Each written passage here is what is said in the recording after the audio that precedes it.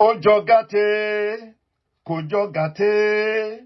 Yoruba Nation ṣe bí eré, ó kéde ara rẹ̀. Yoruba Nation rèé o, ó dúró nàtán. Yoruba Nation, ó dúró gédégbé làwáwà, ó dúró gbáǹkéké, ó dúró gbáǹkọ́gbì bí ọ̀pá ọ̀ranyàn káàkiri nílẹ̀ Amẹ́ríkà. Ìlú tí a tẹ̀dó sí orókè Oòduà, onílẹ̀ Yorùbá kò lè farasin. Yoruba Nation ti dúró nàtán fáyé rí ní USA. Ló bá tán, ẹgbẹ́ ìlànà Oòduà lábẹ́ olùdarí ọ̀jọ̀gbọ́n àgbà Bánjí Akíntóyè ẹ̀ka ti USA lábẹ́ ìṣàkóso Barrister Adékúnjọ ń ló gbé akéde Yoruba Nation yìí kalẹ̀ kàǹkà. Àgbájọ ọwọ́ là fi sọ̀yà o, àjèjì ọwọ́ kan ò gbẹ́rù lórí, kárìn kápọ̀ yíyẹni. Gbogbo ọmọ Oòduà nílẹ̀ Amẹ́ríkà àti lágbàáyé ńlá pè láti darapọ̀ mẹ́gbẹ́ wa yìí ní www.ilanausa.org tàbí kí ẹ pè wá sí 202-210-3251. Yoruba Nation kéde ara rẹ̀ fáyé rí, ojú tẹlẹ́gàn. Yoruba Nation is calling, sons and daughters of Yoruba land and citizens of the world. Behold, the Yoruba Nation has come to stay. The billboard is magnificent. It is beautiful. It is second to none. It is historic. Sons and daughters of Oduduwa land, this is a clarion call for you to be part of history. Make haste and join Ilana Oma Oodua USA at www.ilanausa.org. Today, as tomorrow may be too late, Yoruba Nation is second to none. Call us today at 202-210-3251. Yoruba Nation, Ògo Adúláwọ̀.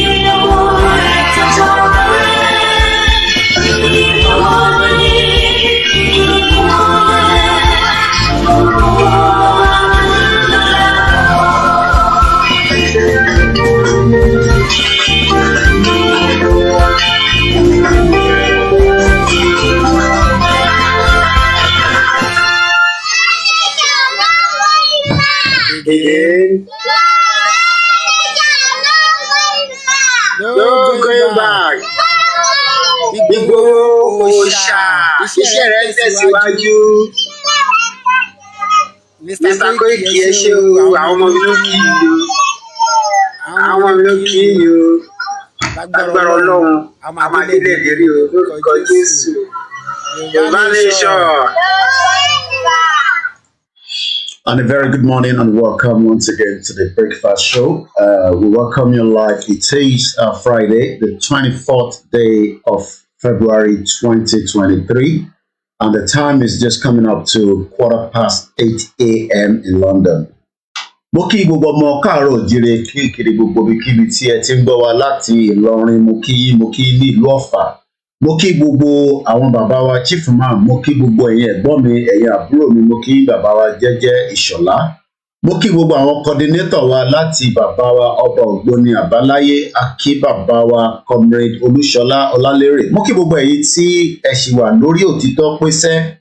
Yoruba Nation no going back. The time is just 1 clock is a bit faster than the other. So when I actually say quarter past, it was inside so 8:22. So we go with the one on the bottom, which is 8:22 a.m. And in Friday, this is a live transmission, and my name is Olami Koiki. Mo kí bàbá wa, the one and only Professor Adebanji Akitoye, the emeritus, the leader of the Yoruba Self-Determination Group. Mo kí gbogbo ẹ̀yin ti Libya, mo kí yín dáadáa, ọ̀nà àbáńdúró tì gbogbo tó ń lọ ní Benghazi pátápátá ló ń dórí dẹ́sìkì mi. Ẹ jẹ́ kẹ́ wà careful, ẹ̀yin náà a mọ̀ pé ìlú onílùú ni gbogbo wa wà. Bẹ́ẹ̀mi náà ṣe wà ní UK, kò sí yàtọ̀ second class citizen ní gbogbo wa. So ẹni tó wà l'Amẹ́ríkà náà second class citizen ni, ẹni tó wà ní South Korea, Japan, Finland, we are all second class citizen, and the only thing we can say is Elédùmarè láìpẹ́ láì jìnnà kó fún wa ní country wa. Àìtí gba country o, so bẹ́ẹ̀ àkọ́kọ́ bá ń sọ fún yín pé àwọn ti gba ìlú, ẹ ṣáà máa sọ fún wọn pé ìlú ṣàn lọ́wọ́, there is nothing like country. Mo kẹ́yìn tẹ́ wà ní United Arab Emirates, I hope pé situation yẹn ti ń change, wọ́n ti ń renew visa yín.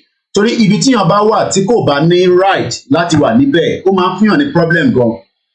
Apart from pé o lè ṣiṣẹ́, wàá tún máa sá fún ọlọ́pàá, wàá máa sá fún immigration. 14 years ló take èmi kí n fi gbàwé mi ní UK. And it's not made easy. Máa ṣe documentary lé lórí. Ibi tíyàn ti gbé fún 24 years, ó yẹ kíyàn lè rí nǹkan kan tó lè mú tangible jáde nínú ẹ̀. The mixed LR is quite on now. Ẹ má bínú, is a bit delayed. It's on now. Thank you so much, Plan B. Mo kí gbogbo ẹ̀yin tí ẹ ti ń darapọ̀ ní gbogbo platforms wa. Mo kí ìyá wa Elena, mo kí ìyá wa Sekinat. Salamu alaikum fún gbogbo àwọn Mùsùlùmí. Bí a ṣe ń lọ sí Mecca, Mecca náà wà nílẹ̀ Yorùbá, Jerusalem wà níbẹ̀. Ó kàn jẹ́ pé package ẹ̀ dáadáa ni. Mecca tá à ń lọ yẹn, bó ṣe rí tẹ́lẹ̀ kọ́ nìyẹn tá a bá lọ sí almost 30-40 years ago. Àwọn náà develop ẹ̀, wọ́n dẹ̀ make sure pé security wà. Mo dẹ̀ rò pé àwọn Saudi Arabia máa like terrorist máa wá sọ́dọ̀ tiwọn. Ọ̀pọ̀lọpọ̀ wọ́n ní àṣekọ̀kan fọ́dún mẹ́ta lẹ́nu wọn, but at least I wake up mind àwọn èèyàn pé ìlú kan wà tí ó yàtọ̀ sí tí wọ́n pè, that alone is an advantage. So mo kí ìyàwó agbémi lékè àárín lánàá, adúpẹ́ pé ẹ ti darapọ̀ mọ́ wa. Ẹ̀yin tẹ́ ẹ báyìí tí mo YouTube channel tá à ń lò is a backup channel. A máa lò léraléra nígbà tí Koiki Media bá padà. We have about 36,000 subscribers on Koiki Media, and hopefully we can build on this one as well. The link will be shared. Mo kí ìyàwó Princess Adébíyìgbá Adéníyì. Mo lọ sí ìlú Ìlọrin wá sísàlẹ̀, mo kí gbogbo ẹ̀yin tẹ́ wà níbẹ̀. Ẹ má yẹ kí wọ́n intimidate yín, kò ń ṣe dandan pé kẹ́ jáde lọ́la láti lọ dìbò. Ẹ má yẹ kó sọ fún yín pé civic right yín ni àti 13 dì látijọ́ ẹ̀ kí ló mú jáde. Just raising a sight with my brother. Joshua Abodirin. Mo pe gbogbo ala sùn dáadáa nítorí pé ọ̀pọ̀lọpọ̀ ò ní lè sùn dáadáa after tí wọ́n ti rí sa. Kódà bí Simon Ekpa bá padà lọ sí police station lẹ́nìí, it's nothing new. Any one of us can be invited by the authority of the country that we live just for questioning. And these are the reasons why we are saying that it is not worth to be part of Nigeria anymore. I'm going to share a link to YouTube here in just about a few minutes. You are watching a live transmission, and I can say to you that we should not be scared. I understand some of you are concerned about us, especially people like us that are out there speaking.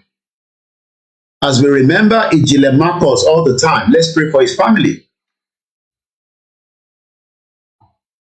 I'm going to be your last man standing. I've told you that. Tó bá jẹ́ pé ká fi media, ká fi ṣí brain yín nìkan la ṣe fún 3 years. It's more than kódà bá ẹ̀ ti declare Yoruba Nation. For the fact that we have been able to use the media to educate and show Nigerians the difference. And the Nigerian government is also talking about us. Èèyàn méjì tí Nigerian government bẹ̀rù jù, òun ni Sunday Igboho àti Mazi Nnamdi Kanu.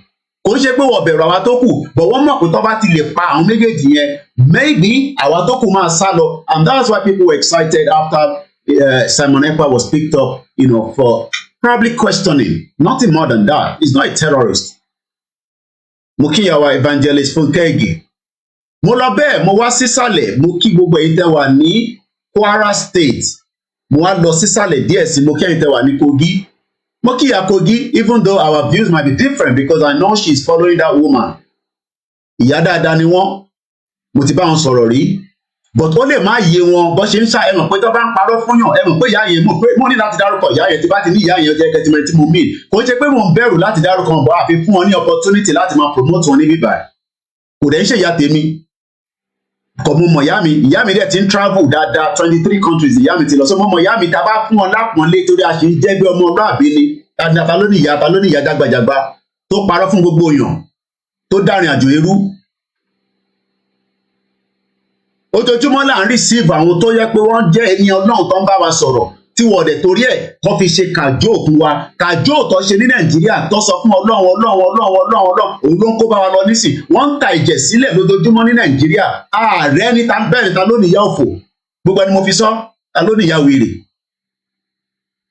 ní láti dárúkọ wọn mad people all over the place mo sọ fún yín pé mi ni máa fi mídíà máa fi pa yín mídíà mi òun lẹ máa fi ní àtàtà ẹlòmíín nu yín wàá máa wò mí náà máa bí ẹ wàá lọ ra tíkẹ́ẹ̀tì wàá wá sí London tó bá dẹ̀ ti dé London wàá máa dúpẹ́ lọ́wọ́ mi wàlátà sọ fún mi cousin mi pé tí bá rẹ iye Nigerians tó wà níbi iṣẹ́ wọn nísìn tó ń ṣiṣẹ́ kíá mo ní wọ́n ní ṣiṣẹ́ kíá nígbà téèyàn tó jẹ́ báńkà tó kúrò ní Nàìjíríà tó wá ń ṣiṣẹ́ kíá ní London mad people all over the place ta ló ní ìyá jágbajàgba àpọ́nlé ni málà haúsá ni haúsá ń jà bí wàá lọ ṣe ń sọ ẹ̀mọ̀ pé Yorùbá tèmi ò lè dá báyìí ẹ bá gbé ìyá kan wá síbẹ̀ tẹ bá ẹ jẹ́ wà kíáfù ẹ̀yin tẹ wà ní wọ́n sọ fún mo lè dárúkọ ṣọ́ ẹ kó rí bẹ́ẹ̀ ní time public figure ni tẹ bá ń wá ibi tó ti ń sọ jagbajantis àṣírí ńlá àṣírí pattern lọ́wọ́ náà wà ní pattern sí ẹ lọ sọ́dọ̀ ṣọ́ ẹ kó rí bẹ́ẹ̀ ìbẹ̀rẹ̀ tí máa gbọ́ àwọn àṣírí ṣé ẹni tó bá ní pọ́ declare Nigeria tó declare nation ṣé ọ̀rọ̀ àṣírí rẹ̀ kọ́ máa sọ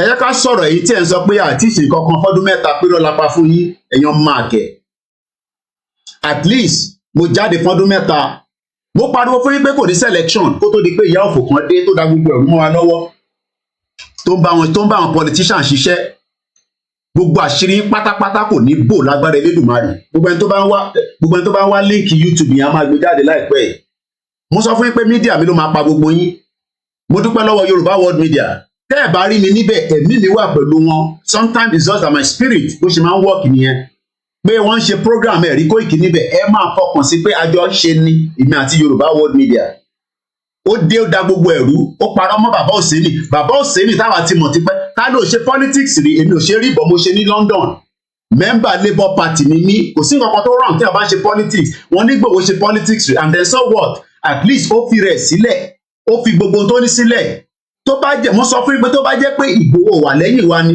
ṣé wọ́n bí àwàdà kan náà fẹ́ lọ ṣe protest ká fẹ́ lọ ṣe kankan ní ìlú Ìbàdàn kí kátẹ̀ máa gbọ́ pé Ìgbòho ní ká má wà lásán gbogbo àmà ya dànù ni ìyẹn lásán is more than enough and we have a lot of illiterate diaspora ibi báyìí náà lẹ́tì máa jókòó lẹ́tì máa gbọ́rọ̀ torí pé tẹ bá ń wá àṣírí àwọn tó ti ń sọ̀rọ̀ dirty talk ẹ lọ sọ́dọ̀ ṣó yẹ kó rí bẹ́ẹ̀ but níbi báyìí mọ̀ pé ọ̀rọ̀ ọlọ́gbọ́n ni mo máa ń sọ ẹ lè má agree pẹ̀lú view mi pé mo like ìyá yín kò mátà but ẹ mọ̀ pé ọ̀rọ̀ ọlọ́gbọ́n lè ní sọ níbi báyìí mo sọ fún yín pé 24 years ni mo ti gbé nílùú yìí UK ti train mi dáadáa ọmọlúwàbí dẹ̀ ṣì ni mí mad people all over the place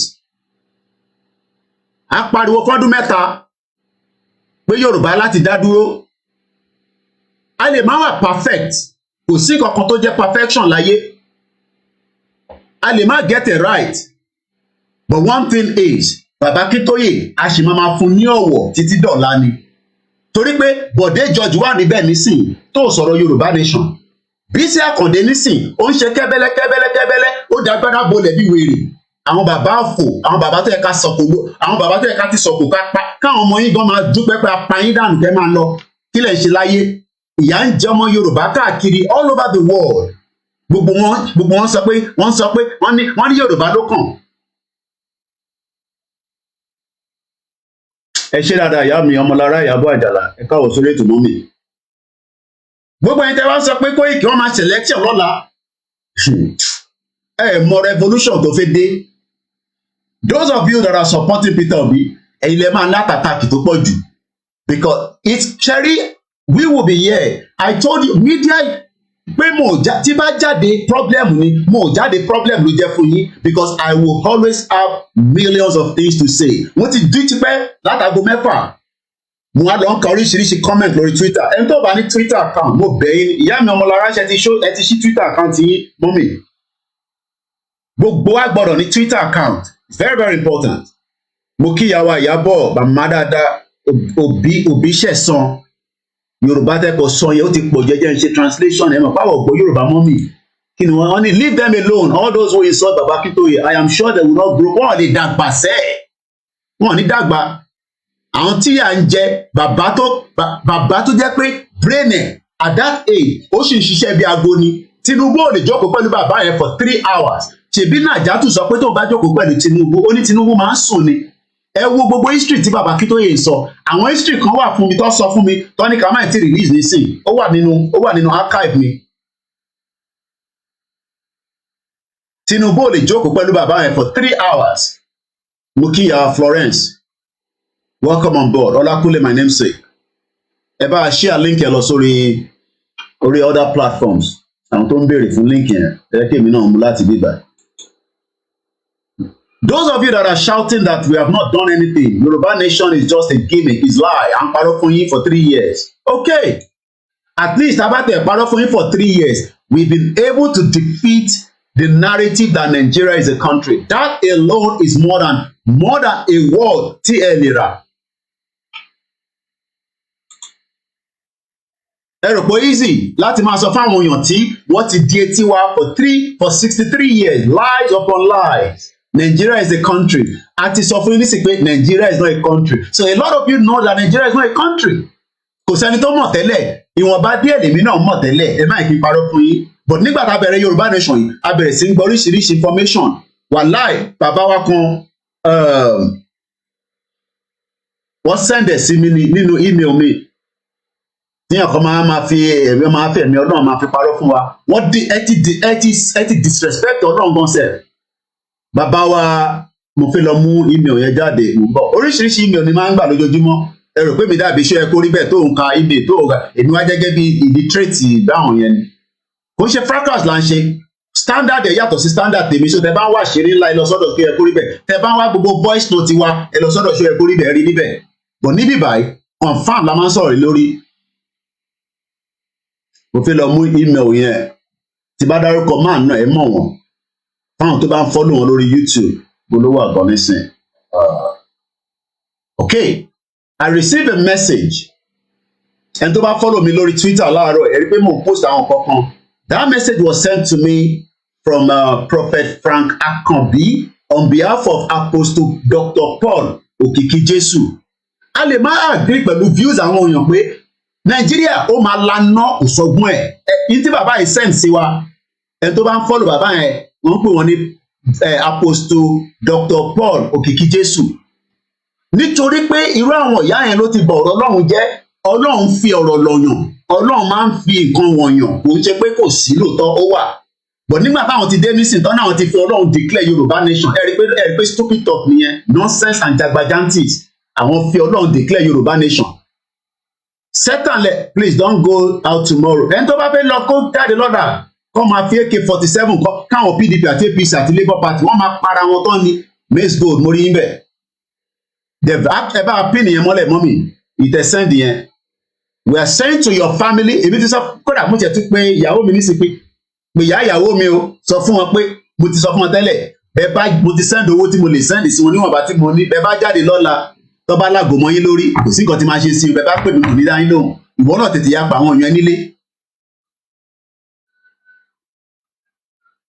bẹ́ẹ̀ ni àbí ní alọ́ máa gbọ́ṣọ́ ẹ kó rí bẹ́ẹ̀ wá rí nǹkan kan sílẹ̀ ibi ìbẹ̀lẹ̀ ti máa rí nǹkan kan sílẹ̀ ẹ máa rí nǹkan kan àníṣe full email mo kà á ní mo gbọ́ English ẹ̀ bàbá yẹn ṣe orí 2023 urgent message from Almighty God concerning Nigerians election looming crisis ń bọ̀ gidi nítorí pé none of the three will be satisfied with the result ní tó ń bọ̀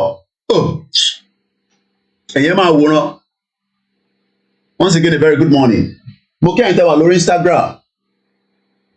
We're not talking about fracas here. We're talking about 60 million. Wọ́n ní Koiki ẹ̀ ṣe kankan. Ṣé mọ̀ pé mo tún lọ ń ka àwọn kọ́mẹ́ǹtì kan? Àwọn àbẹ̀ màá ti bá ti wá lọ profile wọn bá àwọn ilé ọmọ Yorùbá tó náà ẹ mọ̀ pé àwọn kan wà Facebook máa sọ fún yín pé top fan ni wọ́n. Nígbà tí bá wá click lórí profile wọn pé Peter Obi ló tún support. Wọ́n pé àṣewèrè ni gbogbo àwọn tá à ń dín pẹ̀lú ṣá.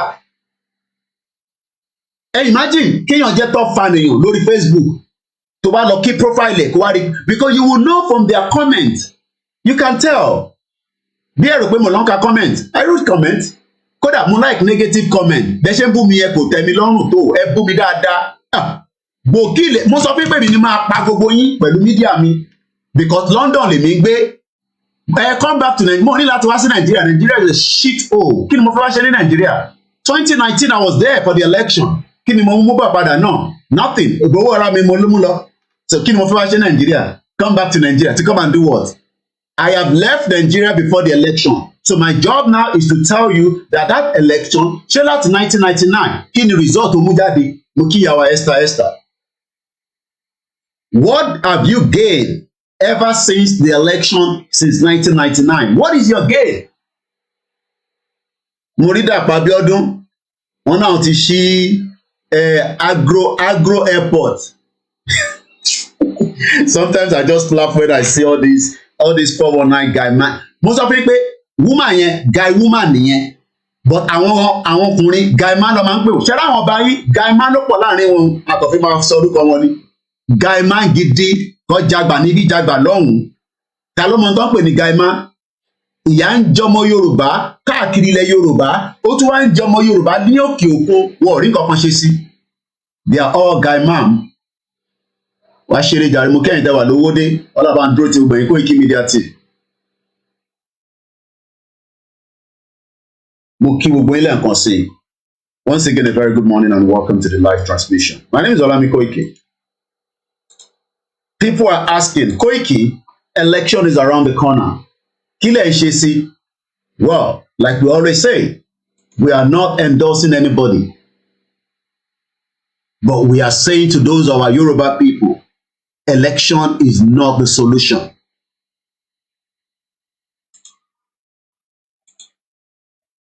We have not declared a country. So táwọn kan bá sọ fún mi pé wọ́n ti declare country. Àwọn ò sọ yẹn pé a ti declare country. We have not declared a country. But the process that the Yoruba will leave Nigeria is going to come in different forms and shape. It's going to come in different forms and shape.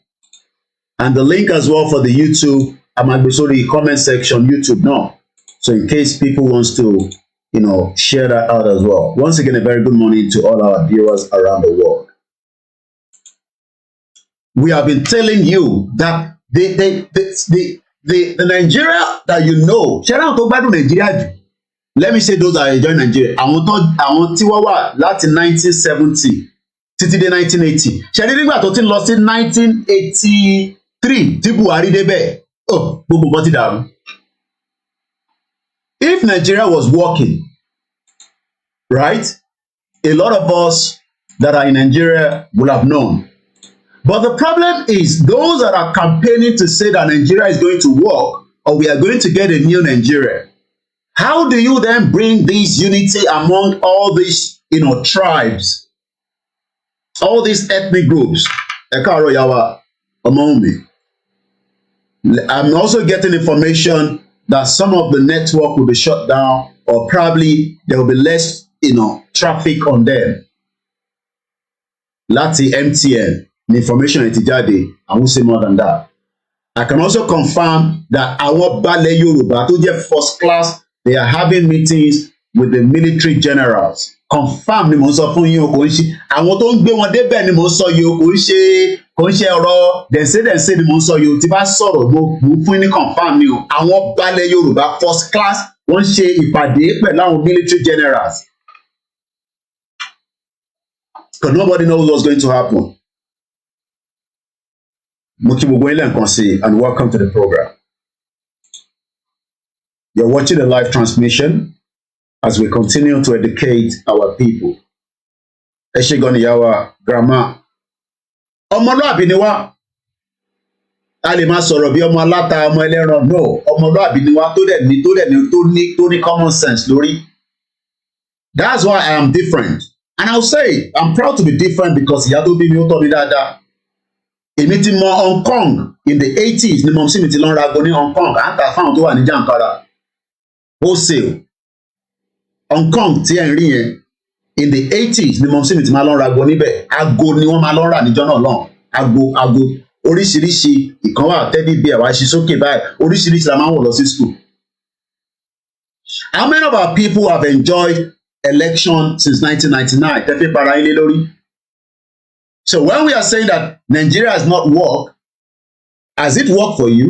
Ẹ máa jẹ́ káwọn America àtàwọn European countries náà sọ fún yín pé is your civic right. Civic right that we don't know. Láti 2019 we don't know where that the yata is. Ó ti kú ni, ó wà láyé ni, ó ń rùn ni, àmọ́bí tó wà.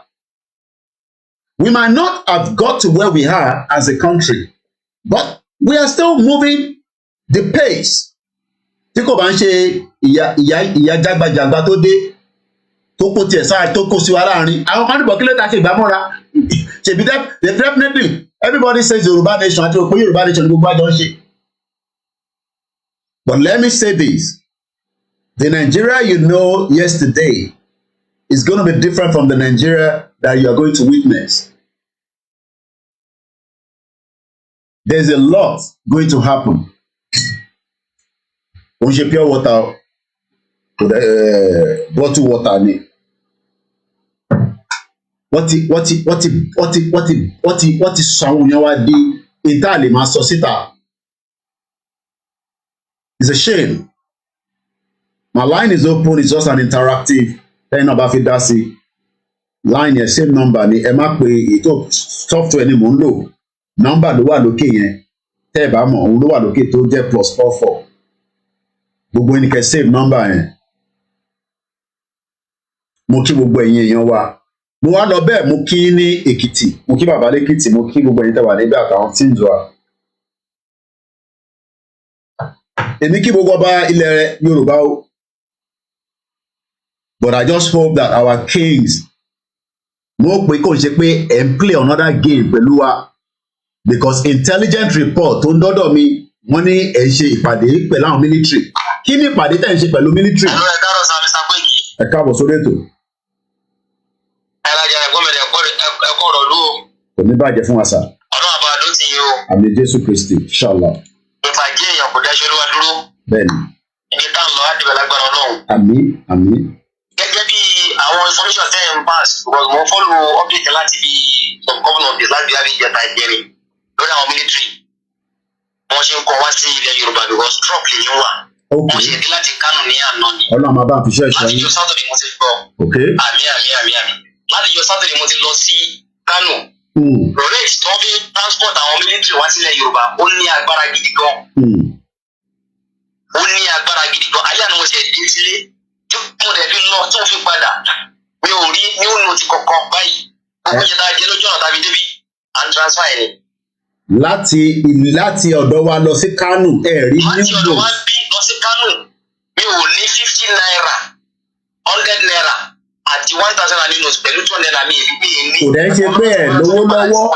Kò ń ṣe pé ẹ̀ lówó lọ́wọ́ nínú àkáǹtì. Owó wà tí mo lè fi jẹun o. Kábíyèsí ló Owó dé. wà tá a lè fi jẹun. Ìjọba àrí owó kódà àná mi jẹ kọ́kọ́ sílẹ̀ fi lánàá. Ìgbà wọn tó dé ilé lánàá mo ṣe tó jẹun. So táwọn wá rí àwọn èèyàn wa tí wọ́n sọ pé wọ́n Nàìjíríà lókun ayé wọn àbàjẹ́ ni o. Àmì Jésù Kristi. Gbogbo ẹni tó wà lẹ́nu máa dìbò fún jaga bandits torí bandits ni wọ́n. Bẹ́ẹ̀ni. Wọ́n fẹ́ kó aláṣọ pẹ̀lú ni báwọn ti ní gbà fún wọn. Àmì Jésù, àmì. Gbogbo ẹni tẹ̀ ti já síwájú fún wa pátá látòrí bàbá Sọ́dìbò bàbá Professor Ajé Akíntóyè àti gbogbo ẹni nílẹ̀ àpátápátá Ọlọ́run àbá dó tì yín. Àmì ẹ ṣé gan ni sir. Thank you so Ọ̀tọ̀ much. ni fi ń yọ o. Ẹ ṣé gan ni. Ẹ ṣé gan ni. And that is one of our listeners. Ẹ ṣé gan ni. Kò ń ṣe pé bàbá yóò lówó lọ́wọ́, ó ní truck làwọn wà. Wọ́n ṣẹ̀ dé láti Kánò ni. Wọ́n ní táwọn fi lọ táwọn fi padà. Àwọn ò bá new note pàdé rí. Gbogbo táwọn ṣe pátápátá transfer làwọn ṣe. And this is what we are saying to our people. Mo kí yẹn ṣe gan ẹ̀gbọ́n mi Owólabí. Èmi ò yé ti Tinubu o, but èmi ò ní gbà pé kókó yín lọ sí oko ìparun. Nítorí pé ibi báyìí ní Tinubu ti wá ń gba ìwòsàn. Kò lè gba ìwòsàn gan lẹ́kọ̀ọ́ pẹ̀lú gbogbo owó tó ní. Mo dẹ̀ pa àwọn ọmọ APC ojoojúmọ́ lẹ wá ń jókòó tì mí níbí bá. Èmi ò yé ti yín. Mo máa ń sọ fún yín mo yé ti yín. But èmi ni máa fi mídíà mi pa gbogbo yín. So ẹ máa ní àtàtàkì ni.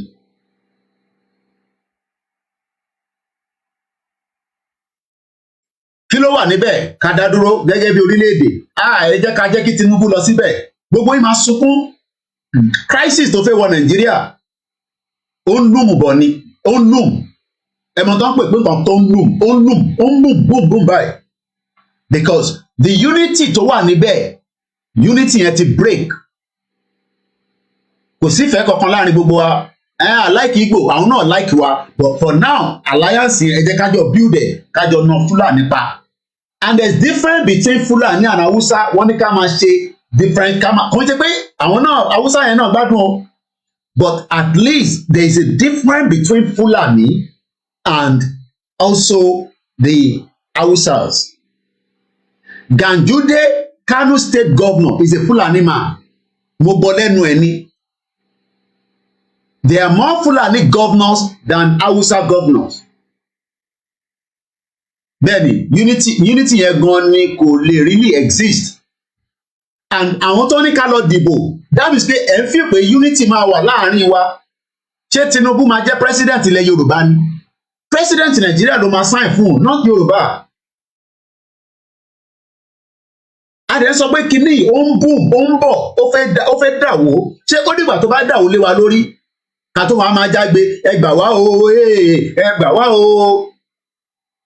For 1960 láti rí pé kò sí ìfẹ́ láàrin gbogbo àwa tí wọ́n kó papọ̀. Kò jẹ́ kó ìbò kó wa papọ̀, but for their own selfish interest. Ẹgbọ́n táwọn sọ nísìn, I need freedom of speech, I need freedom of this, I need freedom of that. And everybody knows that I need freedom kankan. Ṣèbí joint statement tẹ́lẹ̀lẹ̀. Màmá fi wọ̀nyí. Wọ́n ní I need freedom. Níbo ni freedom náà wà? Ta ló ní freedom nínú Nàìjíríà lénìí? Mo kí yín ẹ̀gbọ́n mi ẹ káàbọ̀ sórí ètò. Hello, Mr. Kote, ẹ káàárọ̀. Ẹ káàárọ̀ sà. Àdúrà yẹn gbà. Àmì Jésù Kristi. Agbára Ọlọ́run, àwa la máa rẹ́yìn àwọn ọ̀tá wa. Ìyẹn ti di dandan. Mo ti ọkọ dúpẹ́ inú mi dùn gan lórí ọ̀rọ̀ Sàmẹ́gbà. Adúpẹ́ fọlọ́run. Torí láàárọ̀ ńgbà tí mo kọ́ gbọ́rọ̀ yẹn, ẹ̀bìrì fún mo fọlọ́run bá sílẹ̀ mi kọ̀ọ̀kan lè jẹun pé nọ́mà ó nọ́mà kò sí tó máa gbọ́. Nígbà tó máa tó rọlẹ̀ tí mo gbọ́ pé wọ́n ti rìlíìsì ẹ̀ báyìí mo ní àwọn ọ̀tá mọ́fo. Ọmọfò. Bọ́dẹ̀ ṣe máa mọ́fò náà ní alágbára. Adúpẹ́ fẹ́lẹ́ dùn máa. Ẹ sà, nǹkan tí mo kàn fẹ́ káwọn èèyàn wa mọ̀ ni pé nígbà tá à ń sọ̀rọ̀ òmìnira pé ká gba ìlú wa. Ẹ má bínú ẹ̀gbọ́n mi ẹjọ́ torí Ọlọ́run tẹ bá ẹjọ́ torí ẹ má bínú mo fọwọ́ tó mo fẹ́ má bínú mo kàn torí orí group kan mo ti rí but in case mo bẹ̀ ẹ́ ni ẹ má send gbogbo àwọn mẹ́sẹ̀gì tẹ́ni ọmọ ológo sí mi mo bẹ̀ yín ni. Those are irrelevant people to be discussing somebody like ibi táwa tí intellectual tèmi dé ẹ má send ẹni kó ìkó fẹ́ kó lọ gbọ́ kí ni mo fẹ́ lọ gbọ́ fún? I don't listen to illiterate people. Mo fẹ́ máa disrespect ìlú tó wà yẹn ni torí àwọn Yorùbá tó sì wà níbẹ̀ torí tí bá ní kí n máa sọ̀rọ̀ sílùú yẹn á máa ta bá àwọn Yorùbá tó wà níbẹ̀ àwọn ìlú yẹn wá jẹ́ gẹ́gẹ́ bí ìlú ni ọwọ́ àwọn yẹn wà civilized ni ẹ má bínú ẹ̀gbọ́n mi ẹ̀gbọ́n sókè mú gbáyìn lọ. So nǹkan tí mò ń bá lọ ní àwọn èèyàn mọ̀ pé nǹkan tí wọ́n pè lómìnira nǹkan tó lọ títí ni mo máa ń ṣàlàyé fáwọn ọ̀pọ̀lọpọ̀ tó close mọ́ mi. Orí nọ́mbà 1 tá bá gba òmìnira nọ́mbà 1 gbogbo constitution tí Nàìjíríà ń lò kò lè bá tiwa ṣe àwa ṣe ìjókòó àwa ṣe constitution tiwa tẹ́ pé ó máa fẹ́fọ̀ fún everybody. Wọ́n nígbà tá à ń pariwo ìbò election káti ẹ̀ wá gbàgbé òkè o Tinubu débẹ̀ o even bí mo ṣe ń sọ̀rọ̀ lọ́wọ́lọ́wọ́ ẹ̀ kí lè assurance pé tí wọ́n máa jẹ́ Tinubu gan débẹ̀. Bó tẹ̀ débẹ̀ kí ló fẹ́ rí ṣe? Kí ló lè rí ṣe? Mo fẹ́ sọ ọkọ fún yín káti ẹ̀ wá fi gbogbo ìrẹ́lẹ̀ kóòtù tó bá tẹ̀ wá débẹ̀ kí àwọn pípò yìí máa jẹ́ kó ṣèjọba yìí. Àbí wọ́n máa ṣé òun ló fẹ́ lọ gba Yorùbá Nation fún wa ni? Ìjọba Nàìjíríà ló fẹ́ ṣe kì í ṣèjọba Yorùbá Nation. Wọ́n rò pé Lagos State Governor tó ṣe ní 1999 ló fẹ́ lọ ṣe ní tó bá dé Abuja ni. I don't think that people understand the magnitude. Wọ́n mọ̀ pé gbogbo nǹkan ti yàtọ̀ àwọn ará bí yìí ẹ jẹ́ ká máa wo nǹkan tó máa ṣẹlẹ̀ lọ́la. Ẹ sà mo fẹ́ kẹ́ lọ ṣàkíyèsí nígbà ọ̀rọ̀ àwọn bàbá wa Ìgbòho nígbà tí kọ́kọ́ máa bẹ̀rẹ̀. Wọ́n ní wọ́n náà àwọn ará bí yìí wọn ò ní jẹ́ kí bàbá yìí débẹ̀. Ṣé mọ̀ pé ọ̀rọ̀ yẹn náà ló ń ṣe títí dì sí i? Ẹ wo ohun tó wà lẹ́sìn. Náà kí làṣọ kan sì pé ìbò ọ̀la yẹn bí mo ṣe ń gbọ́ ọlọ́run máa yẹ kó jẹ́ pé nǹkan tó ṣe fún bàbá Abíọ́lá náà máa ṣe fún bàbá yìí. Àwọn mẹ́tẹ̀ẹ̀ta máa sọ fún mi. ṣé ẹ láwọn tí wọ́n wá ní wọ́n kó lẹ́yìn Yorùbá Nation wọ́n wá lọ darapọ̀ mọ́ APC. ẹ̀sà pátápátá ọdún mẹ́rin máa tó pé àbájá ọdún mẹ́rin 38 years ẹ̀sà wọn máa tó pé níbo náà fẹ́ fojú sí. mo dẹ̀ nígbàgbọ́ lágbára Ọlọ́run gbogbo àwọn ọ̀dàlẹ̀ Yorùbá pátápátá wọ́n máa ṣẹlẹ́yà ni. Àmín. Ṣé gan ni? Thank you so much. Wọ́n máa ṣẹlẹ́yà ni. Ṣé gan ni? Ẹ jọ lórí ọ̀rọ̀ àwọn sóyẹ kó rí bẹ́ẹ̀ àgọ́ àwọn tẹ́lẹ̀ ìsọ yẹn àmọ́ ni kì í ṣara ẹran kò lè má rí bẹ́ẹ̀. Kò lè má rí bẹ́ẹ̀ a lè má rí kò ní lọ àlùkí àmọ́ so gbogbo àwọn yẹn. Mo máa ń wẹ̀ fún wọn dànù ni. Ó dà bẹ́ẹ̀ ẹ ṣé gan ni. Ẹ máa bẹ́ tó lọ. Mo kí gbogbo ọmọ Yorùbá ẹ sọ fáwọn èèyàn yín kò sí kankan tó ń jẹ́ civic duty. Civic duty tí ẹ lọ complain fọ́lọ́pàá pé wàhálà wà ládùúgbò yìí tí wọ́n rí kankan ṣe sí láti 1999 ẹlòmíì ra ilẹ̀ ìwọ ló nílẹ̀ yẹn àwọn ọmọ nílẹ̀ ti gbà kò sí civic duty nígbà yẹn pé kọ́lọ́pàá wá dá sí ọ̀rọ̀ tó wà nílẹ̀ gbogbo àgbáyé wá ń sọ fún yín nísìnyí pé ẹ ní right America ní ẹ ní right mo ṣe rí ẹ má bínú mo ṣe rí American consulate tó ń sọ pidgin English lórí Linda Ìkejì gbogbo yẹn gimmick ni kì í ṣe kankan náà unity ò dẹ̀ lè wá èdè kan náà kọ́ la jọ ń sọ ẹgbọ́n sókè kọ́ là wá mo kí bàbá wa Simon Adébísí. Ẹ káàárọ̀ Mr. Koiki ẹ kú iṣẹ́. Èmi ni ẹ mà. Ẹ kú iṣẹ́ takuntakun náà. Yes ma'am. Ọlọ́run àfìṣe ẹ wò ó tẹ ní bẹ́ẹ̀gì lójú igi arúgbó gbogbo àwọn tó lọ report mi débi tí wọ́n fi bring the page yẹn down. Irọ́ ni wọ́n pa. Bẹ́ẹ̀ni.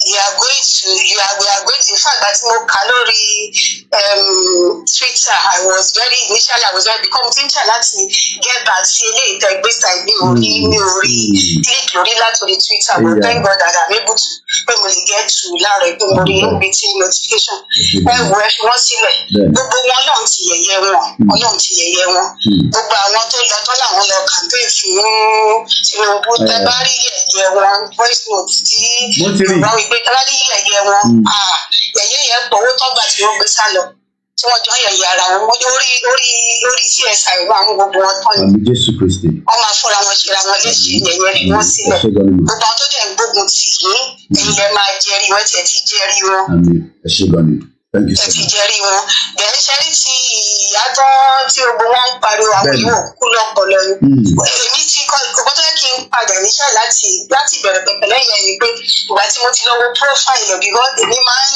fẹ́ ṣe tí mo ti rí pé politician today kọ́ ni ó ti contest Lagos State rí òun àti sọ pé òun lè step down fún this man Jimmy Agbaje mo tún rò pé ìyá tó wà láàrin yìí ní pé in fact pé ìyá yìí ó wá ṣiṣẹ́ fáwọn politicians nǹkan òfin because òun fúnra rẹ̀ kọ́ politician so iṣẹ́ wọn ló wá ṣe bọ̀tọ̀ náà ti dójú ti gbogbo wọn àti borí àti jàjà ṣẹ́gun ilé tó fẹ́ ṣẹlẹ̀ olólùwọ̀n máa ń fi gbógun tí wọ́n fún ẹ wá àwa ní ìwélé ló máa ń ṣe báyìí àwa gbọ́ wà láǹkà fẹ́ ṣe gan àní ṣe tó yẹn Ọlọ́run máa fi gbà fún wa Ọlọ́run máa túbọ̀ fún yín ṣe kò ní sún yín kò ní rẹ̀ yín gbogbo tó bá ń gbà báyìí máa borí wọn ni ẹ ṣé gan ni ma thank you a ṣe é ṣe lókùnkùn Ọlọ́run ẹ ṣé gan ni thank you so much ẹ ṣé gan ni. Mo kí gbogbo ẹ̀yin yá wa tí ẹ ń tajà ní gbogbo ọjà ilẹ̀ Yorùbá inú wa ò dùn pé ẹ rówó láti kò tíyàn bá rówó láti fi ṣe transaction is the baddest thing in the life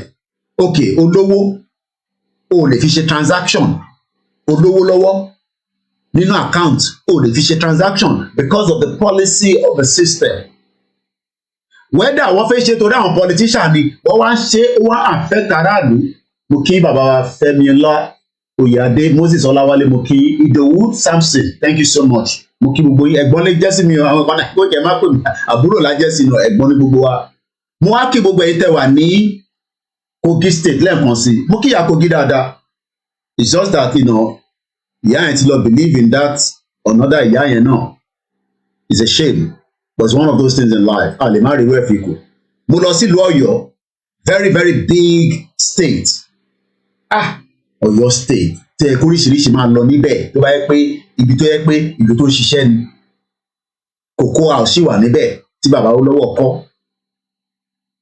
mo kí gbogbo ẹ tẹ wà nílùú Ọ̀yọ́ mo lọ bẹ́ẹ̀ mo wá sí Èkìtì lẹ́ẹ̀kan sí mo kẹ́yìn tẹ́ wà lẹ́kìtì mo fẹ́ tẹ́ wà lóńdó sílẹ̀ mo kí gbogbo yín ní different local government oríṣiríṣi olókùú bẹ́ẹ̀ ni Nàìjíríà tẹ́ ń pariwo fún kó máa ṣiṣẹ́ yẹn tẹ́ wà ní Ondo state kò lè ṣiṣẹ́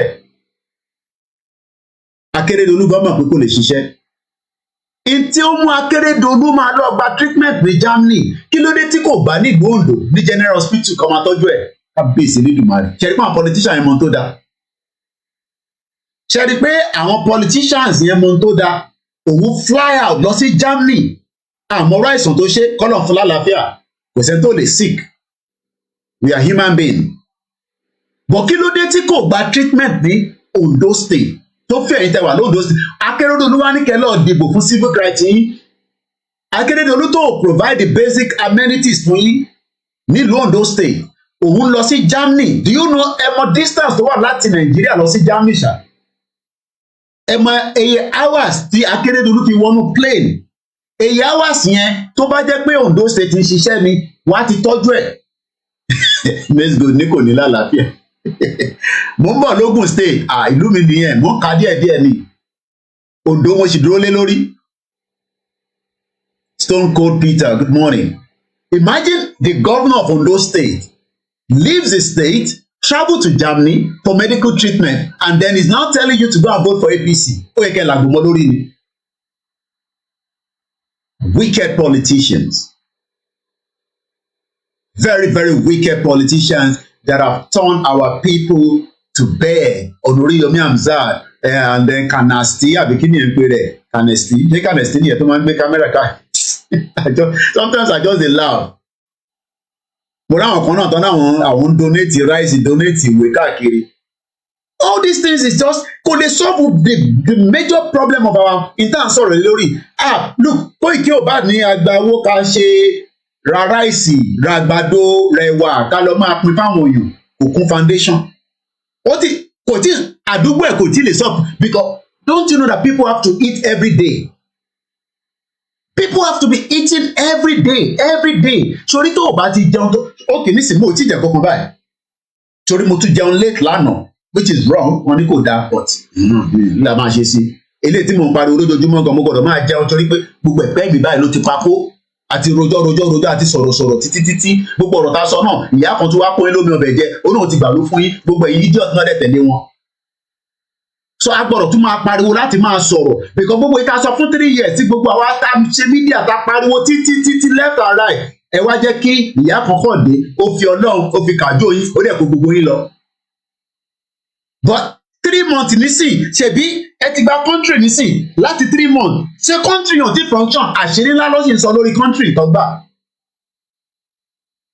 Ok Ondo nílùú yín àwọn Ondo mo débẹ̀ lẹ́ẹ̀mejì ní tó bá ti sọ pé mo dé Ondo state màá máa rántí bàbá mi dáadáa tó kú Ọ̀túnba Dàpọ̀ Williams core politician ni wọ́n ẹni tí mo sọ yìí no mo sọ pé tó bá jẹ́ pé mo fẹ́ máa wá and it's very owó tó ní kò ń ṣe owó kékeré kọ́ lọ́ọ́ bá àfọ̀rún kẹ́ wọn but the only difference tí èmi àti wọn tí a fi láìpẹ́ lọ́rọ̀ APC ni pé èmi ti bú Buhari dáadáa so wọ́n lè gbà mí pẹ̀lú APC mọ́ wọ́n ní Koiki wọ́n ní àbúrò ó mọ̀ kí mo fẹ́ràn ẹ mo ní mo mọ̀ ó mọ̀ kí mo fẹ́ràn ẹ gan ó fẹ́ràn mi kú Uncle Dàpọ̀ Williams wàláì but because èmi àtàwọn politician agree so kò sí nǹkan tó bá fẹ́ ṣe báyìí wọ́n á ní kó má pè Koiki Media àbí kẹ́dábírì tẹ̀rín yẹn woman yẹn mo rí tó ń kí sọpọ̀ ẹ̀ ní ìjọ Valentine honey kí ẹ̀rọ bẹ̀rẹ̀ pé kí ló ṣe sí kòrònà I pity a lot of Yoruba people àwọn tó ò lè ṣàánú yín no ẹ jẹ́ rephrase ẹ̀ àwọn tó ò lè ṣàánú àwa ló máa ṣàánú ẹ̀yin tí gbọ́ Yorùbá mi dáadáa ṣe rí ìyálájẹ́ kí lẹ máa pè ọmọ Tinubu yẹn mo ní picture nígbà tó wá sí London òun àti Sanusi emir nígbà yẹn àti Bọ́lá Ṣàgáyà tí bá ń sọ̀rọ̀ yìí mo kàn máa ń wọ́n dẹ̀ pé èyí tẹ́ wà nílé àná àwa tá wà níta wọn ò lè fún wa ní £1,000 ibẹ̀ ni Bọ́lá Ṣàgáyà àti Sànúsí tó ti ń dẹ́fẹ̀ láàrin ara wọn. Because we know them. Kò ń ṣe pé wọ́n ní fún àwọn kan lówó, ẹ má get me wrong, àwọn kan mọ bó ṣe ń gbowó lọ́wọ́ wọn, bò tó máa láàdì wọn ni. Èmi ò dẹ̀ ready láti láàdì anybody. Nígbà tí Àbíkẹ́ wá sí Nigerian High Commission, ìjà rẹpẹtẹ pẹ̀lú àwọn Kanuk níjọ́ náà lọ́hùn, tó fẹ́ gbára wọn ní blow nínú embassy yẹn. Àbíkẹ́ ló ń bẹ̀ mí pé kí n jọ pé kí n má ṣe recording pé kí n jọ, but mo ṣe recording yẹn lórí audio, but mo wá lọ mo sọ kíní yẹn nù, kíní device mi ti máa fi mọ bí tó ṣe sọnù lọ́wọ́ mi. Àbíkẹ́ ló ń bẹ̀ mí pé kí n jọ pé because ó mọ̀ pé tí bá ti gbé ọ̀rọ̀ yẹn jáde láti embassy ó ń ta lọ nìyẹn. So these people cannot solve our problem in diaspora. Ẹ wá expect kó solve problem tẹ̀yìn nílé. Mo tí mo bóyá fẹ́ work. And that's why we are saying to our people, Mukiya Florence, election is not the solution. Mukiya Baba Peter Dinyo Sam. Ìbùkún ni fórílẹ̀-èdè. A lè má ti gba country ìyàwó àbíbá ọlọ́ọ̀bá dúró tì nílùú tẹwà. Baghdad làwọn wà, ọ̀nà tó jìn burúkú. Bí alọ́tẹ̀ ń róúnjẹ Yorùbá jẹ Ọlọ́run ló mọ̀, bí alẹ́ kọ̀ọ̀kan ṣáàtọ́bá rẹ̀ tó ń bọ̀, àwọn òlú yẹn jìn gan. Ọlọ́ọ̀bá dúró tì ìyàwó àbíbá. Not easy. Let me say this, ẹni tó bá ní family tó ń bá ń lé ẹ ṣáà sọ fún ẹ pé Yoruba Nation kò ní kankan ṣe pẹ̀lú election. Those that are now saying that our la fẹ́ disrupt the election, pé Koiki, you can't be outside and instigating violence. You can't olè jókòó síta náà ṣèbí ìtàdí wọ́n wà nínú comfort zone ẹ. Ó wá fẹ́ dá wàhálà sílẹ̀ sí ilẹ̀ Yorùbá. Ìbéèrè tí mò ń bi ẹ́, má parọ́ fún mi o, ṣé kò sí wàhálà nílẹ̀ Yorùbá? Ṣé kò sí wàhálà? Mo wá ti ń bọ̀, mo fẹ́ wá sísàlẹ̀, mo fẹ́ padà lọ sí Ọ̀ṣun state, àìtí parí gbogbo state. Mo kí gbogbo ẹni tẹ́ wà lọ́ṣun dáadáa. Mo mọ̀ pé inú gbogbo yín dùn nígbà tí Adélékè wọlé àbí ọwọ́ ti fẹ́ lu Maradona fún yín nísìn. Ẹ láìkì Adélékè torí Davido. Ó mà ṣe o. I pity a lot of people. Èmi náà láìkì Davido. She on my baby o, she on my baby o. But ìyẹn ò fún yín lóúnjẹ lórí tébù o. Gbọ́ mi dáadáa. Liking Davido is just loving his music as a Yoruba man. But ìyẹn provide economy Ọ̀ṣun state o. Ọ̀ṣun state lana. Olè Oyètọ́lá ó ti kó gbogbo owó jẹ pam. They are all criminals in disguise. So ṣé èmi ni mo bà Ọ̀ṣun state jẹ́ tí mo fi ń pariwo pé kẹ́ má lọ ṣe election tẹ́ ti ń ṣe nílùú Ọ̀ṣun state kí ló mú wá fún yín? Development wo ló mú dé? Basic toilet ẹ lè lọ yàgbẹ́ nísìn kó flush. Mo ti lọ toilet nísìn, mo ti tọ̀, mo tàǹbà, mo dẹ̀ flush, omi jáde, omi wọlé padà. Ṣé ìwọlé lọ sí toilet nísìn nínú ilé ẹ̀ lọ́ṣun state? Náwó sì kà pé tó bá dọnú toilet nínú ilé ẹ̀ nísìn, tó bá flush, omi máa padà sínú ẹ̀. Even those of you that are living in Ibro area in Ọ̀ṣun state, àtẹ̀mọ̀ bí a palace àwọn ọba wa gan bí a wà function dáadáa, jọ èmi ò dé palace yẹn rí. Tó tẹ̀ ń bá jáde lọ káàkiri, toilet yìí ni máa ń kọ́kọ́ lọ verify because wàláì máa ń gbàdúrà tí bá jáde pé kígbẹ́ má gbọ̀n mi ní Nàìjíríà. Torí àti public toilet àti private toilet àti ilé àwọn ẹlòmíì tó rò pé ilé gbòógì tó bá débẹ̀ báyìí ló máa realize pé o gbọ́dọ̀ yàgbẹ́ sí bíbá, o gbọ́dọ̀ mú bẹ́ẹ̀ mọ́ra tó máa fi délé padà. Torí inú ilé tèmi nìkan ni mo mọ̀ inú ilé tẹlòmíì, and I'm not joking here. Ṣé èmi ni mo bà situation yẹn jẹ́ bẹ́ẹ̀? O mọ̀ pé àti yàgbẹ́ tó lè flush ara problem náà ni. O wá lèmi Koiki mo fẹ́ mú problem wá. Èmi ti lọ sí toilet mi nísìn mo ti flush. Ìwọ nísìn nínú ilé tiẹ̀, ìwọ náà lọ sínú toilet ẹ nísìn kó lọ flush. Because omi ò wá sínú ilé yín. Bí ṣe wà nínú bíbá nísìn, heater ó ń gbá sí mi lára. Ara system tó set up ni. A ní gas nílẹ̀ Yorùbá. Ondo state ó ní omi. But irọ́ ni gbogbo wọn pa fún yín títí dé Ọ̀ṣun state. Ẹja wá sógun state Dàpọ̀ Abíọ́dún Gaima olè pẹ̀lú rúgbọ̀n funfun báyìí. Criminal ni gbogbo wọn pátápátá. Criminal bó ṣe wà yẹn bó ṣe ń jí owó bó ṣe ń jí tó ń tọ́ di dọ́là tó ń da padà nísìn gbogbo wọn dẹ̀ ti gbọ́n nísìn wọ́n ti mọ̀ pé international criminal offence wà tó bá rí pé wọ́n move owó so they will move the money in disguise. Let me say how they move it. Wàá wá àwọn tó jẹ́ foreign partners wọn. Dàpọ̀ Abíọ́dún ní tó bá máa ní account ní abroad kò ní sówó nínú ẹ̀. Gbogbo wọn ti gbọ́n nísìn. Wọ́n lè ní kó bá wọn ra property. Ó lè ní kó bá kódà ó lè ra property lórí girlfriend ẹ̀. Kó rò pé girlfriend yẹn máa bá wọn tọ́jú ẹ̀. Ìyá kan gbé lọ dá. Àìmọye owó tó ti kúrò ní Nàìjíríà tẹ́ẹ̀ lè rí láíláí. Ṣé èmi ni mo bà Ògùn State jẹ́? Ṣé Kóìkì tó ń pariwo Yoruba Nation láti UK ṣé èmi ni mo ní kẹ́ má ní toilet tó function ní Ogun State láti 1999 mad people all over the place. Gbogbo local government yìí kò sí tó function èyí tó tẹ̀ jẹ́ secretariat yìí gan lógun State èmi débẹ̀ rí kò function. Generator lẹ máa ń tàn olúkálukú ló ní generator tiẹ̀ tó máa ń tàn tó bá fẹ́ print kankan. Èmi tẹ̀mí jókòó tí mo wo life pé bí life ṣe rí yìí freedom wà èèyàn lè jẹun ní Ogun State mo rán Amosun yẹn bàbá criminal of the highest order ní bọ̀bọ̀ yẹn tó yẹ mo lè pè ní bàbá criminal gidi ní Amosun yẹn kò ń ṣe criminal ló ní 1000 AK-47 ní kí ló fi AK-47 yẹn ṣe because ó fẹ́ fi padà pa Abíọ́dún nítorí Akínládé èmi wà lógun State ni mo ti wá ṣe election observation mi for the governorship mo dẹ̀ dé more than 20 local government because mo rí ìpàdé mi kan tó fi mọ́tò tàfi káàkiri mo dé polling unit mi báyìí mo ní ṣe wọ́n bí bàbá yẹn mo ní ṣe wọ́n ṣe election ní ó ní Kóìkì ó ní ohun mo ti sọ fún ẹ̀ka tó kúrò nílé àwọn ibì kan wà tá a bá ti débẹ̀ wá gbójú kúrò because wọ́n ti ra abẹ̀ yẹn pa ṣé election náà nìyẹn ìbílẹ̀ wa ń sọ fún pé mo fẹ́ da Nàìjíríà orí yìí ti gbá orí yóò pè mad people all over the place.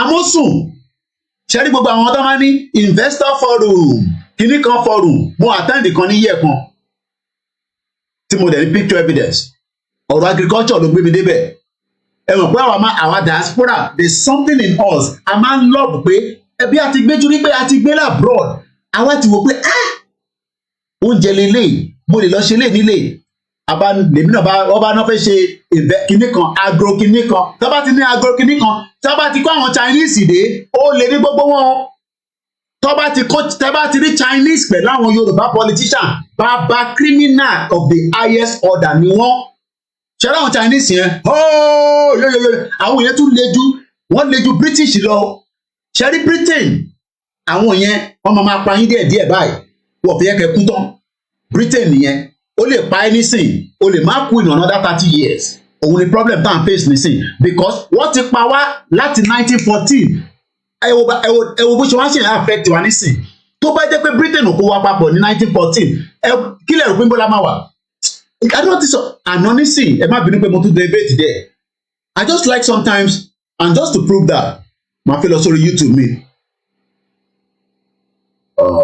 I hope okay ní bá lọ wo space sometimes I just want to take my mind away ní bá lọ wo gallery space bí àwọn space shuttle bó ṣe máa ń fix ẹ̀ níjọ́ làwọn máa dé ní stage báyìí tẹ bá rí Chinese ẹ sá fún wọn lọ́ba náà fẹ́ ṣe agriculture investment forum lèmi náà bá gbéra níbà èmi náà rí pé mò ń lọ sí Ogun State káwọn náà lọ wá bá ṣe máa ra ilẹ̀ kò ṣe pé mo need to contact anybody ìgbà kan nígbà máa lè rí lẹ̀ rà àdẹ́fi ọlọ́run tẹ̀ ló ní kí n má tẹ̀ ṣe gbogbo bí Fúlàní ò bá ti jóyún bí àṣetán tèmi tẹ̀ ń take risk tí mo sọ pé mo fẹ́ lọ ra lẹ̀ bí Fúlàní àti jíyàn gbé wá ti gba 10 million kọ́ ti pààyàn dànù nobody knows because wọ́n ti wà within us níjọ́ náà lọ́hùn ṣé èmi ni mo dàrú èmi wá ń sọ fún yín pé the future is no longer in Nigeria the future is not in Nigeria the future is now a Yoruba country.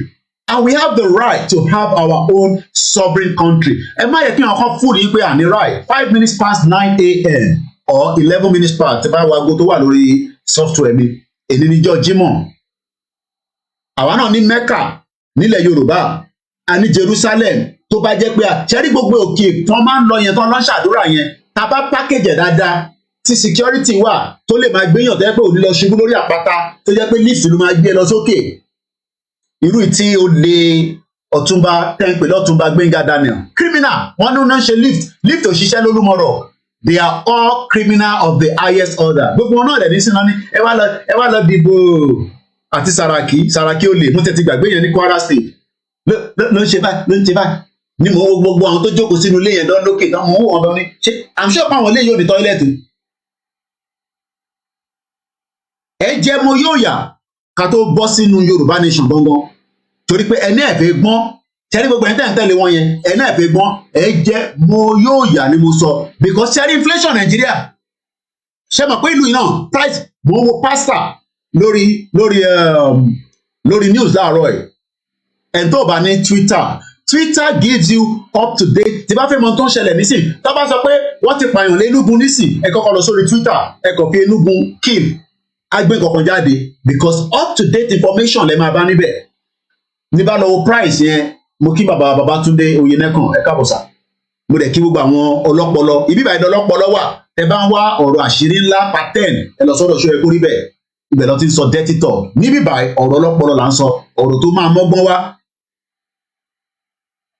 and you don't have to agree with my views báyé ṣe rí nìyẹn ẹ tó bá dẹ̀ fi pè line ẹ̀ wá open mo kí bàbá wa John mo like ìwọ́n tó wà ẹ mọ̀ fáwọn búù yẹn tó bá pàdé ẹ ní kọ́nà àwọn Spain ló máa ń ṣe àwọn eré burúkú yẹn wọ́n máa mú rẹ́ẹ̀dì báyìí wọ́n máa nà sáwọn búù yẹn tó bá mú ẹ mọ́ kọ́nà tó bá fi ìwo yẹn tó bá fi mú ẹ lẹ́gbẹ̀ẹ́ tó bá gbé ẹ sókè báyìí ó máa ṣan ẹ mọ́lẹ̀ ló kú dànù nìyẹn. àní Nàìjíríà kì í ṣe ìlú àní ká má dìbò àwọn kan ní shut up is our civic right ọ̀dẹ̀ civic right òun jẹ́ káwọn ìbò máa kàjọ ẹ pé o ní civic right ìwọ ní civic right ló lọ rìpọ́ọ̀tì crime fọ́dọ̀ ọlọ́pàá tún ti tẹ́ ìwọ́n mọ́lẹ̀ ó lọ rìpọ́ọ̀tì pé Fúlàní wọnú gbó èèyàn kan bẹ́ẹ̀ ṣe business owó dà yín papọ̀ anything can happen in a society in a kọ́lọ́pẹ̀ society is something that a government must look after you ìtọ́pẹ̀ ní society nìyẹn ṣé society ní Nàìjíríà wà lẹ́nu ìlú jágbajàgba ìlú wèrè mo ṣe wà lẹ́nu Ogun State mo sì kúrò ní Ogun State a dẹ̀ sì ń bọ̀ ní Lagos State ẹ ló yà wá ẹgbọ́n sókè. ẹ̀lẹ́ káàsán ẹ̀ dárúkọ ìlú mi àbí Ọ̀ṣun State. mo ti dá irọ́ bí ẹ̀ṣẹ̀ wọlé ni mo ti dárúkọ Ọ̀ṣun mo ní Oyètọ́lá kówó jẹ mo ní Adélékè ọmọ bàbá Davido ọmọ bàbá olówó OPO mo ní ẹni tó bá pariwo Davido ó kàn pariwo ẹ̀ lásán ni economy Ọ̀ṣun State ló ti laná. ẹ mọ ẹ pé tó sà Ọlọ́run máa fún yín sọlá fún yín òkú àti agbára ìdájọ́ push Yorùbá Nation. tó bá di wíìkì ìsìn as from this week ìsìn olùdé ti wà. àwọn nígbà kan gba independent bíbí kò wà. 36-27. ó sọ fún tó bá di wíìkì ìsìn gbogbo èrè kan rí ní orí epo máa ń hà díẹ̀ fún àwọn títí dè wọn. epo dẹ̀nìkan náà ní ìlú ta wà yìí. tó lóṣù ta wà yìí bá gbọ̀gbọ̀ mi làwọn ọmọ ìlú wọn wà. àti àwa náà ta máa gbogbo everything ló máa chip wọ́n máa ta 70% sales. everything wọ́n máa ta sales everything. ṣé rí àwọn wọ́n máa wo àwọn wèrè tó ń wo oṣù yẹ kó rí bẹ́ẹ̀ wọ́n wèrè jẹ́ because mi ò ní kankan tó ń sọ àbòtí ni wọ́n ń ṣe níbẹ̀. àbòsí ni wọ́n ń ṣe níbẹ̀. àṣírí ńlá ló máa ń sọ níbẹ̀ àṣírí ńlá pàtó hàn. ó ti sọ àwọn tábà boost program ẹ̀ nílé nígbà tẹ́ pé èèyàn méjì ló máa wò ó gbà yìí. àwọn tábẹ̀rẹ̀ sí ni wo nígbà tó ṣe ń sọ̀rọ̀ ọ̀rọ̀ tó wà ní sílẹ̀kù ni o tó ṣe ń sọ̀rọ̀ ẹni tó ní ọpọlọ tó ní nísìnyí mo gbogbo ní ọpọlọ àti àwọn bàbá àgbàlagbà wọ́n wà lọ́dọ̀ àwọn ìyá àgbàlagbà. àwọn bàbá yẹn máa ti wà depressed púpọ̀ nù abroad lọ́wọ́ wọ́n ti wà depressed ìmí ìyàwó ẹ̀ ti filẹ̀ ìmí ọkọ ti filẹ̀ so oríṣiríṣi ló ń gbé wọn. òòṣà ṣe program kan ní ìjẹta ìgbé ó dẹ̀ pé tó yẹ kó níbẹ̀ nídìí ọkọ ìlú tó wà yìí ó dẹ̀ gbọ́dọ̀ yín náà ló wà bẹ́ẹ̀ yẹn kí á tó bá wọ́n. ọlọ́kọ̀. so gbogbo wọn ti wà depressed. ókè nígbà tá a sọ pé à ń wá ìfọwọ́sowọ́pọ̀ à ń fẹ́ ìfẹ́ ẹjọ́ ṣé rọ́bìṣì tí wọ́n ṣe lórí prógrámù yẹn wọn yẹn náà ló máa mú ìfọwọ́sowọ́pọ̀ ìfẹ́ ṣé òun ló máa mú wá pé kí gbogbo àjọ fi ọwọ́ sowọ́ papọ̀. èmi ṣe sọ fún àwọn èèyàn pé ìyá yẹn ló da ìrìnàjò ìlú because wọ́n ṣe jẹ́ pé gbàtí gbogbo 50 presenter media tí wọ́n ṣe tó wá sọ́dọ̀ wọn tó wá ṣe prógrámù lọ́dọ̀ wọn tó wá jẹ́ pé ó wá wo gbogbo mídíà tó jẹ́ pé wọ́n ní ọpọlọ ó ti rí pé ṣó yẹ kó rí bẹ́ẹ̀ kò ní ọpọlọ ẹ ti turn upside down because ọ̀dọ̀ ẹ ní kíní lọ bá bẹ́ẹ̀ni kọ́lé princess lọ́gbà Gbádébọ̀ mo ń bọ̀ lọ́dọ̀ yín lórí ìdánwò sọ yẹn ẹ má dáhùn lóhùn bẹ́ẹ̀ni wọ́n lo 40 media fi promote ara wọn. Ọlálẹ́kan náà lọ gbogbo àwọn tó lọ sọ́dọ̀ ẹ̀ rọ́bìṣì ni wọ́n sọ tó tó di pé ìyá yẹn ti wá wò pé ká di ẹni tí ò di ọpọlọ mídíà tó lè wá ló ṣe lọ sọ́dọ̀ ṣẹlẹ̀ kó rí bẹ́ẹ̀ ọpọlọ ẹja gbogbo ìgbà ọpọlọ ẹni tó bá fẹ́ gbọ́ program tó wà ní sílẹ̀kùn tó ní ọpọlọ kó máa bọ̀ lọ́dọ̀ yẹn bí mo jẹ́ lọ́dọ̀ yẹn àti ọ̀dọ̀ yẹn dára nìkan ni mo máa ń wò ṣé ti ẹyin so Ọlọ́run dẹ̀ máa gbalẹ̀ wá fà káwọn èèyàn dẹ̀ máa jáde ní ọ̀la mo sọ fún àbúrò bí mo sọ fún àwọn èèyàn gbọ́dọ̀ jáde o ní fámìlì tó jáde fún ẹ̀ẹ́dẹ́gbẹ́ àti dìbò láti ọjọ́ yìí kò sí kankan tí election ṣe fún wa ní Nàìjíríà máa lọ olúkálùkù máa lọ nílọ títí ẹ̀ gbogbo àwọn tó dẹ̀ gbé wọn mú Samuel pa wọn rúmọ̀sì òsì náà nìkan mà tó wọ́n ti sọ ní Nàìjíríà lónìí wọ́n mú Samuel pa pé kìíní kan bó ti mọ̀ pé news gbọ́dọ̀ àwọn bọ́ọ̀lẹ̀ kájà méjì àwọn tó wà ní Nàìjíríà ní news tó ń tọ́ tó ẹ pé ètò Ọlọ́run máa gbalẹ̀ wá fún alágbára ọ̀rẹ́ tó bá fẹ́ pé ká má gbà kò ní ṣojú ẹ̀ gbogbo àwọn wèrè tó ń tẹ̀lé àwọn politician tó yẹ kó wọ́n ti tọ̀ wá tọ̀ wá kí ni wọ́n ti ti kúrá fún wa tán tó bá ti débẹ̀ tó ẹ̀ rí wọn mọ́ wọ́n sọra wọn tó lórí burúkú kalẹ̀ gbogbo wọn àwọn wèrè pápẹ́ ètò sà. ẹ ṣé gan ni yàwá thank you so much. Mo rí mẹ́sẹ̀gì princess ò kì í ṣe pet name tó bá níyàn princess ẹ bá lọ wo kí bàbá mi Abisayo princess orúkọ tó ní àlùbáríkà ni ẹni tó ń pè wá fún mi ní 10 seconds ẹ jọ ẹ fún mi ní ẹni ìyá mi ẹ jẹ́ ṣùgbọ́n wọ̀nyẹn dáadáa mo fẹ́ mọ̀ bẹ́ẹ̀ tí mo mọ̀ dáadáa náà ni ẹgbẹ́ òsókè lẹ́ẹ̀kan sí i. ṣàlàfíà lẹwà ẹgbẹ́ ètò yìí. ètò nìyẹn ètò princess mo ń bọ̀ máa mẹ́sàn-án tẹ̀sán ní sìn mo ń bọ̀ lọ́dọ̀ yìí. ó ní tìrí ẹni kọ́ wa jẹ́wọ́ Lai Mohammed mọ bó ṣe wá jọ ìníwà. ẹ̀yẹ́ máa wòrán tí yìí. ṣé máa yé Ṣàgàrí yẹn ló fi ṣe politics. wọ́n lè ṣe wá gbọ́ǹsì pé gbàtọ́ ló lọ sábẹ́òkúta mo gbọ́ lẹ́nu ẹni tó mọ̀ gangan ni o. ó ní Yorùbá tóun lọ bẹ́ẹ̀ ni ẹ pé ó lẹ́nu ẹ ló sọ fún òun bàtà ọjọ́ sọ lóòrí Yorùbá ló sọ pé ẹ ṣe máa jẹ́ ìwọ náà tẹ̀ ṣe Yorùbá Nation. ó lóun ní ẹ ó ní obìnrin tó wá sáré yìí ẹ ó ní Lai Mohammed àti Adépẹ̀tọ́lá ló kú ọwọ́. ó ní tọ́jú kó wá ṣe gbogbo ló wá ṣe yẹn. nígbà tó lọ rí lápùjá yẹn ọ̀dọ̀ àwọn Lai Mohammed ló lọ. ọkùnrin yẹn wá dìbò lórí ìgbésẹ̀bí dúpẹ́ onítìrí nìyẹn tó sọ pé òun máa fẹ́ Abíọ́lá dọdọdọdọ tó gbé orí olóyún lọ bá Abíọ́lá lọ́dọ̀ tó mẹ́sọ̀ pé òun ká Abíọ́lá. àwọn tó mọ̀ dáadáa nìyẹn. ó lẹ́ni ẹni tó mọ̀ dáadáa ló sọ bẹ́ẹ̀. ó nígbà tó wá sábẹ̀ pé àti wọ́n ti Àbújá ti wọ nínú ẹ̀rí yẹn ẹni kó wá ṣépè fún ẹ̀ pé òun Lai Mohammed. ó ní tó wọn kó wá ṣe gangan òun ló ti ń ṣe yẹn. Ọlọ́run àdẹ fi wọ́n lẹ̀ ṣe ipò ló máa súnfẹ̀ ṣe bó ti ṣe ọ̀pẹ́ fẹ́ ṣe. ó ní kó wá sọ fún wa pé Lai Mohammed ò ní 5 million petition wa lọ́wọ́ níbi tó ti fi wá ṣe yẹn. ó tó bá lè bọ́ta tó sú ẹ̀ pẹ̀lú àwọn ọmọ àlejò tó lọ sílé ti Abíọ́lá ó ní gbogbo àwọn orílẹ̀ Yorùbá kan fi àṣẹ sí tí gbogbo àwọn Yorùbá ní ṣọ́ọ̀kú mọ́ lọ́wọ́ ó ní kó wá jẹ́wọ́ ẹ̀ síta. ẹ ṣé ó dàbọ̀. ẹ ṣé gan ni ìyá wa mo tún fẹ́ padà lẹ́ẹ̀kan ṣiṣẹ́ kọ́mẹ́ǹtì ìyá wa ẹ dúpẹ́ lọ́wọ́ ìyá wa dáadáa tí ó pè tán nísìn Ọlọ́run bá ń dúró tì í ẹ̀ka tó gba kọ́ọ̀lù mi mo fẹ́ jẹ́ kí princess Gbádébọ̀ tó bá níyàn princess kò ń ṣe pet name kò ń ṣe orúkọ tíyàn kọ́ lọ mú jáde láti ibìkan náà princess àwọn tó ní láìnéjì ìran ọba wọ́n ní donating congo of rice and beans can solve the problem it makes the people more poorer. Oyetola must deliver monthly to Tinubu. Chinese are super duper. Ṣẹ́rí kò sí nǹkan tó wrong pé à ń fáwọn èèyàn ló ń jẹ ẹ má get me wrong. But tàbá wá fẹ́ sọ yẹn di pé iṣẹ́ kí wọ́n máa wá nísìn ẹ donate owó fún mi mo fẹ́ lọ pín rice níjẹ̀bú òde. Òkè tí bá wá pín níjẹ̀bú òde local government tó kù ńkọ́. A ní ká gba nation wa ká lè lo resources yẹn lórí ilẹ̀ yẹn là ń sọ. Kò ń ṣe ká máa ní à ń gba owó lọ́wọ́ diaspora à ń ṣe Congo rice. It's a good idea, but those are short-term solutions, and it cannot solve our problem. Ẹ̀gbọ́n sókè, I'm going briefly. Ẹ̀gbọ́n sókè òun yẹn lọ́lẹ̀ dí àgbọ̀n yín dáadáa ẹ bá fún sókè dáadáa please. According to the time everybody wants. Ọlọ́run yóò gbà wá. Ọlọ́run ló tẹ̀ wọ́n wa. Ẹ má yẹ kó fi Ọlọ́run kó wa lómi ọbẹ̀ jẹ́. Emmanuel, welcome to the program. Ṣé àwa làwọn Ọlọ́run pè? Àwa làwọn Ọlọ́run pè. Ó sì yàn yẹn jẹ ni, ẹ lápòrin sí yàn yẹn jẹ ni. Kò sí kan tó fẹ́ kò ṣe. Crisis is low. Ọlọ́run ló ń pè. Nọ́mbà àwọn Ọlọ́run pè wọ́n sí. Ọ̀sán ní sẹ́kọ̀lì ṣe nọ́mbà yẹn. Dennis Omitobi mo kí bàbá ọ̀rọ̀ àfíì mo kí sọ. Báríkà dè jẹ́ mi. Bẹ́ẹ̀ni. Àwọn onígbàgbọ́ ní Ọlọ́run wọn. Wọ́n yé máa tàn wá. Ọmọ Yorùbá tó má sì tún tàn yín. Ẹni tọ́pọ̀lọ́ ẹ ti dà ó tó má sì tún tàn. Tójú ẹ̀ ò tí ì là pẹ̀lú kan tó ń lọ nígboro báyìí. Pẹ̀lú àṣírí tó ti tú.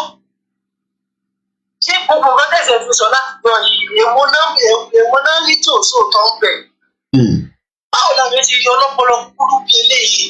Ẹ̀rọ káwọn Yorùbá máa ń fẹ́ mú confam dáadáa. Bí ó dìgbà tí gbogbo ẹ bá lulẹ̀ lọ́mọ tó wá padà pé Koiki ó dẹ̀ sọ bẹ́ẹ̀ lóòótọ́ ẹ má bínú gbà yẹn. Adẹ́tú wá fún wa dọ̀rẹ́ padà. I know that. Wọ́n ti bẹ̀rẹ̀ láàárọ̀ ìdílé tí wọ́n sọ̀rọ̀ Simon Ekpa. Ẹlòmíì ṣe rò pé Simon Ekpa wà ní police station níbi tí wọ́n stupid dé. Ẹlòmíì rò pé Simon Ekpa sì wà ní police station. Bí kò wọ́n níná láti fi gbọ́. Mo ní ẹni yìí sì ń búra fún mi, ó sì ń búra fún mi pé eléyìí tó sọ yẹn pé eléyìí tó ti sẹ̀ ní kò ti wà, ó sì ti gbé ìyẹn mú ní àhà. Báwo ni ṣe àwọn ọlọ́pọlọ kúkú bí eléyìí náà? Wọ́n tó bá ti jẹ́ òótọ́ ọ̀rọ̀, wọ́n tó bá ti jẹ́ òótọ́ ọ̀rọ̀, wọn ò kí fẹ́ gbọ́ sí tí rárá. Ibẹ̀ náà ti máa gbọ́ òótọ́ ọ̀rọ̀. Ẹ jẹ́ ká máa bẹ́tò ní ṣètò àsìkò ni ẹ ṣé gan-an bàbá wa, thank you so much. Ẹ máa ẹ̀ka máa kó pẹ́ 2 minutes ni ẹ bá tètè máa brief ẹ̀ down. Mo kí gbogbo ọmọ Yorùbá, ẹ jẹ́ ń lọ sí ìlú Àjà lókè lọ́hùn-ún. Àwọn tìyá Ìgbòho nìyẹn. Ẹgbọ́n sókè láti Àjà. Ẹgbẹ́ àwọn ọ̀rọ̀. Ṣé wàá pa? Ojúmọ́ nìyẹn. Àwa nìyẹn. Àdúrà kan lè ṣe bẹ́ẹ̀ àti ìtọ́lẹ̀ gbòòrò ni pé Ọlọ́run ò ní fún yín jẹ, Ọlọ́run á bá yín jẹ ni. Àmín. Ọlọ́run dẹ̀ ti dá wa ṣe. Bẹ́ẹ̀ni. Torí ọ̀rọ̀ ìlú ìtúgbàgbára o, àwọn ọ̀rọ̀ ayé jáde sí lórí àròwó náà. Àdẹ̀rín nínú TV tó ń gbówó lọ fún àwọn Fúlàní pé kọ́ máa kó àwọn àròwó náà. Mo lówó lọ́wọ́ ebi ń pa ní àríbí kọ̀ọ̀kan lọ. Adúgbò lọ́wọ́ èmi mọ̀ pé bìtírì ní sọ́la ẹ máa gbúrò. Ọlọ́run dá mi lójú. Ọlọ́run tèmi ọjọ́ mi. Ọlọ́run tèmi. Ẹ mọ bá àwọn èèyàn ìnira díẹ̀ tó bá ti ṣẹlẹ̀ báyìí láti máa rántí pé òótọ́ ọ̀rọ̀ lásán. Kò tí ì ṣe àwọn èèyàn. Ó dẹ̀ bí àwọn èèyàn ní o. Àti jẹ ló ṣe àwọn èèyàn lò. Ẹ̀gbọ́n mi, ẹ pè mí. Ẹ̀gbọ́n mi. Ìyá gbogbo inú bí gidi gan. Tó bá àwọn ẹ̀ tó ṣe orí tó bá ti dìbò ní wọn. Mo bá kéèké fún wọn. Ló bá tán. Torí tó bá dìbò ní wọn. Torí tí anybody tó bá fẹ́ rí tó bá fẹ́ ṣe kíní kọ́kọ́ wa lọ Yorùbá Nation gbogbo àjẹjáde. Àwọn òdìdí owó lórí. Bẹ̀rẹ̀ mọ̀ pé gbogbo ẹrú ta wà yìí. Olórin kan tí mo sẹ́ẹ̀dì sí yín sìn. Ṣé wàá jẹ wò? Wọ́n ní bàbá yẹn wọn lórí tó kọ ibẹ̀ lánàá. Ó ní Yorùbá ní ọmọ Yorùbá jíjẹ tó wà láàrin ìjà lọ. Àárín ìjà lọ lápá. Tó bá dẹ̀ wọ́n bọ̀ Ọlọ́run máa kó wa yọ lọ́dún rí. Ó ti di dandan, ẹ ṣé gan ni, thank you so much. Ẹ bá ń kí Alájà. Inshallah kó dára ti lọ.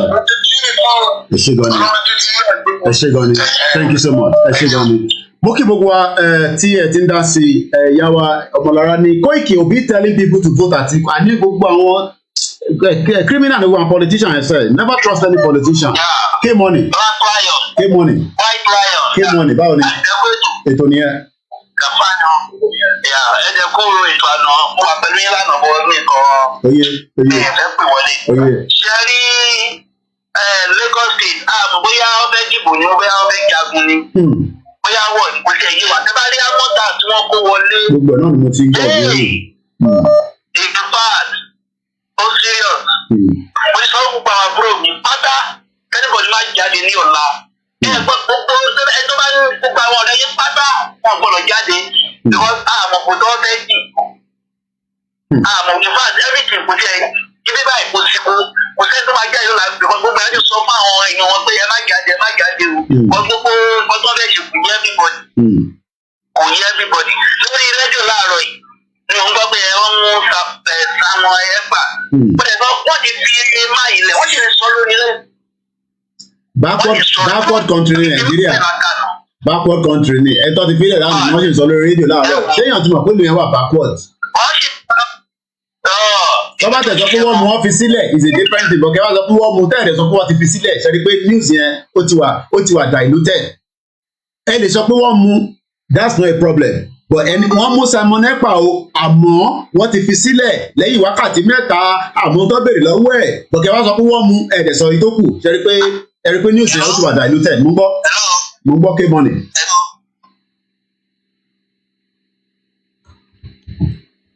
All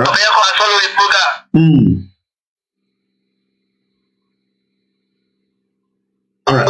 All right, I'm going to let him go. Network communication there. Once again, Moki Gbogbo Alen can say we are live as usual, and I say good morning, good afternoon, good evening, and welcome to the live transmission as we continue to enlighten and educate the Yorubas around the globe.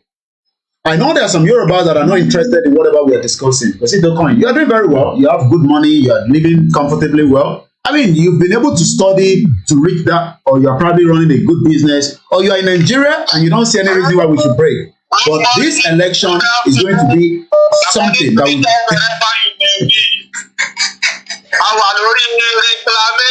To declamation, to amalgamation, to lie nation. At the end of the day, we are a fallen nation.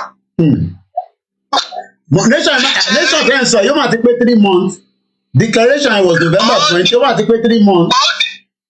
Bàbá ó ti lọ 5 months nìkan mọ́ wọn lọ́wọ́ báyìí. Ṣé rí àwọn èèyàn wa ò notice àwọn ọ̀rọ̀ kọ̀ọ̀kan? Ṣó yẹ kó rí bẹ́ẹ̀ ó sọ kankan ní last year? Ó ní tó bá ti di January tí wọ́n bá ti jẹ́ kí ìyá tètè declare ní December. Ó ní kí anybody ò lè róhun lórí íńtánẹ́ẹ̀tì kó tó wá máa pariwo Yorùbá Nation yìí ní January. Ìbéèrè wa ni pé wáyé tó jẹ́ pé January gangan ló ẹ̀sẹ̀ wá bẹ̀rẹ̀ ní múra. Ó dẹ̀ sọ pé tọ̀ bá ti rí ẹni tẹ̀ bá ti declare táwọn Yorùbá ti follow ìyá ní December ìwọ kẹ́nìbọ̀dì má bẹ̀ sọ̀rọ̀ Yorùbá Nation mọ́ January. Ṣùgbọ́n a ti wà ní February àti àwà ní end of February. Ṣé rí ẹni tí ò ní pọ́n kò ní pọ́n? Secondly, ṣé àwọn religious leader wa àwọn yẹn tó wá máa ń bà wá ní jẹ́ why tí wọ́n fẹ́ support nítorí àwọn religious leader. Jẹ́ pé wọ́n mú ìpariwo ṣùgbọ́n àwa tó wá padà mọ reason ẹ̀sìn àjòjì tán fi bò wá lójú wọn fẹ́ káṣírí tú ń bẹ̀. Wọ́n ṣe ń kó àwọn èèyàn lọ sí Jerusalem ọ̀fẹ́ Mẹ́kà tí à ń fi millions of naira owó ilẹ̀ Yorùbá tá a fi lọ visit Saudi. Àti Saudi tán mùsùlùmí lè fi tí mò ń sọ̀rọ̀ yóò ṣùgbọ́n a time is come tá a wá rí wípé Saudi tẹ̀ gba millions of naira lọ́wọ́ wa pé ká wá lọ sin Ọlọ́run. Àwa dé Saudi tán àárọ̀ Ọlọ́run sójú àwa ráàdì ilé níbẹ̀. Ìgbà tí ó kúta ẹ tún kó wa lọ sí ìdí ẹni ká wá lọ sọ̀kò àṣetánì ẹ kó òkúta lé wa lọ́wọ́ à ń ju òkúta ọwọ́ wa àṣetánì tá à ń lẹ́kọ̀ọ́ mọ́dà àrà àṣetánì. Àwa ṣe gbogbo wàhálà yẹn tán àwa tó return padà sí ilé with empty handed.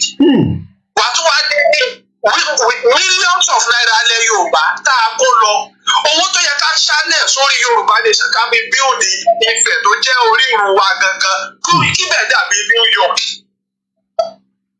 Àwọn náà wá every single Saudi Arabian citizen wọ́n gba 2.5 million naira Nigeria money as a citizenship money every month. Ìwọ́n mú Yorùbá orí kankan gbà ọ̀dẹ̀ yìí ń kó wa lọ ẹ lọ́wọ́ gbogbo àwọn tó ń sọ pé àwọn ń kó yàn lọ sí Hajj àti Jerusalem they are fucking billionaire. Nǹkan kan fífẹ́ kó bá lọ nìyẹn.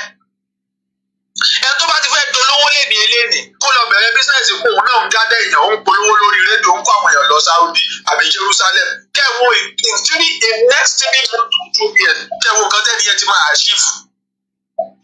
Ẹ ń pa tourist ilẹ̀ Yorùbá ẹ wá fi ń gbé tourist Arab country àti ti Saudi àti ti Israel jà. Bàbá mo lọ sí Israelite police ń sọ fún mi wípé Christians are liar there is nothing like Jesus here. I'm telling you èmi lọ bá ọlọ́pàá Israeli mo ń bẹ̀rẹ̀ lórí ọ̀rọ̀ Jesus lọ́wọ́ ẹ̀ ó sọ fún mi pé kí n má dáhùn people tó wà ní Jesus yẹn tó. lórí Instagram mo gbádùn.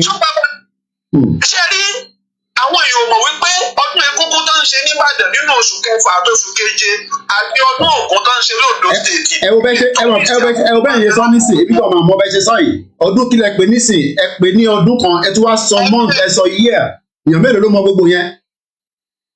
nínú June July ní ọdún Egúngún nìbàdàn billions of dollars ló ti gbé ọmọ lẹ́tọ̀ June July ọdún Egúngún èmi gan mọ rárá dàbí bẹ́ẹ̀ ṣe sọ nísìn gbà tó sì nínú kàlẹ́ndà táà ní kàlẹ́ndà fún nígbà táà náà tó promote ìtàn promote ń ṣe ọdún Egúngún so báwo la ṣe fẹ́ ìná. owó tí wọ́n fi kọ́ Dubai tàbí owó tí wọ́n fi kọ́ Dubai owó tí wọ́n fi kọ́ Dubai. bàbá wa ẹ̀ka mi kó bẹ́ẹ̀ tà lórí Instagram mi tẹ̀lé yín. 20% péré ní owó petrol ní Dubai rí o 80% of owó tọ́rìsì ni ẹ̀jẹ̀ pa gbogbo tọ́rìsì ilẹ̀ Yorùbá all because of foreign religion agent ní gbogbo àwọn ìmáàmù àtàwọn bàbá Adébóyè yẹn agent ni wọ́n. ẹ wo ẹjẹ àgbà Yorùbá Nation ká fojú tó nǹkan wọn. ẹ ṣé gan ni bàbá wa thank you so much. mo kí ẹ̀yin tẹ́ wà ní ìlú Ìmẹ̀kọ mo rí pé tí ń try láti fi pè ẹ jẹ́ ń pè yín tẹ́ bá ṣì wà lórí ìjókòó mo kí gbogbo àgbogbo ẹ̀yin tẹ́ wọ́n ń wọ́rí pé Koiki but kí ló máa wá ṣẹlẹ̀ gangan kò sí nǹkan tó fẹ́ ṣẹlẹ̀. We have called our people that election is not our solution and it's if our people refuse to listen to us. ọkùnrin ni wọ́n obìnrin ni wọ́n. And let them go and do what they want to do. But one thing is, after the election, there will be crisis and the revolution will also start. Ẹgbẹ́ òsókè láti ìlú Mẹ́kọ̀ ní kí. Ẹ káàárọ̀. Ẹ káàárọ̀ sà. A kú bí ojú ọjọ́ ṣe rí. Àwa nìyẹn. Ọ̀rọ̀ tí mo fẹ́ sọ àwọn ọ̀rọ̀ tí a ti ń sọ tẹ́lẹ̀ náà ni. Ìpè ń sìn nígbà tí bí gbogbo ẹ̀ ṣe ń lọ yìí. Tí ó ti jẹ́ pé ká gbàgbé wọn á ṣe election lọ́la kí ló fẹ́ jẹ́ way forward fún àwa Yorùbá Nation báyìí. Kò sí ọ̀kan tó ń gbé pélé ṣẹ́rí àwọn question tẹ́yìn máa ń béèrè ẹni tí mo mọ̀ dáadáa ní ṣẹ́rí this kí ni way forward kí ló ń pè ní movement ṣé tábàṣẹ election ṣé Yorùbá Nation ti tán nìyẹn that's number one. ìbéèrè tí mo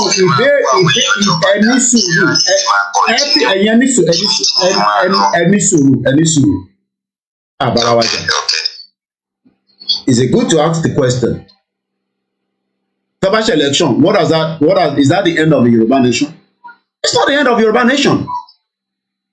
The election is not going to give a conclusive result. It's still not the end of Yoruba Nation.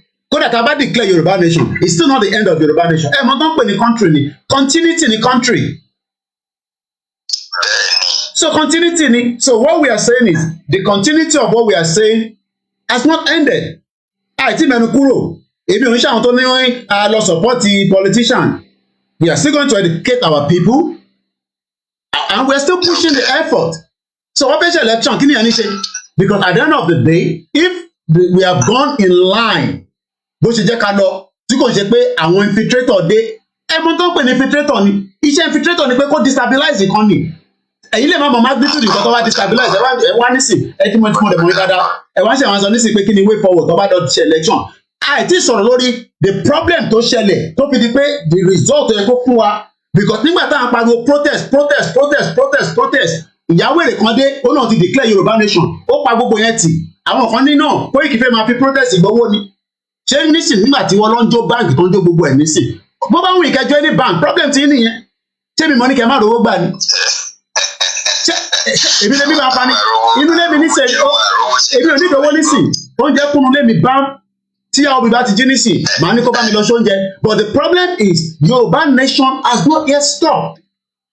We are still moving forward. So the only thing that matter okay, a fẹ́ ṣe rally àti láti wo probability pé okay ṣé tá a bá ní káwọn èèyàn lọ jáde nísìn kọ́ máa lọ́kọ̀ yìnbọn pa àwọn èèyàn a ní ká pull it out for now because crisis tó fẹ́ loom nísìn election yìí is a good opportunity pé gbogbo ẹ̀ fẹ́ dàrú náà ni àwa ní kò ní selection the reason that ṣe ní kò ní selection ni pé because believe pé election máa resolve problem dẹ̀ fẹ́ kẹ́ election yẹn kó lọ di tó máa di wàhálà sílẹ̀ Yorùbá ṣé lókè ó jẹ́ ìbẹ̀yìn nísìn níbi táyìn wà nísìn ṣé election yẹn ṣe pé kò ní di wàhálà bí kan ṣe ń lọ yìí because Àtíkù fẹ́ wọlé Tinubu fẹ́ wọlé àwọn ọmọ Peter Obi fẹ́ wọlé so we are talking and Kwankwaso ní north ìjà kan máa jà ní north yẹn ẹ̀ ní rírọ̀ rí láyé So ìbéèrè tẹ́mi wá bẹ̀rẹ̀ náà lẹ́sìn ni pé ṣé election tó fẹ́ ṣe ní ọ̀la yìí ṣé ó paná Yorùbá Nation ni àbò fẹ́ dá wàhálà sílẹ̀ ni kí lẹ́yìn náà lè sọ sí èyí náà sọ fún mi látọkùnrin. Ìgbàgbọ́ tèmi ní ni pé tí wọ́n bá ṣe election yẹn lọ́la kò sí bí ó ṣe ní sí ìjà láàrin àwọn parties mẹ́tẹ̀ẹ̀ta àbí mẹ́rẹ̀ẹ̀rin APC PDP Labour Kwankwaso wọ́n máa jà. Ìyẹn kan ok ẹmú yẹn dání bẹ́ẹ̀ ta ló sọ fún pé ọ̀la ni Buhari máa lọ tó bá parí election lọ́la ṣe ìgbà wọn ni Buhari ìgbà wọn ni China Buhari máa tán. Ojú May. So kí la wá ń wà wọlé fún ẹ tí mo tó fẹ́ ṣẹlẹ̀ between now and May. Tó bá di gbogbo òbò yẹn tán tó di gbogbo ẹ̀tàn lọ́la yìí tí Buhari bá ní òun accept ẹ̀ kí lẹ máa ṣe sí. Kò sí nǹkan tá a fẹ́ ṣe ìbírú ẹ̀ ti ṣẹlẹ̀ rí. So ìgbà wo ni gbogbo ọ̀nì wá rúgbó jáde gbogbo ẹ̀ ṣì máa rúgbó. So Nàìjíríà ìzìnì ṣe rí Nàìjíríà bó ṣe wà nísìnyí ó wà lọ́wọ́ ẹlẹgẹ́ ó fẹ́ explode but nígbà ọkọ̀ tí pariwo ni pé tó bá jẹ́ pé gbogbo ọmọ Yorùbá gbọ́ sí wa létí but wọ́n náà wọ̀n fẹ́ gbọ́ wọ́n ní because a fẹ́ destabilize Tinubu sówó ọ̀gbọ́ wọ́n ní Koiki ó lè jókòó sí London kó máa instigate pé kó máa selection ok èmi ti kúrò nílé láti 1998 ni mo ti kúrò nílé ẹ̀yin wà nílé láti 1998 yẹn àbí ti bá right àfi tó bá pẹ́ yìí náà ti travel látijọ́ tí ẹ ti ń dìbò ní 1999 ní ìlú Mẹ̀kọ kí nìkan tó yàtọ̀ kí nìkan tó change. Kò sí yàtọ̀ ó ń wọ́ sí sí ni o. So kí làwọn èèyàn sọ pé mo ń sọ pé ká má ṣe election pé mo ń fa wàhálà sí ilẹ̀ Yorùbá ẹni tó ń pè ìlú Mẹ̀kọ ló ti ń pè ẹ sọ di ọba ìlú Mẹ̀kọ gúnṣẹ ká má kọ̀ tún mọ mẹ́nu gbogbo àwọn ọba ẹni tó ní gbogbo wàhálà tó ti ṣẹlẹ̀ bẹ́ẹ̀ ni jọ́mọ̀ kìtì bá ti sọ̀rọ̀ ní sí ọmọ adọ́dọ̀ wọn ká má kọ̀ tún mẹ́nu wọn síbẹ̀ ni kò sọ̀rọ̀ tí bá sọ níbí báyìí ó dé gbogbo pálásì ilẹ̀ ọba pátá gbogbo wọn pátápátá ló máa ń gbọ́ bìkọ́ wọn náà tó máa jẹ́ aṣojú ọba tó máa sọ fún wọn but disrespect ọba kankan but kí ni development tó wá sí ìlú Mẹ̀kọ ni kò fi sọ kí ni development tó wá síbẹ̀. Kò tiẹ̀ sí kò sí kan kò síná kò sómi kò sọ́nà kò sí ẹ̀sìn kò sí anything láti December láti níná gbẹ̀yìn. but àwọn tàdé ń sọ fún nílùú Mẹ̀kọ pé ẹ wá accept Yorùbá Nation wọ́n ní kí n ṣọ́tọ̀ yàtọ̀ sẹ́yìn díẹ̀. So ẹ jẹ́ kí n parọ́ kan fún yín ní nǹkan bíi ìjẹta inú àwọn lágùtù bíi Ogun State tó ń contest surround that. ó lè ní gbogbo àwọn yẹn àwọn ọmọ bàbá Ìjẹ̀bú yẹn 419 ní gbogbo àwọn yẹn náà bẹ̀ criminal ní gbogbo wọn pátá látòkè délẹ̀ gbogbo ẹni mo fi sọ criminal ní gbogbo wọn. ó wá ṣe campaign ní Mẹ̀kọ ibi tí àwọn èèyàn kankan dẹ̀ dúró sí àwọn èèyàn ní láti máa pariwo bí ṣé àwọn Yorùbá Nation ṣé wọn ò tún ní jáde mọ́ ni àti àwọn Yorùbá Nation ṣé wọn ò tún ní wá kán tẹ̀ jẹ́ ká lé àwọn olóṣèlú wọlé kankan náà ń sọ láàrin ara wọn làwọn èèyàn wa tó jókòó pẹ̀lú wọn ń gbọ́ wọ́n jẹ́ kán sọ̀rọ̀ yẹn tán náà wá dá wọn lóyún bí ṣèbí ìgbà tí àwa ń pè yín pé ẹ máa bọ̀ Yorùbá Nation ló lè ṣe gbogbo àwọn nǹkan tá à ń sọ fún yín ṣùgbọ́n bá wa jà àbí wò sínú àwọn tó bá wa jà ń jọ́sí. Tiwa under breath. Good morning and welcome to the live show. Wọ́n kò tí ì àwọn dáadáa. Falling air, looking at well, I mean, every Shari, the problem is by this time, Mokotupe drag it there. By this time next week, Friday, a lot of things will become more clearer. People will know whether Biafra is telling the truth, whether the Yoruba people are telling the truth, or whether the system in Nigeria is telling the truth. Because the truth is not in this election. So àwa márùn náà parọ́ fúnra wa nísìn Yorùbá Nation parọ́ Biafra parọ́ Nigerian government parọ́ terrorist parọ́ government náà parọ́ so àwa mẹ́rin tó ń parọ́ láàrin gbogbo wa. a máa ń tó parọ́ láàrin gbogbo wa and everybody àṣàwà padà sórí round table pé ẹni sùúrù àwọn náà tí yóò da wọ́n da àwọn Yorùbá Nation ni wọ́n lọ ṣe sùúrù everybody will know by the look Yorùbá Nation is not going anywhere. It does not matter whatever anybody say. Because these are tó bá jẹ́ pé àwọn Afẹ́nifẹ́re ní 30 years ago wọ́n ti change the narrative pé restructure yóò ní work kọ́ máa pariwo Yorùbá Nation ẹnu ẹ̀ làwọn máa bá wọn. We have been shouting Yorùbá Nation for 3 years. Comrade Victor Taiwo have been shouting Yorùbá Nation for the last 20 years. ẹ̀gbọ́n mi George Akínọlá has been shouting Yorùbá nation. Àwọn kan tí ń pariwo Yorùbá nation káwa tó pariwo kò ń ṣe ìyá tó náà ti ń pariwo Yorùbá nation áfíà tó kọ́kọ́ wo bìkan tó bá yẹ pọ́pọ̀ ẹ wọlé ní Nàìjíríà ní gbogbo ọmọ máa ṣe. Àdẹ̀mọ́ tọ́pọ̀ ẹ náà fi wá ṣe bìkan ọkọ̀ ẹ náà ní lọ́wọ́. Gbogbo kú tó ṣẹlẹ̀ ní Nàìjíríà pátápátá ọkọ̀ ẹ náà nípa ẹ̀ tó dẹ̀ invest lé lórí. So pé wọ́n ṣẹ̀ wá jáde nísìnyí wọ́n wá destabilize wa. Now we all have to sit back and wait and see. Ṣé kí n declare ní sí pé káwọn èèyàn jáde lọ́la nísìnyí kọ́ bẹ̀rẹ̀ sí payín lọ́la kọ́ wá ní pé Koiki ló ní kẹ́ jáde lọ́la.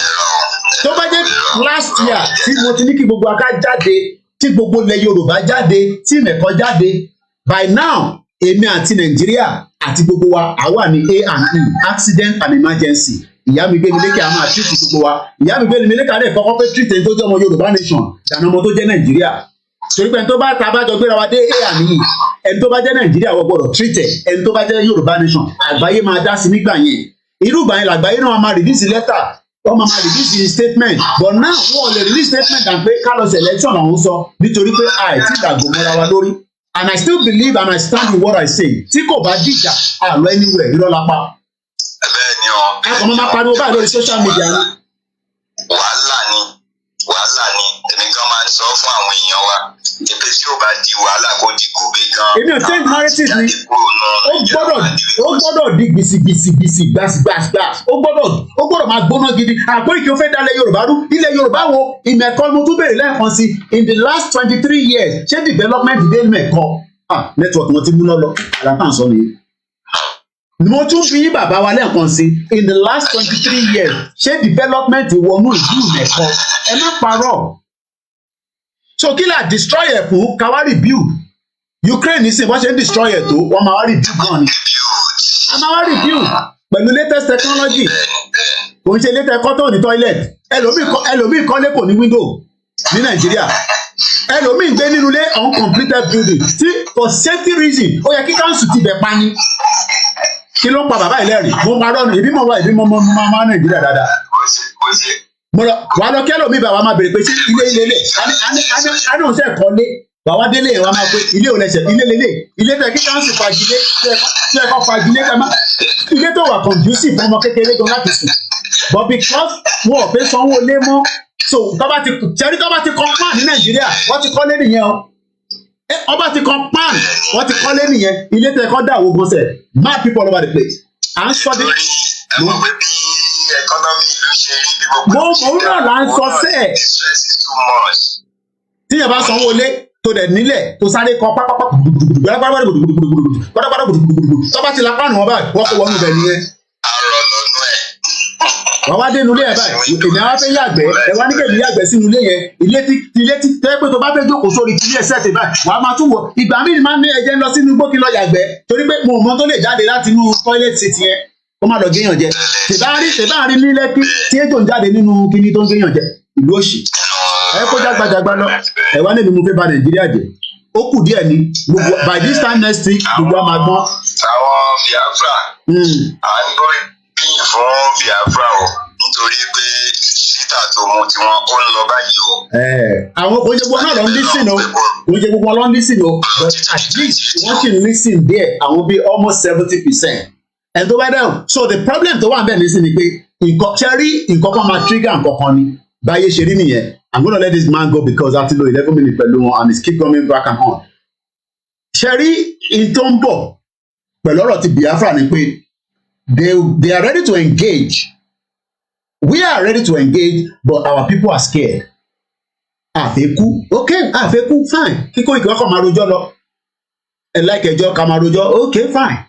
When we are ready, we will take the bull by the horn. Ó máa mú by the horn ni. Bull máa ń pààyàn lọ́wọ́ àwọn tó máa ń ṣeré pa bull ní America àbí ní Spain rather. Bull ó máa ń pààyàn. But àwọn ò dẹ̀ fẹ́ kú. Tábà dẹ̀ fẹ́ kú kájọ máa pariwo Yorùbá nation. Káde máa ṣe báyìí. But one thing is, ẹ bá mute background yẹn. The political party ẹ mute background yẹn mọ́lẹ̀. Ẹ mute yẹn mọ́lẹ̀ mo ti gbé kọ́ ni. Ẹ bá ti ń pè wá ẹ bá wa máa mute mọ́lẹ̀ à ń bẹ̀ yín ni. The political system in Nigeria is going to explode because this election is going to create what we have never witnessed before. There will be a lot of bloodshed between these three political parties. ṣe fi pé àwọn APC máa jẹ́ káwọn Labour Party àti PDP kó dìbò ní Lagos State ṣe fi pé ní North wọ́n máa allow pé kí APC àti Labour Party kó dìbò if they are not going to vote even for Kwankwaso. So we are now in a very, very crossroad, and everybody must understand that. Crossroad means that nobody knows what is about to start in Nigeria. Koiki bẹ̀rẹ̀ gúnlá mọ́ àmà parí ẹ̀ ìrọ̀lẹ́ pa ogun ló ń jà lọ́wọ́lọ́wọ́ ní Ukraine wọ́n fọ́ bẹ̀ lójoojúmọ́ wọ́n náà need more weapon. America dẹ̀ fún Ukraine ní more weapon. Russia dẹ̀ ní pé òun máa gbà sí fún wọn. Èmi ò support kankan ní wọn. But Ukrainians are fighting for their right just as the Yoruba people are fighting for our right. Àwọn ò dẹ̀ ní military hardware but about me background but there are always a way to fight. You know, most of you they fight the conventional fight but the Nigerian government you will fight a guerrilla warfare. Ẹ mute ẹ̀ mọ́lẹ̀ pátápátá yàrá àmúṣe gbọ́ ẹgbẹ́ òsókè ẹ mute ẹ̀ mọ́lẹ̀ pátápátá ní kẹfà. Kò sí anything. Okay, mo gbọ́ yín. Ẹ gbọ́ àyè. Ẹ pé ètò látàárọ̀ Mr. Koiki. Ẹ káàsán. Ẹ káàsán. Ọ̀rọ̀ mi tí mo fẹ́ sọ ni pé àwa èèyàn tí a gbé ní ìgbàgbọ́ra tí a bá lọ fíò pé àwa ti wà ní ibi tó wà comfortable fún wa láti gbé. So for that reason, that's the Yoruba Nation. It's very, very wrong too because only video kan tí mo come across all these Western people tí wọ́n sọ pé àwọn fẹ́ reduce population Africa. Fídíò yẹn wà lórí Facebook. Wọ́n náà fẹ́ reduce population Africa see like and the reduction tí wọ́n sọ is by killing people because according to the man wọ́n ní ó ní target kan tí àwọn máa produce tí wọ́n bá ti tó bla bla bla bla like that. Ókè nísìnyí ṣé tá a bá gba ẹni tó bá ṣé àti ìpadà wá sí ilé wa àti western world máa ṣe western world. Àwọn náà wọn kúkú lé wa kúrò nílé because ilé bá da ni we will not even have any reason to go to their country. But because country wa ò dá they make our country uncomfortable for us. Wọ́n ló fi abẹ́lé pé a lè gbé jẹun. Yeah, I am begging every one of us. Ẹ jẹ́ ká gbá ti ọ̀rọ̀ Yorùbá nìkan o so that we can have peace of mind on our land. Thank you so much. I believe Twitter have suspended Simon Ekpa Twitter account. I'm just trying to check on it. No, it's still there. Okay, because I was thinking it was, but it's still there. It's still posting. So if anybody is still saying that Simon Ekpa was arrested, yes, they can call him for interrogation. There's nothing wrong in that, but I can confirm. Emma Bina Tech Walati +353. I'm calling you back. If Tebashi will receive. It's an interactive platform, and we always love any disagree with me. Doesn't matter. Hello, caller. It's what live. Go ahead. Yes, sir.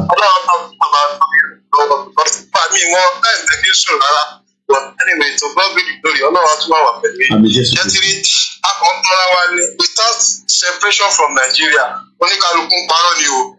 The only way out is Yoruba Nation and Biafra Nation. So akọ̀ fi ẹ̀tẹ̀ sílẹ̀ àfi pàlàpàlàpà. It's just a matter of time. Ọlọ́run á dẹ̀ tún máa ràn yín lọ́wọ́. Ẹ kú iṣẹ́ gan-an fún yín o. Thank you so much. Thank you. Mo kí gbogbo ẹ̀yin olólùfẹ́ freedom. I don't want us to fight. I want us to come into a roundtable conversation, but the question is nobody has been able to answer if that can be possible. Hello, caller. You can enter on Instagram. Hello. It's on. Go ahead. Ẹ káàárọ̀ sir. Àkó ìlú yìí o. Àwa ni ẹ sà. Àṣàṣeyọrí lágbára Ọlọ́run. Àmín. Ọ̀rọ̀ tí mo gbọ́ lẹ́nu ní tẹ̀sán-ẹ̀sì òun gbọ́gbọ́n náà rọ̀. Okay. Wọ́n máa di next week Friday lóòótọ́. Àmẹ́ni ń parọ́. Àwọn alábòsí. Àmẹ́ni tó ń jà fún ìran ẹ̀. Àmẹ́ni tó ń fẹ́ ta ìran ẹ̀ lẹ́rú. A máa tó mọ̀. Wọ́n ní ẹ̀mọ́nú náà sàn. Àfẹ̀lónú. Àwọn náà lásìkò yìí. Báwa náà nìgbẹ̀yìn gbogbo wọn. Àdúrà mi sọ́lọ́run ni pé àjẹmí àjẹyìn àti gbogbo àwọn olólùfẹ́ wa. Ọlọ́run má yẹ kékeré ní yẹn ṣẹ̀yìn wa bá jẹ́ kó sojú wa. Pẹ̀lú àṣẹ Ọlọ́run. Wọ́n bá aṣojú ọ̀rọ̀ tí wọ́n ní sọ. Thank you so much. Ẹ ṣé gan ni. Comrade Plan B, good morning. I can cite you there. You also say Shoya Koribe is not even worth mentioning always. Benny is not even worth it as well. You're quite right. She's just like Mutavidalko, the other one. Allow Baba Moki Buboyi, and welcome to this live transmission. Thank you so much, Yami Wura Ade Beauty. My name is Olami Koiki. I love Yoruba land. I have not been able to travel all the way through all our states. Shemode Kwarasha. No. I was meant to go to Kwara, but mo de Kwara. But mo de Kogi, mo gba Kogi lọ sí Abuja. Mo ti take a risk there. I'm talking about 2017. Mo lọ Abuja by road. Mo tún padà by night coach. Mo lè dán rẹ̀wò mọ́ láyé mọ́ nísìn. Mo wá sí Lagos State nísìn. Àti dárúkọ gbogbo state tó kù. Ṣẹ́rí gbogbo ẹni tẹ́ wà ní Lagos State. After the election, ẹ sunkún. Ìdí tẹ́ ṣe máa sunkún ni pé expectation yín might not go as you plan. I just hope a lot of you tẹ́ ń gbọ́ wa ní Lagos State because mo mọ̀ pé bẹ́ẹ̀ ni hardcore APC wà.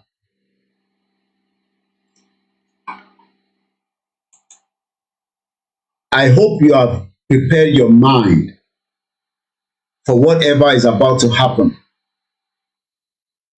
The Fulani Caliphate that controls the federal government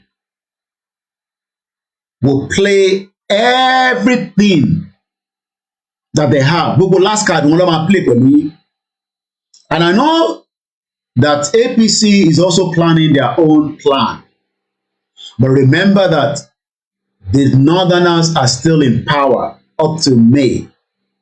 Maybe some of you don't know that. People think that maybe after this election, that is going to be the end of it. No, election is just on Saturday, but the government itself runs to end of May. That is if things goes as planned.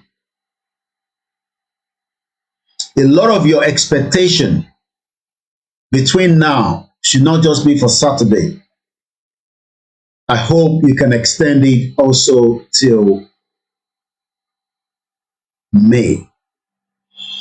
I have said it that from tomorrow, which is the 25th day of February, every one of us should prepare for uncertainty in Nigeria for the next 6 months.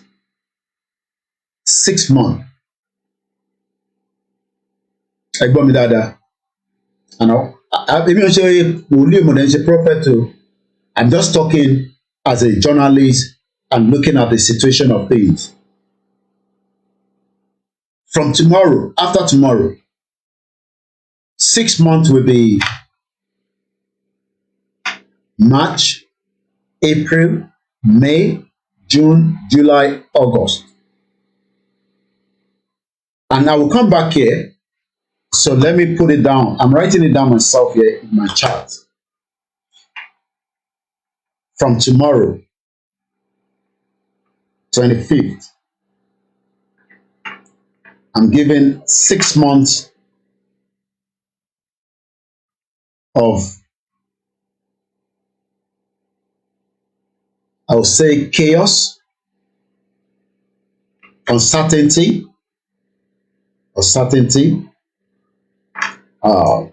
violence, crisis, court cases, killings by political parties, and 6 months last in August. Nobody will be satisfied with whatever the outcome of this election that is now being pushed to so many Nigerians that disagree that we should have another conversation. 6 months. You will be able to be going out. Ukraine is in war, but there are still activity. But the only thing is, there's not full activities operation in Ukraine. Even Joe Biden will manage the way, one way or the other. But I believe with a lot of it, and from what I'm hearing, I think there was also a bit of what we can call clearance. Because Russia, Mama, Joe Biden bought, and they can do and undo. But they guarantee the safe passage for him. But ẹ bá lọ wo fídíò nígbà tí Joe Biden wà ní Kiev, siren ń dún. Kí lẹ rò pé ó ń ṣẹlẹ̀ yẹn? Ukraine has been in war for more than a year. Kò mí pé the whole country is completely shut down. But the difference is, I'm not sure whether they are still going to university, students, whether they are nurseries operation, maybe minimal. Wọ́n sì níná omi wà. Operation lọ, but there are some certain areas that is not a go area. Bí ẹ dá kó ló fi lọ síbẹ̀, because it has been turned into a war zone. That is what I am saying is going to happen in Nigeria from tomorrow. There's no way you can buy and stockpile food enough. So things will still be operating. Àwọn èèyàn máa jáde, wọ́n máa tajà. But it's not going to be as usual as it is anymore. So everybody, and it's not just one particular state. It could be anywhere within Nigeria I'm talking now. This is not to scare us. It is just what has been from every evidence indicating now as we go into this 2023. We have been talking about 2023. Even Baba Gio could not guarantee this 2023. And that's why in one of his videos, Daddy Gio was unable to confirm if election will hold. This is 2021. Some people are already getting ready to kill themselves over 2023. And they don't even know whether there will be 2023. They don't even know if there is 2023, whether they will still be around. There's nobody here who can say for sure that we will still be around by tomorrow. Nobody. It is God who determines who will still be around by 2023.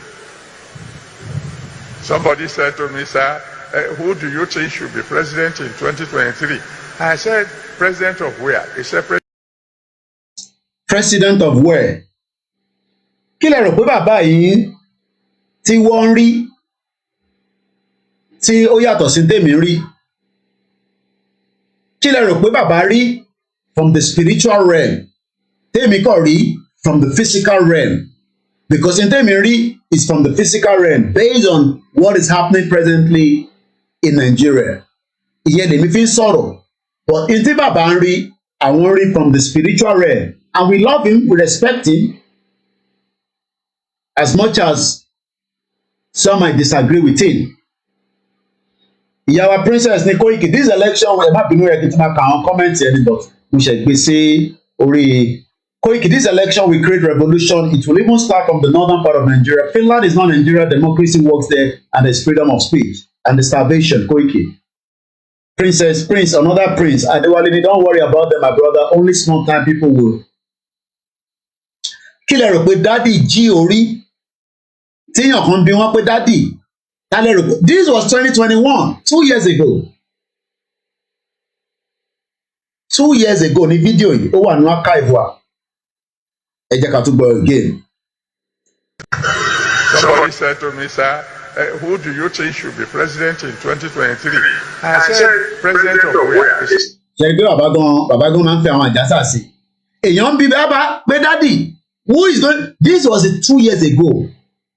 Àti wà ní yẹ̀ yẹn nísìn. And up till now, Daddy Adeboye cannot still confirm this election.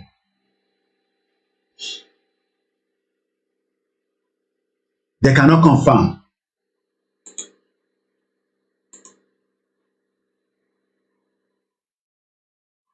They cannot confirm yet.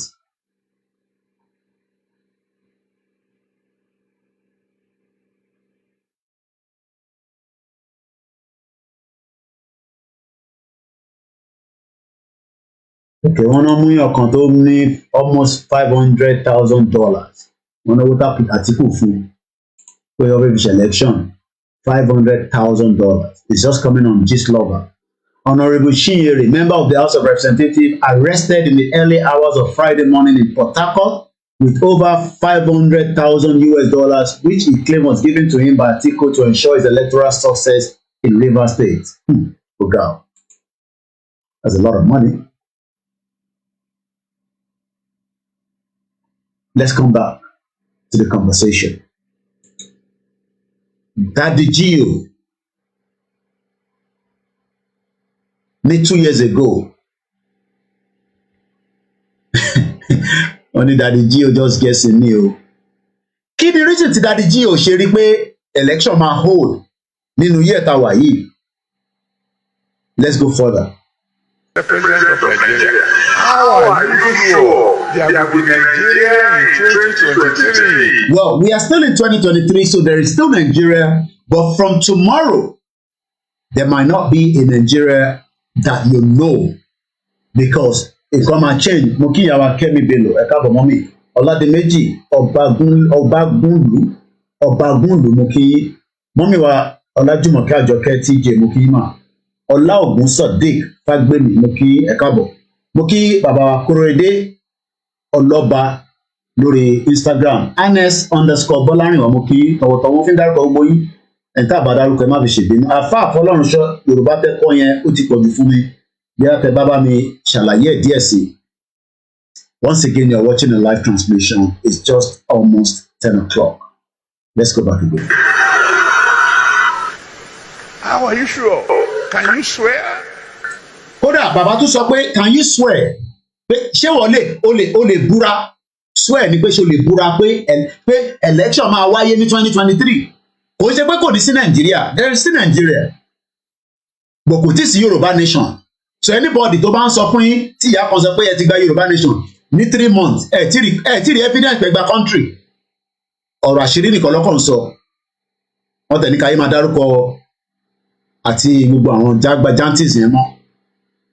Nídẹ̀ 3 months ẹ ti gba country, but bàbá Adébóyè gan sọ pé are you sure pé ìlú sì máa wà? Nigeria sì exist, but the problem tó fẹ́ bẹ̀rẹ̀ nínú Nigeria àti ń rí láti December, àti ń rí láti 8 years ago of this failed government. Tí Buhari dé, epo was 83 naira per litre. It is now going to 330 naira per litre. That's even if you get it at black market for 400 naira. Because 330 yẹn kò likely pé wà á tètè ríra. Mayor special, ẹ káàbọ̀. Ẹ lówó ní bank, ẹ rówó ná, èèyàn lọ láti ìlú Èkó àbí Ìbàdàn. First caller wa lọ sí Kano, tó fi dé, wọ́n rí new naira note.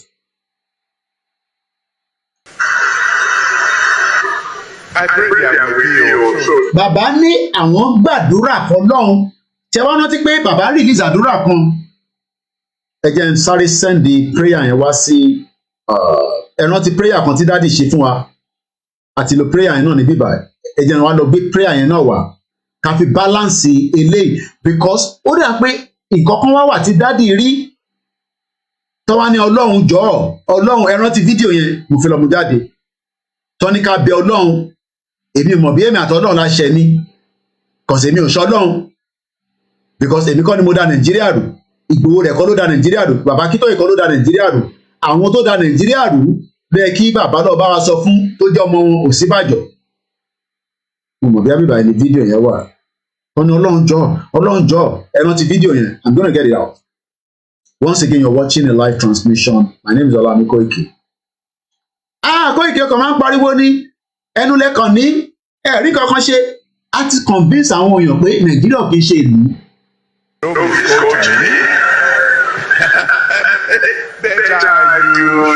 Are you sure?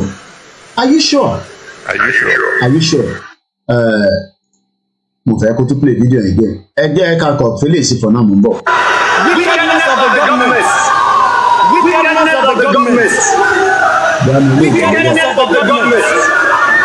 Wickedness of the government. Ọ̀ṣun Àkàrà Nation. Ọ̀ṣun Àkàrà Nation. Wickedness of the government.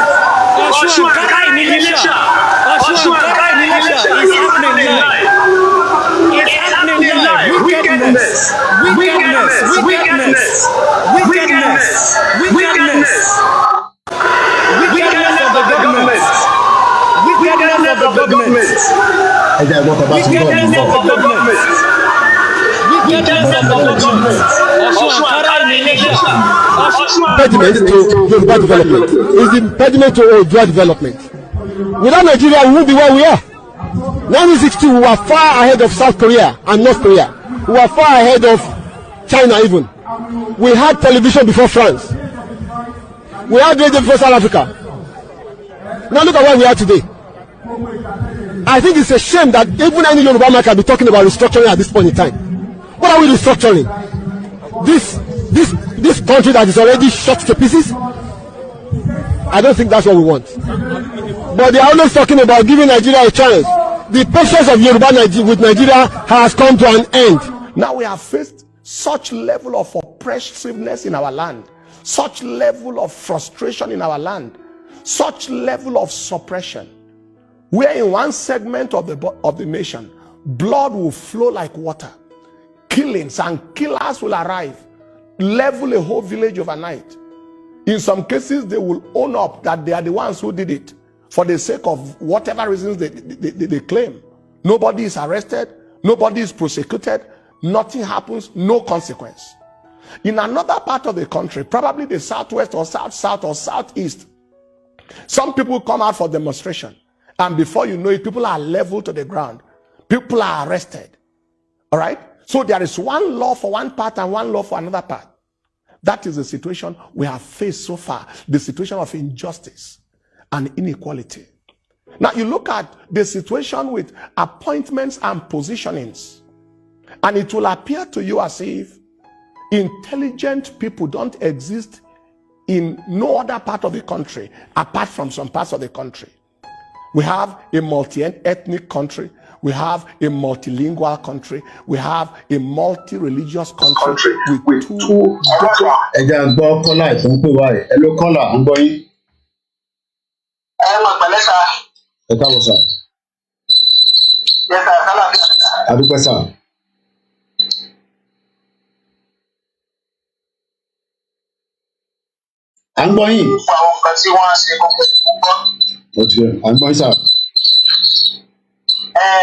Mo ṣàlàyé fún yín pé kẹrin tí voice note mo send sí gẹ́gẹ́ kí olóyè Gbádébọ̀ wọ́n gbọ́.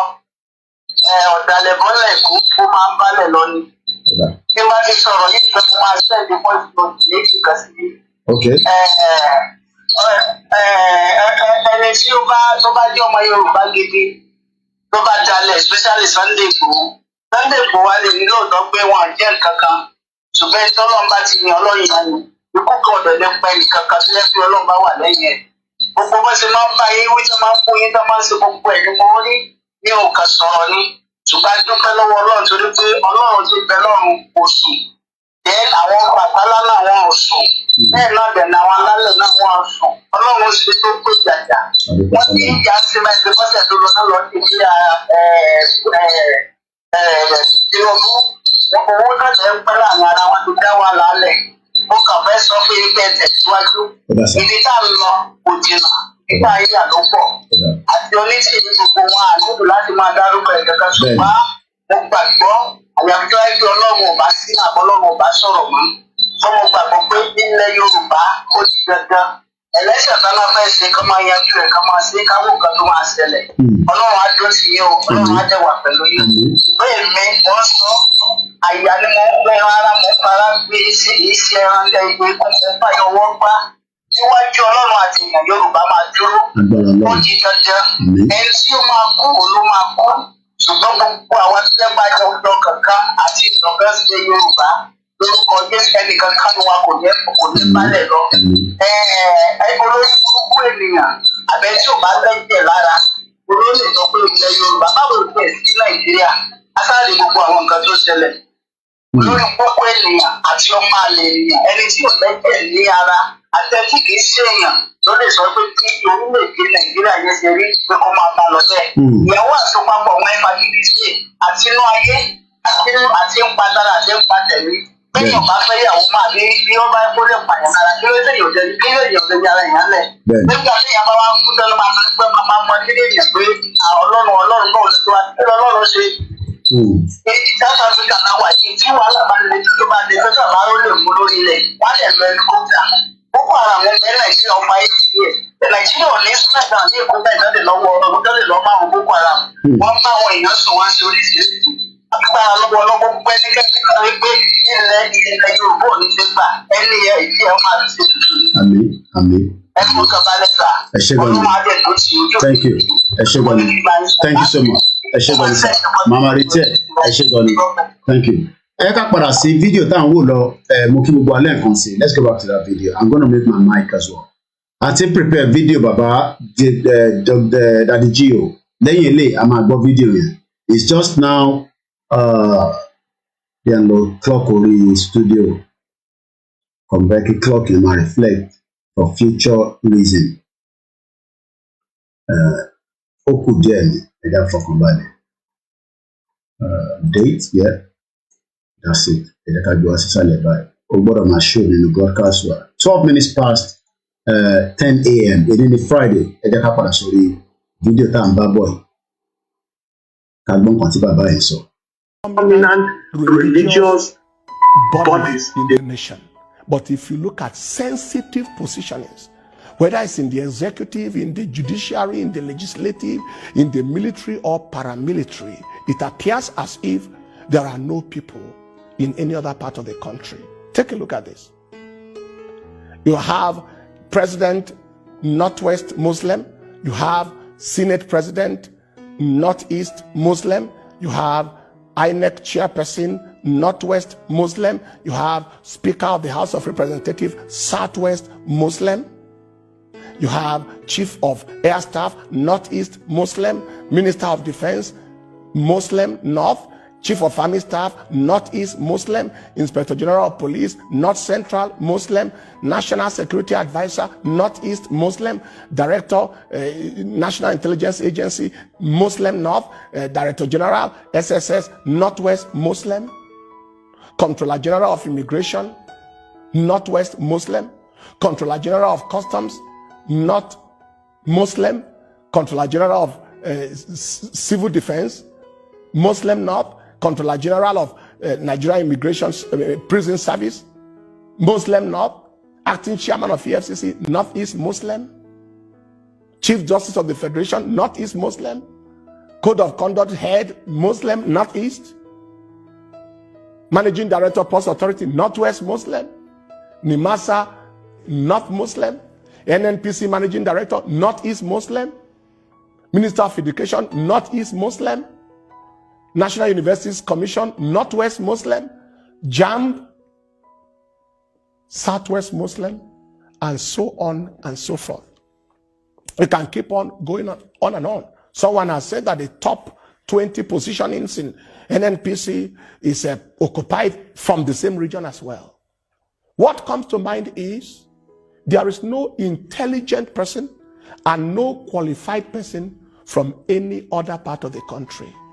There is no intelligent Shekiri person, no intelligent Ijo person, no intelligent Biron person, no intelligent Magavul person, no intelligent Tif person, no intelligent Idoma person, no intelligent Igala person, no intelligent Ibira person, no intelligent Ibibio person, no intelligent Anam person, no intelligent Efik person, no intelligent Ishan person, no intelligent Bini person, no intelligent person from no other part of the country that can be in any of those sensitive positions, except people from one region and one religion.